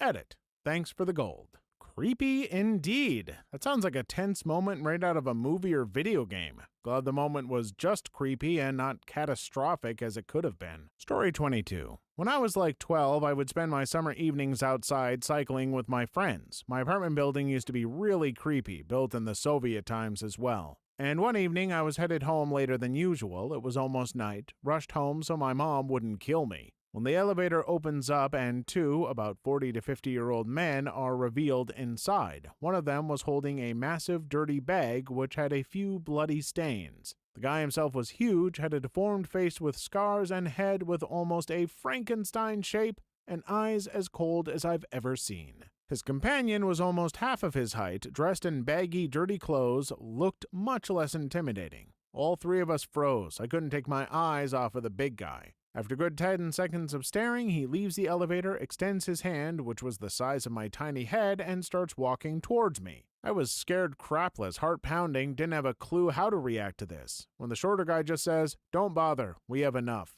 The big guy doesn't say anything, and they both walk away. Never came home late after that. I really wish I could make this stuff up, but then again, it's Eastern Europe. Story 23. This is a comment I submitted to a thread a few months ago. When this happened, I was 15. My grandmother and I were both into the paranormal and would often go ghost hunting, either in areas that the locals would claim were haunted to nationally recognized landmarks, armed with only a Polaroid camera. Amateurs, after all. One day, we went into a very old graveyard dating to the 1700s. This was in her old neighborhood, which had several gated areas devoted to the original families who had settled into the region. We approached one of these gated areas, and I had to literally wrench open this wrought iron gate to get into the family plot. Not only was it rusted, the hinges squeaked angrily, but there were also many weeds growing into it. It was a great deal of effort just to move.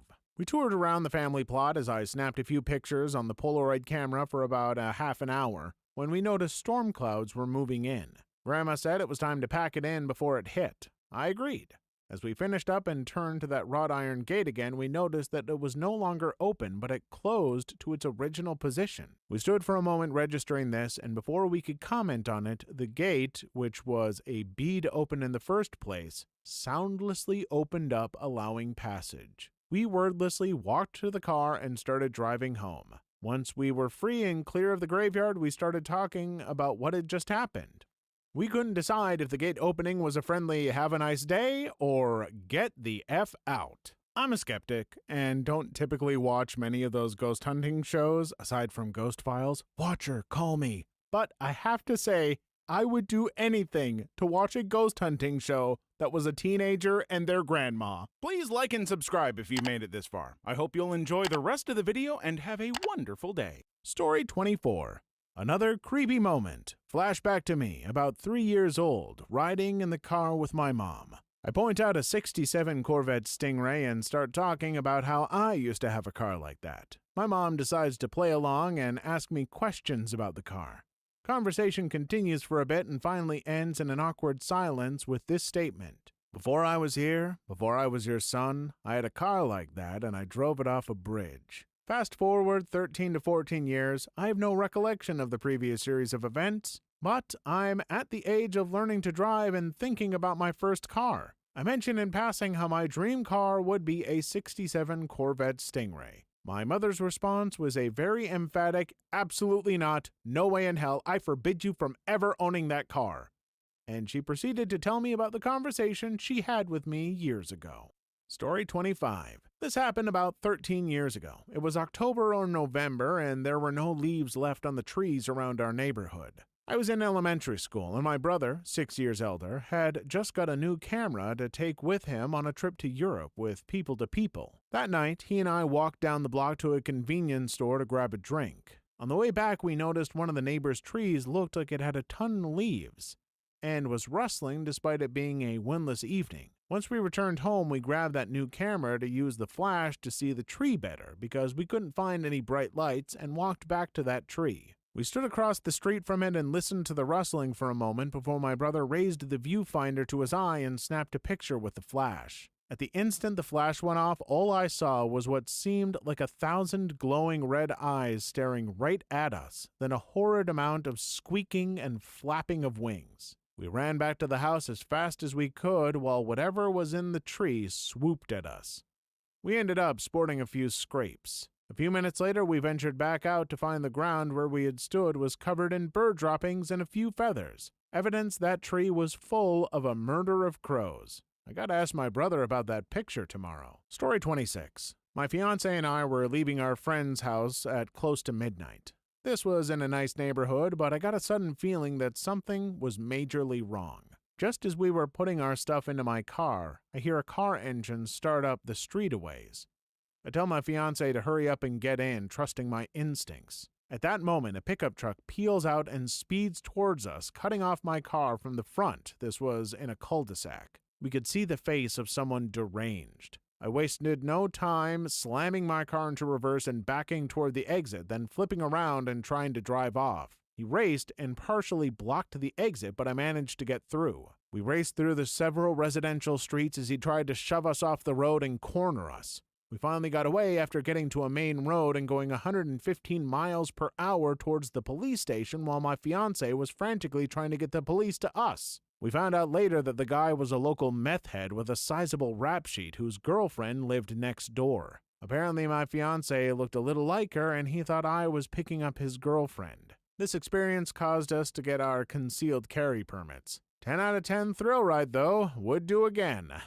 Too long didn't read, got chased in my car by a local meth head that thought I was stealing his girlfriend. The meth head's girlfriend lived in a cul-de-sac in a nice neighborhood. I don't know if I'm really digging this Breaking Bad spin-off. Seems a little far-fetched. Story 27. My mom was at a tailgate party when she was in her early teens. She said this weird guy showed up, drank with her and her friends, and gave her and her friend a ride home.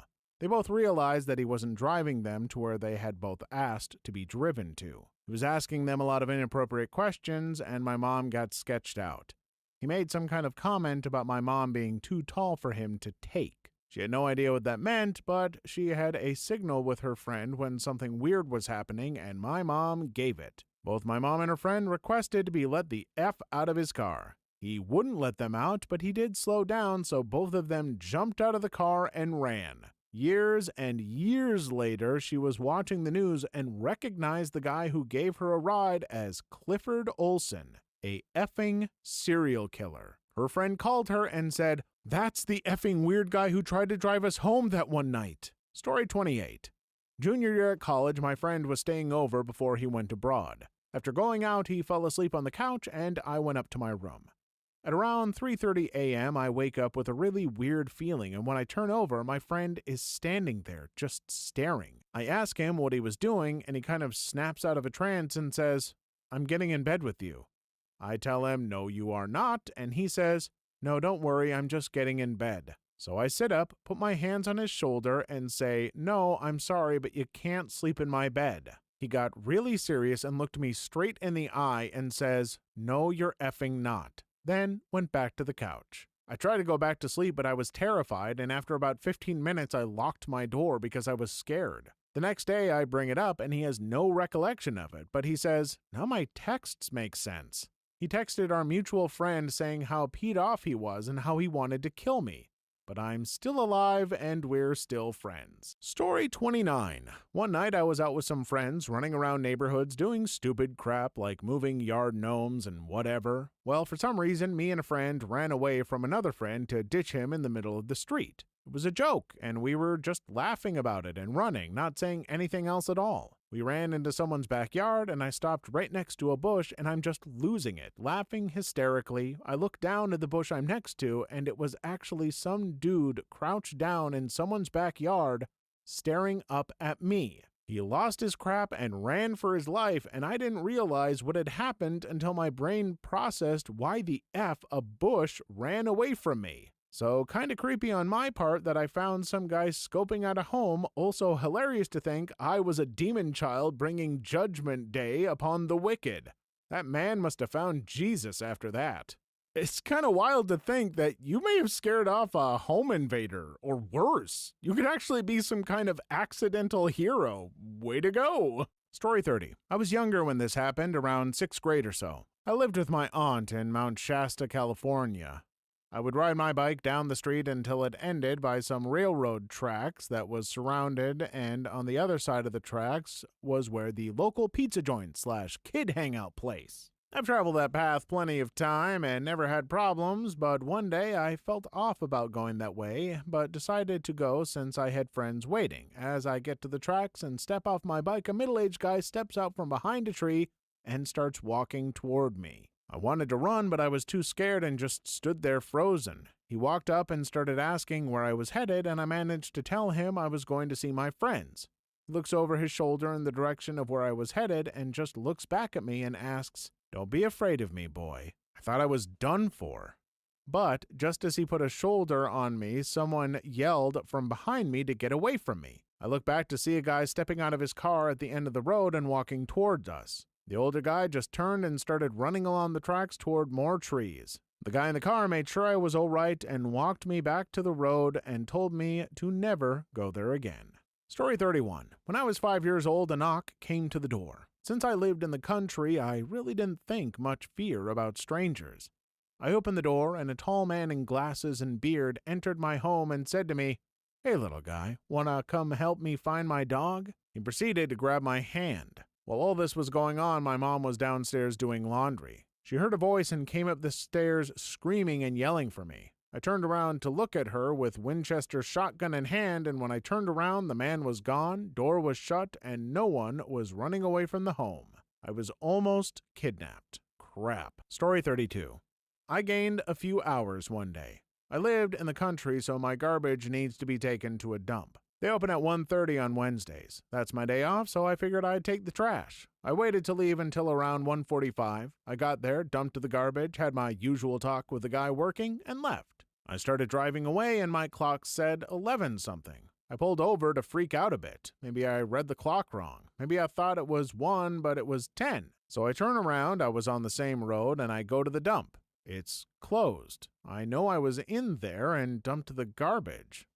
I know the guy didn't leave and lock up. He has left before and leaves it open. I don't know how I gained a few hours. I don't know why, but that one is super interesting to me. This sounds like the beginning to a really cool movie, and consider me invested. Now, I just wish I knew what the rest of the damn movie was. Story 33. New Year's 2013. I was visiting some friends who were still in college. I had just graduated. We were walking back to the bar around 3 a.m. and I see a girl who can barely walk being dragged up a hill by a guy who was clearly a lot more coherent than she was. We just stopped and stared for a minute, and something just didn't sit right with us. She kept saying no, he kept getting more aggressive, so we came up with a plan. At once, I lunge at the guy and take him down. My buddy catches the drunk girl, who immediately hits the deck, and our third buddy calls the cops. While we waited for the cops to come, I started asking the guy what he was doing, to which he replied by calling me a nosy C-block. Meanwhile, the girl kept asking us what part of Baltimore we were in. We were in College Park, which is about 40 minutes from Baltimore. Long story short, the girl was put in an ambulance with a 22 BAC, and the dude was arrested and charged with attempted kidnapping. We helped put him away for a few years. I'll always act when I see something fishy after that incident. Story 34. When I was about 10 years old, my little brother and I were playing in a local park when, all of a sudden, a car appeared in the parking lot and parked close to where we were playing. I noticed they'd been there for about 5 to 10 minutes, so I stopped and looked over. The people started opening the car doors, and something told me to grab my brother and run back to where my parents were in a gymnasium the next street over. As we were running, they got back in the car and followed us at our speed, slow for a car, until we went through some trees and the back entrance of the gym. I told my parents, and I crap you not, 5 minutes later some police officers came into the gym asking if anyone had seen the vehicle that had just stalked my brother and me. We almost got kidnapped that day. Story 35. A friend of mine lost his father in high school. His parents were divorced and his mom remarried to his stepdad, and he lived in their home. Sometime after his father's death, he began experiencing sleep paralysis and hypnagogic episodes where he would wake up and see his father standing at the foot of his bed. He said that all the episodes were the same and his father would disappear after around 30 seconds. He experienced this for nearly a month straight. One night he woke up and rather than seeing his father disappear, he watched him walk through one of his walls. The next morning, his mother had been murdered by his stepfather. Edit. People ask why he killed her. Apparently she had been cheating on her husband, stepfather, with her ex-husband. Wait. She was cheating on her current husband with her ex-husband? The father? The dead father? A ghost? Patrick Swayze? Story 36. My father told my family this story a few years ago and refuses to talk further about it since. So my dad recently got out of the army. The Vietnam War ended and he never shipped out. He's driving eastbound late one night on some FL interstate, can't remember which one, and he's the only car for miles around. Suddenly out of nowhere, a semi, a timed DC, speeds from behind him, pulls around his left side and merges in front of him with 4 black trucks in tow. This was back when civilian band CB radios were still in wide usage, so my dad gets on his CB tuned to channel 19, pretty much the /B of CB radio channels, in terms of it was used for idle crap shooting, and hails the semi once. How about that time, DC truck? What are you hauling and where to? Normally, the trucker would respond to this question with an appropriate answer. It's not unusual to get asked what you're hauling if you're the second-only truck out at all hours of the night. Anyway, Dad hails the truck once, yeah, no answer. Hails twice, no answer. Hails third time and midway gets cut off by some creepy voice modulator-affected speaker saying something along the lines of, "You leave that time DC truck alone." Remember how there were black trucks escorting that semi? Yeah, that was them. Needless to say, this spooked my dad pretty good, and he shut up for the rest of the night and let them go about their business. Story 37. When I was 12, I was on an overnight train to India with my parents and brother. I had an upper bunk bed, and my dad slept on the lower bunk. My brother and mom were in different compartments. In the middle of the night, I feel a heavy weight on me and wake up momentarily, thinking my brother had gotten scared and wanted to sleep with me. I went back to sleep and woke up a few seconds later, fully alert, sat up and screamed because there was a fully grown man on top of me. Immediately he got off me and ran away. I went down to the bottom bunk where my dad was sleeping, he's a heavy sleeper, told him what happened, and slept with him for the rest of the night. Story 38. My grandfather passed away in 2008. He was a big fan of opera music and would blare it in the morning if they ever had any grandkids sleeping over. About a week or two after his funeral, I was lying on my bed when I began to hear a scraping sound. I looked at the direction the sound came from to see a clock radio on the top shelf of my desk turn toward me, sliding across the desk to face me as it started playing all by itself. The music it was playing was opera music. Please leave your story in the comments. I would love to make a video on them in the future. Also, don't forget to like and subscribe.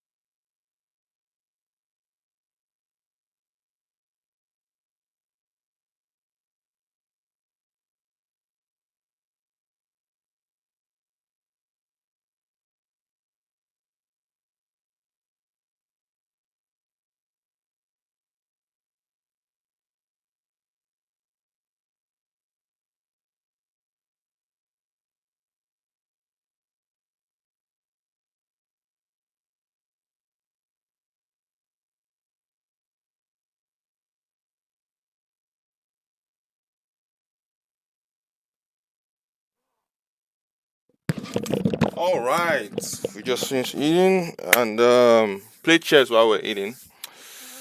What's it called? Um,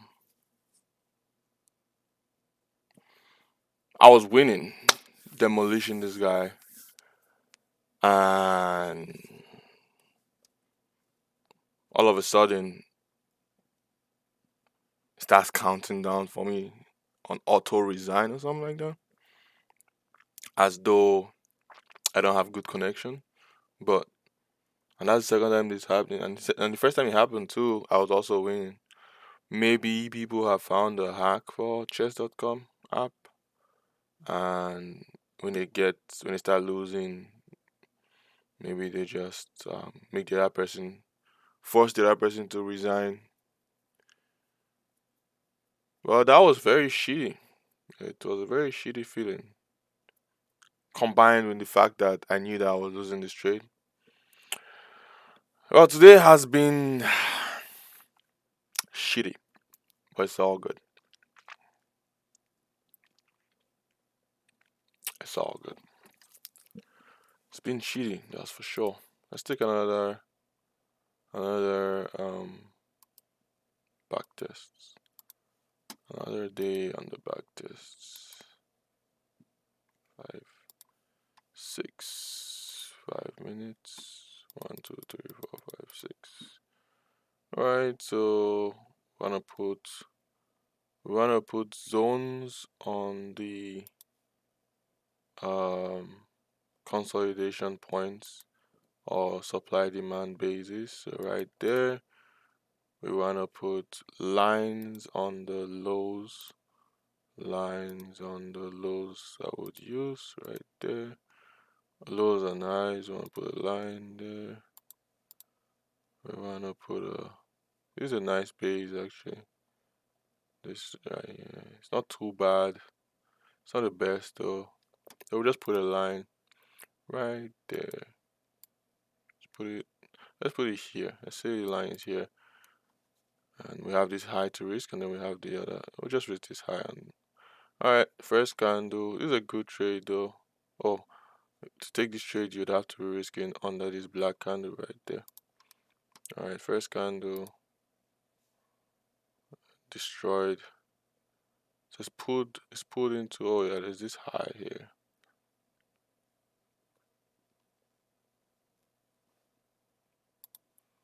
There's this high here.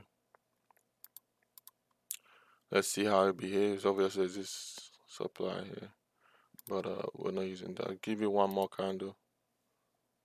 Ugh, too much. Let's see a pullback.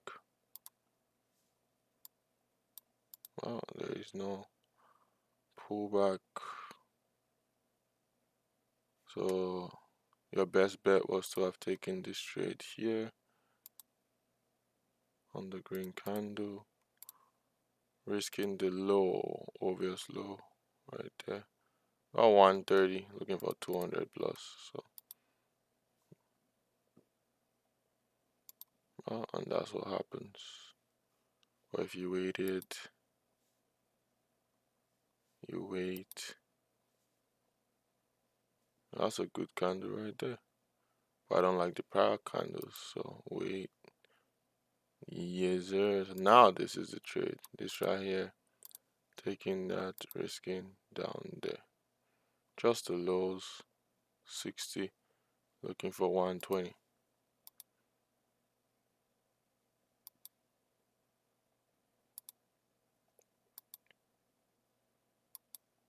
That's a nice rejection, but we like the prior. Oh, that's a nice rejection too. Not too good at all. Well, and we still hold the trade. Depending on what we see. It's not the best zone for a short, so it's not like afraid though. That's really good. Now we can be break even. Oh, profit, I guess. Oh, sorry.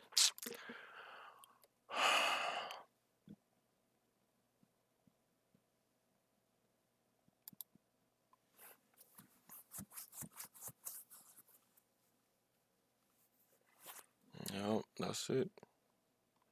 Then next trade for the day, we're waiting for it to get around here. We want to see rejections around here, obvious rejections. We know there's this base here, and we know there's this high here. So we got this is an obvious high. It's an obvious high right here. It's not 4 candles, but it's obvious. It had a good pullback. So if it pulls back to this high, we'll take a long, risking this low. Nice pullback right there. See, clone, risking this low right here. Mm, mm, mm, mm, mm, mm, mm, mm, mm, mm.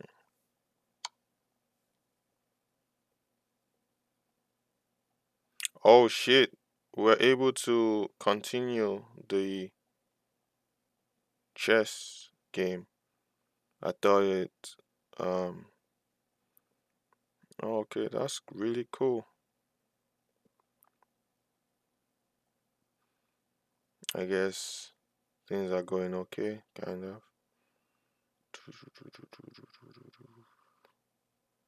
I come there, I guess that.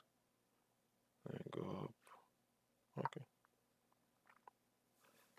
We're actually still playing. Nice. That's really cool. That's actually really cool.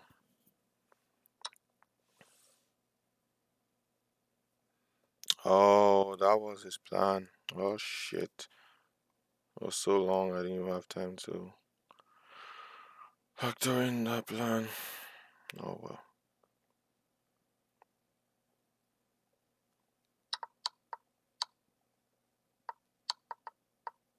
If I come here instead, it would have been better.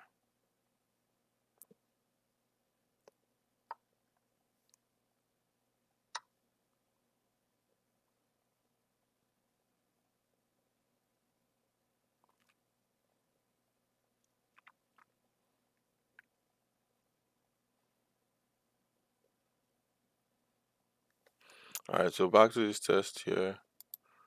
We're risking taking here, risking 100, looking for 200, all the way up there. Alright. Alright. Still holding. Alright, so this is a good rejection. This is a good rejection. We want something cleaner still. Oh, that's a third rejection. That's actually really good. Um,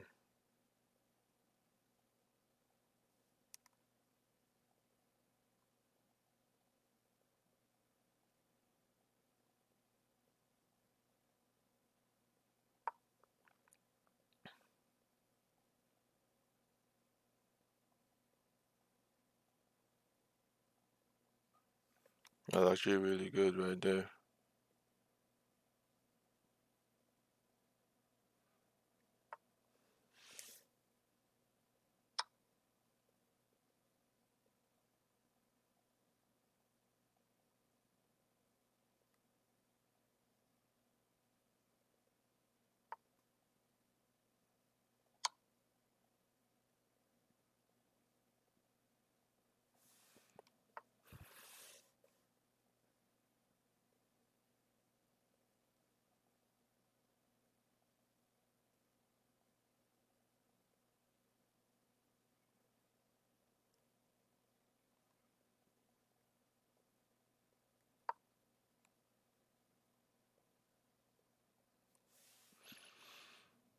Rejection, rejection.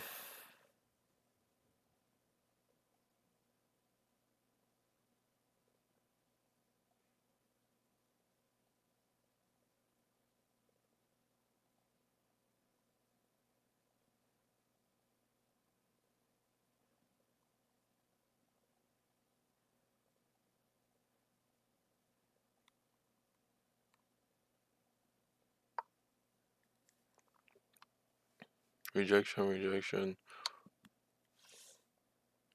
I actually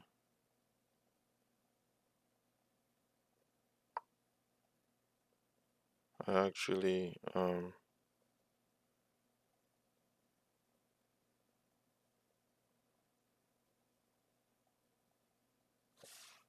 may take this short. No. Yeah, this is not a bad shot. We're already in this trade, so we just hold it. But this is not a bad shot. This was not a bad shot at all. We just hold it though. Yeah, it's even looking better. Okay, now it's looking bullish. Mm. Now that's a short right there. Just risking up there. That would have been a trade. Let's take a short right there. Risking up there. That would have been the trade.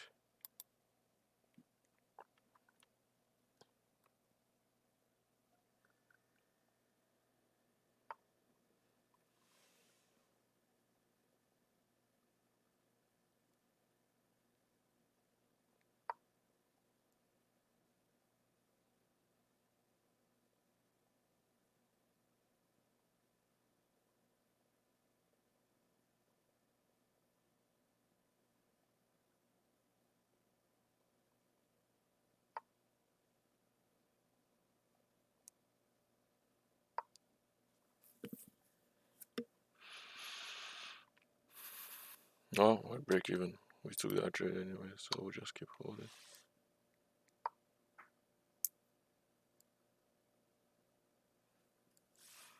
We'll just keep holding.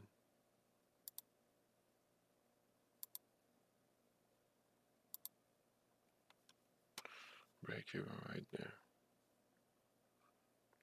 I don't know. May have switched this thing. Switch this trade. I don't know.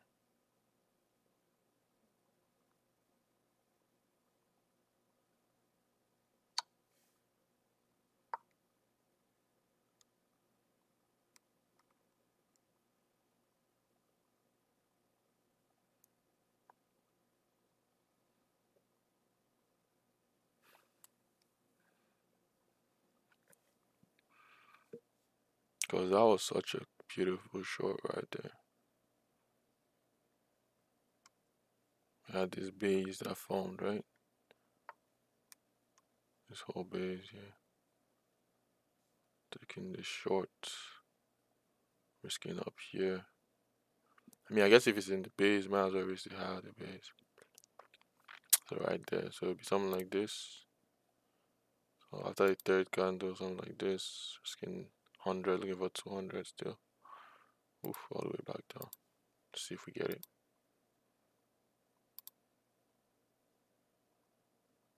I was holding. You already went past the high. These are not this. You don't want to use this twice. So there you go. Oh, it worked. 200, right? From here. 200. Oh, it hasn't worked yet. Yeah, he came back to his lows. Nice rejection of the lows though.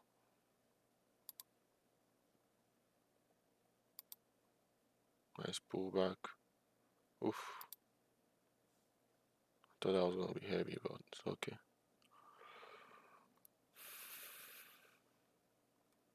I mean, this was the high.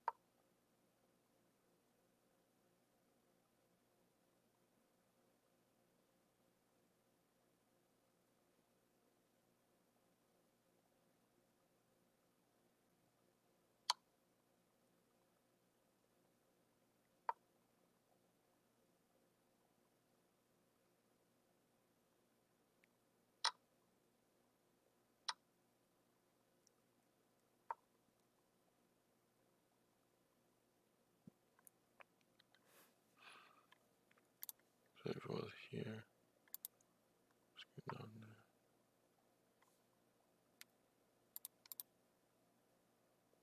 and then here, skin up here.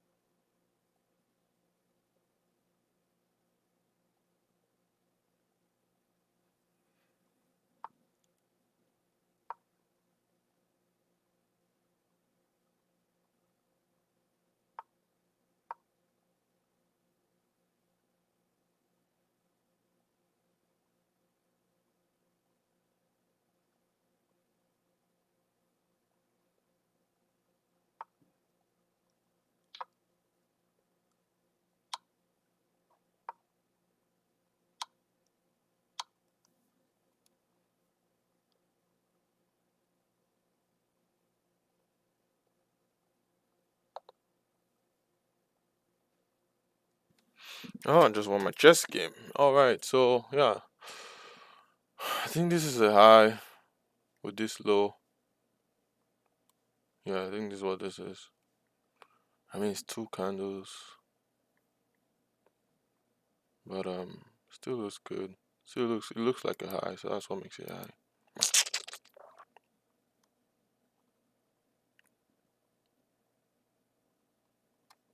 Yeah, there's space, it looks good.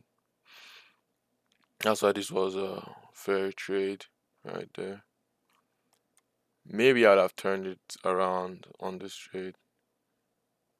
Maybe. But yeah, let's keep going. It's a nice candle. Really holding it now. Pulled back to this wicks and got rejected.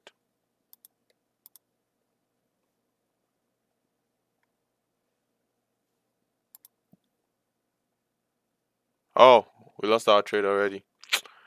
Yeah, we're now back to 400 bucks on the account. Let's start again, why don't we? Shit!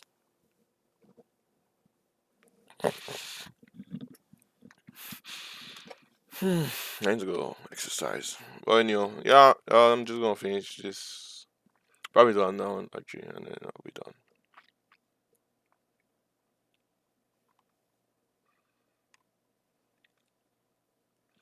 Broke through, came down here, taking this trade, came up here.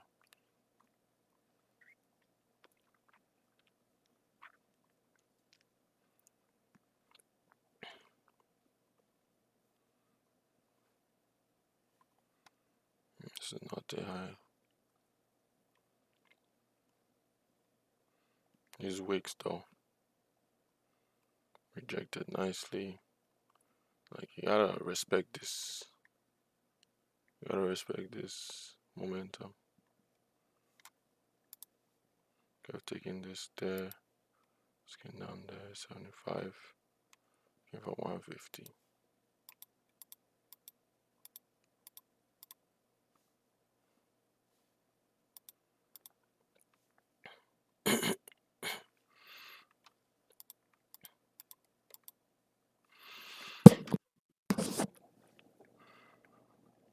Alright, that's it.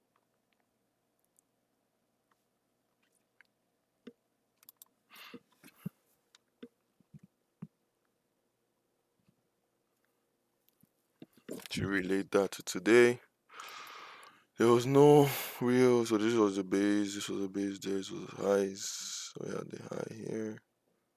We had I guess we had a base here, so we're not even draw, just had the base here. But we didn't really respect the base though. And then we had this base here, which we drew. This one was respected.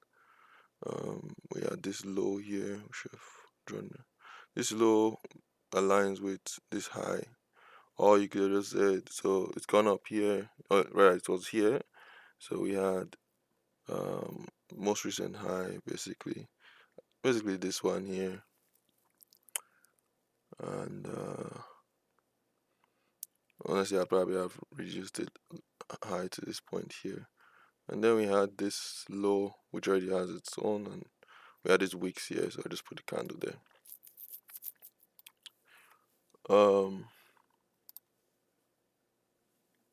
Taking this here, risking all the way 150. Looking for 300. Oh, close.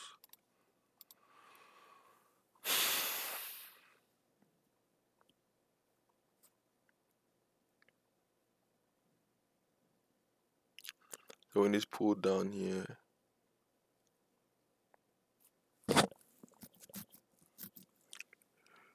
and this pull down here, that was a nice rejection.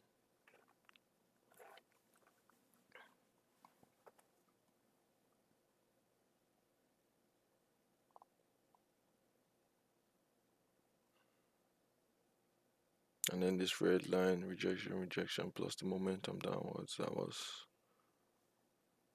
same thing we got with this here. We got rejection. Okay, that was when I was like, all right, what is happening here? You know.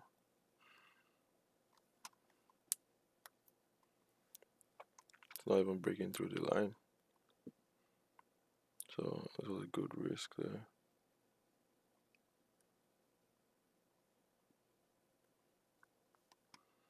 Let's do one more day.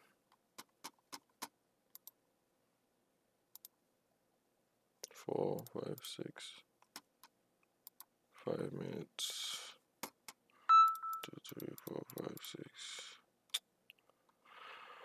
6. I feel so disgusted, man. I feel like I can hear myself. I can hear my thoughts. I can hear myself saying, "Oh, bro, I'm gonna make it, man. That's all. That's all I gotta think. Don't worry about it. Don't stress it. It's all G." Damn. My whole body's hot and the room is cold. That's crazy.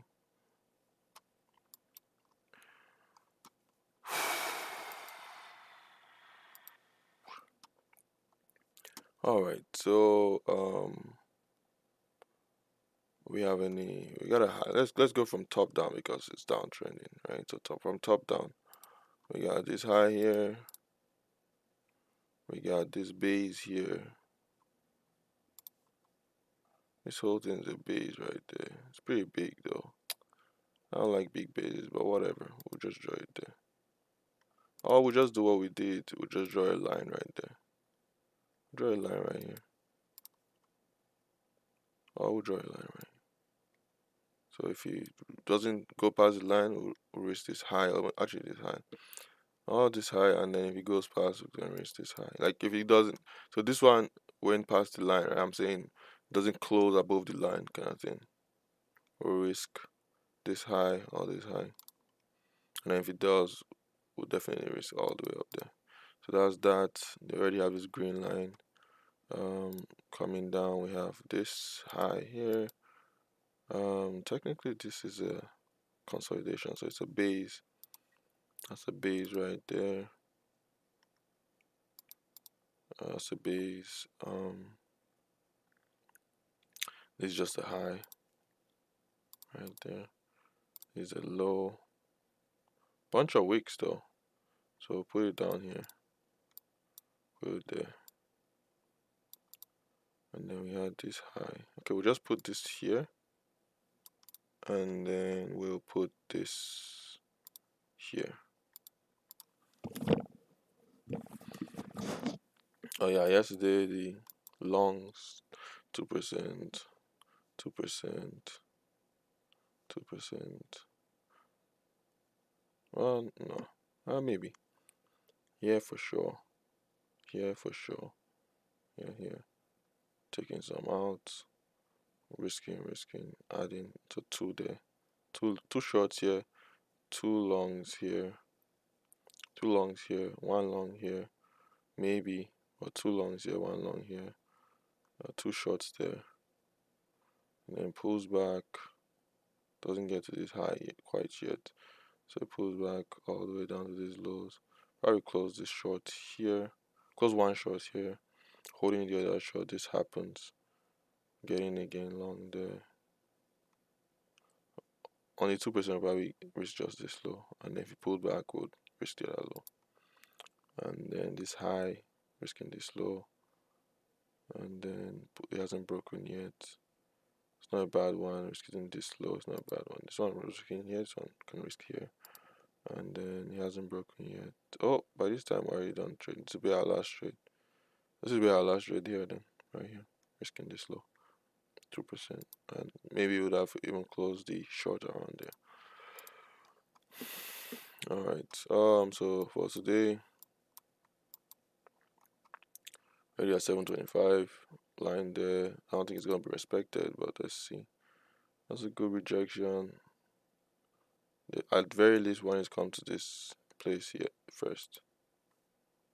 That's cool. That's a cool one. All right, we'll take that trade. We're risking this low. Yeah, we'll just risk this low, 130. Why? Because, well, this low is not, there's not much wicks to it. There's not much wicks to that low, so we risk this low, 130. So we may pull back then.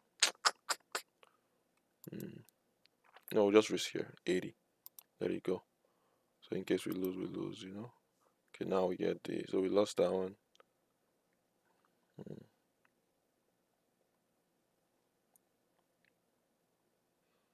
Yeah, so we didn't want to risk it, so our best bet was to let it pull back, huh? Since we didn't want to risk it, I want to risk down there, our best bet was to let this pull back deeper. Okay, so then this will be here, risking down there. I don't think it's gonna work though. It's it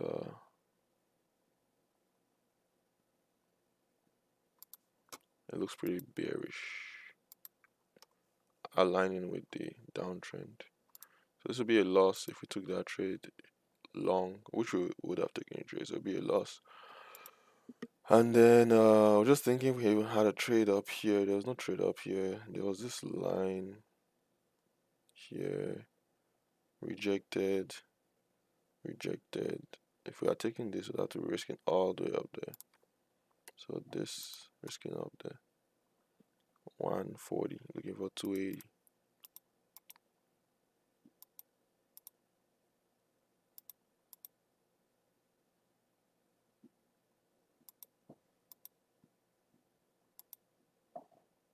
That's a base forming right there. That's a good candle for the upside. Break. Still hold. Oh, it broke the base. It's a good add though.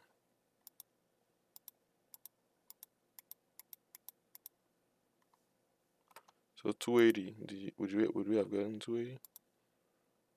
Yeah, 280 is right. Interesting. So we would have taken that risking up there, 280.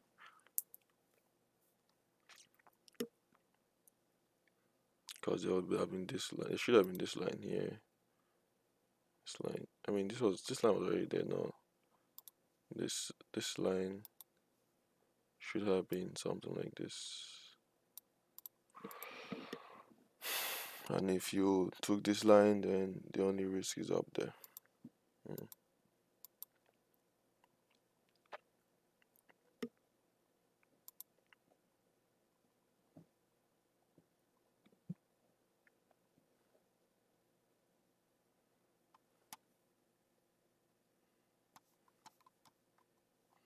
You gotta do better, man. You gotta be more consistent.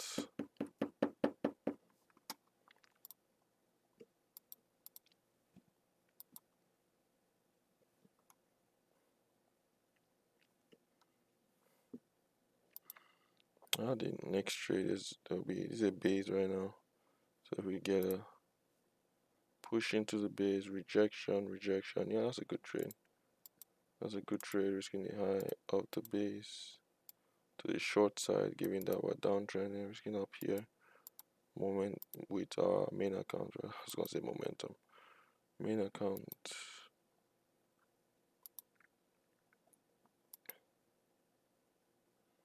That's not good.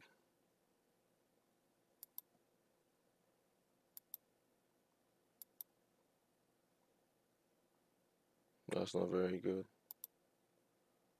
Yeah, that's not good. The reason why this was not good because this was going down with not much volume and then boom, volume to the upside. That's not good. And then coming down again and then boom. Probably of course my trade there. But yeah.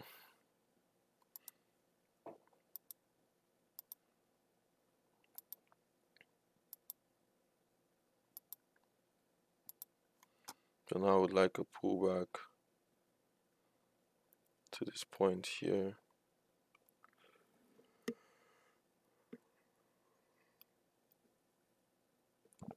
Let's remove this. We're not going to use this anymore and take this here. I'm going to pull back to this line. And then we'll have this low, obvious low right there. Oh, that's a nice pullback right there. It's a nice pullback right there. Take that trade, risking this low.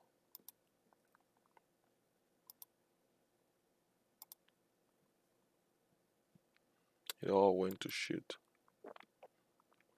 Downtrend there.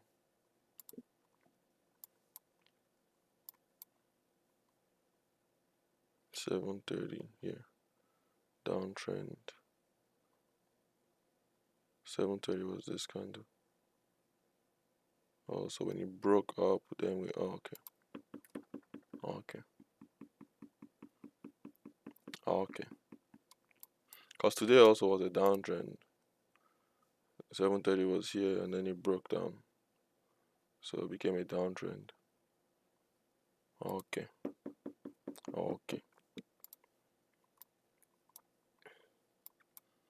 So downtrend, you are more risky to the short side than to the long side. Okay.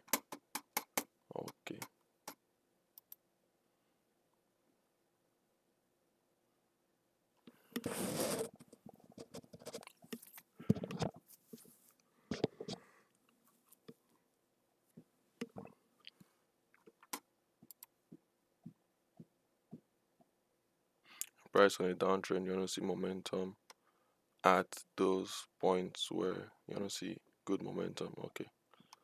So I remember there was this what is this one? Oh, this one was the other one. So this became a downtrend and then. So technically we shouldn't have touched this up until we got this momentum.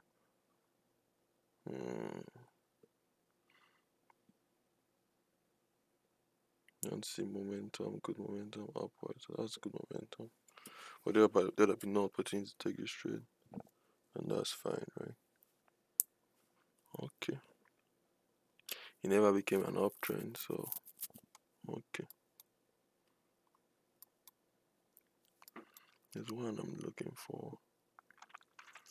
It's a downtrend, obviously. Then it pops up right there. almost. So this is basically no longer a downtrend, just a consolidation, then pulse back down.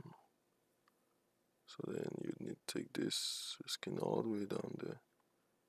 Once that momentum happen on the pullback right there. Oh, this pullback you can't even take it, so you wait it again. This pullback, I guess you could have risked here. 130, looking for 260. Otherwise you'd have to risk 300, looking for 600, but you never get that, so. Okay. I think this is the one I'm looking for. Yeah, this one. There was also there was this green line, obviously, and then there was a black line here. Yeah, basically.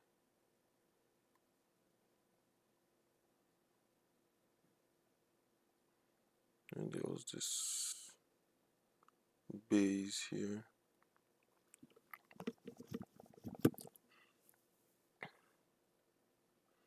Might as well just give this the whole base right there.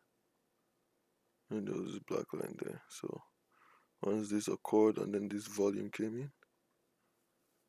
So also it didn't push downwards, quote unquote downtrend, and then volume came in at a significant level too. So take that long. So this already broke that low. So next obvious low is down here. 125, looking for 250.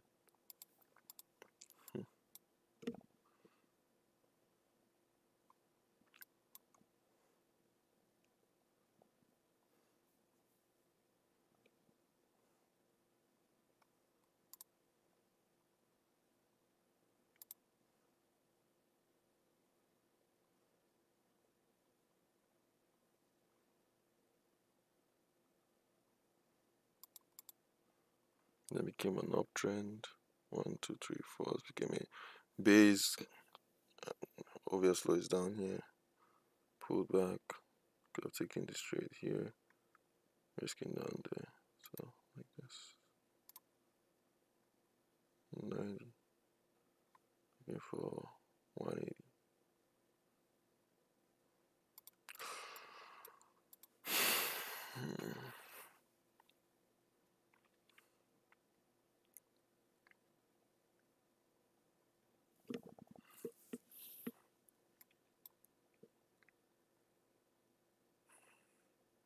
So it's back when I used to draw zones within the day.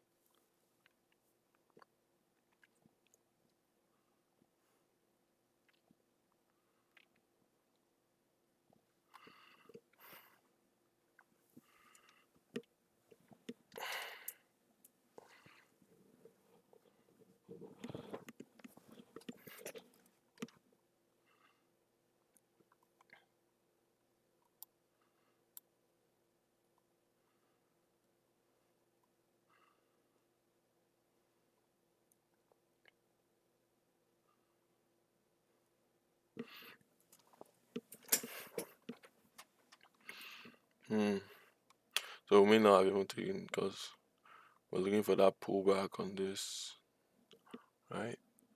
And we didn't get it. But this was a small, this was a lighter volume day, so this was an okay trade, I'd say. Took this trade here. Maybe may as well just risk down there, 90. Looking for 180.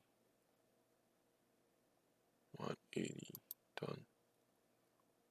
There. Then you could have taken this trade here, risking down there. Obvious low. Sounds not too obvious though, so which means you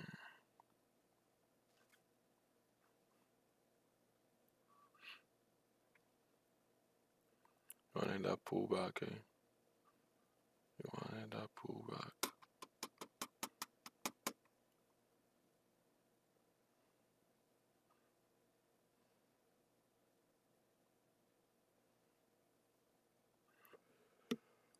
Taking this, risking obvious low right there. Pulls up. Don't like that volume.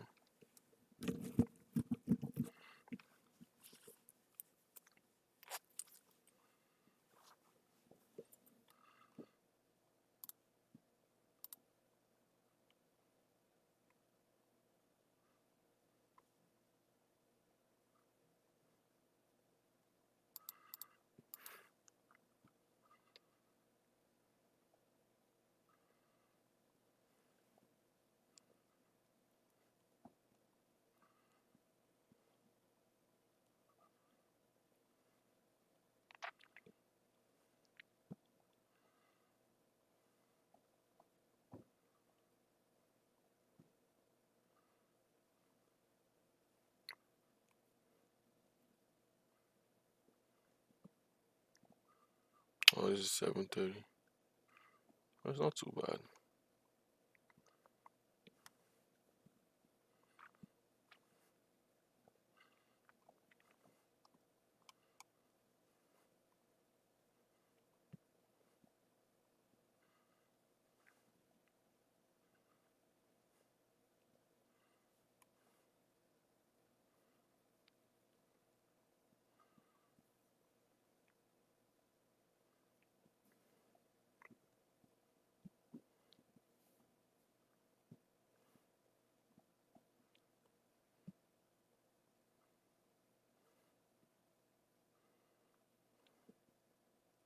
To even lose this, and then this happens with volume.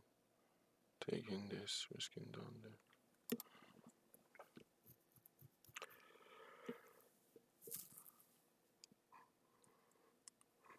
Let's say you're waiting for a black candle just in a call.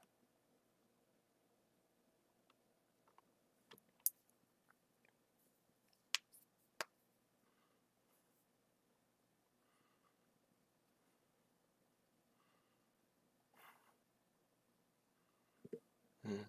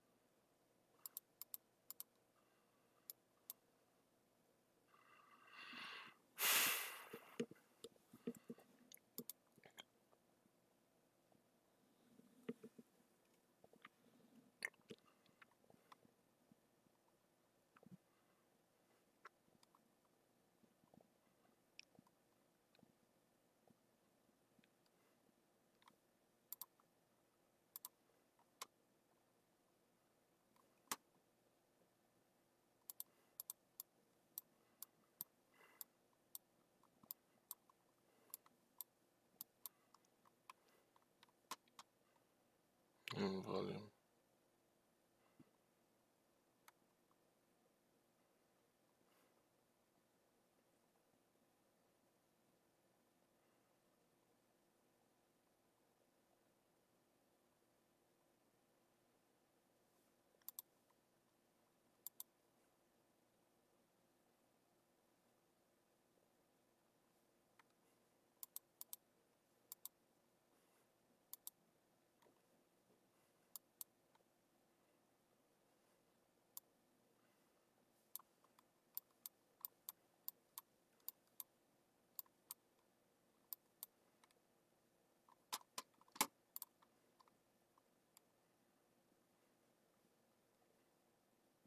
Volume.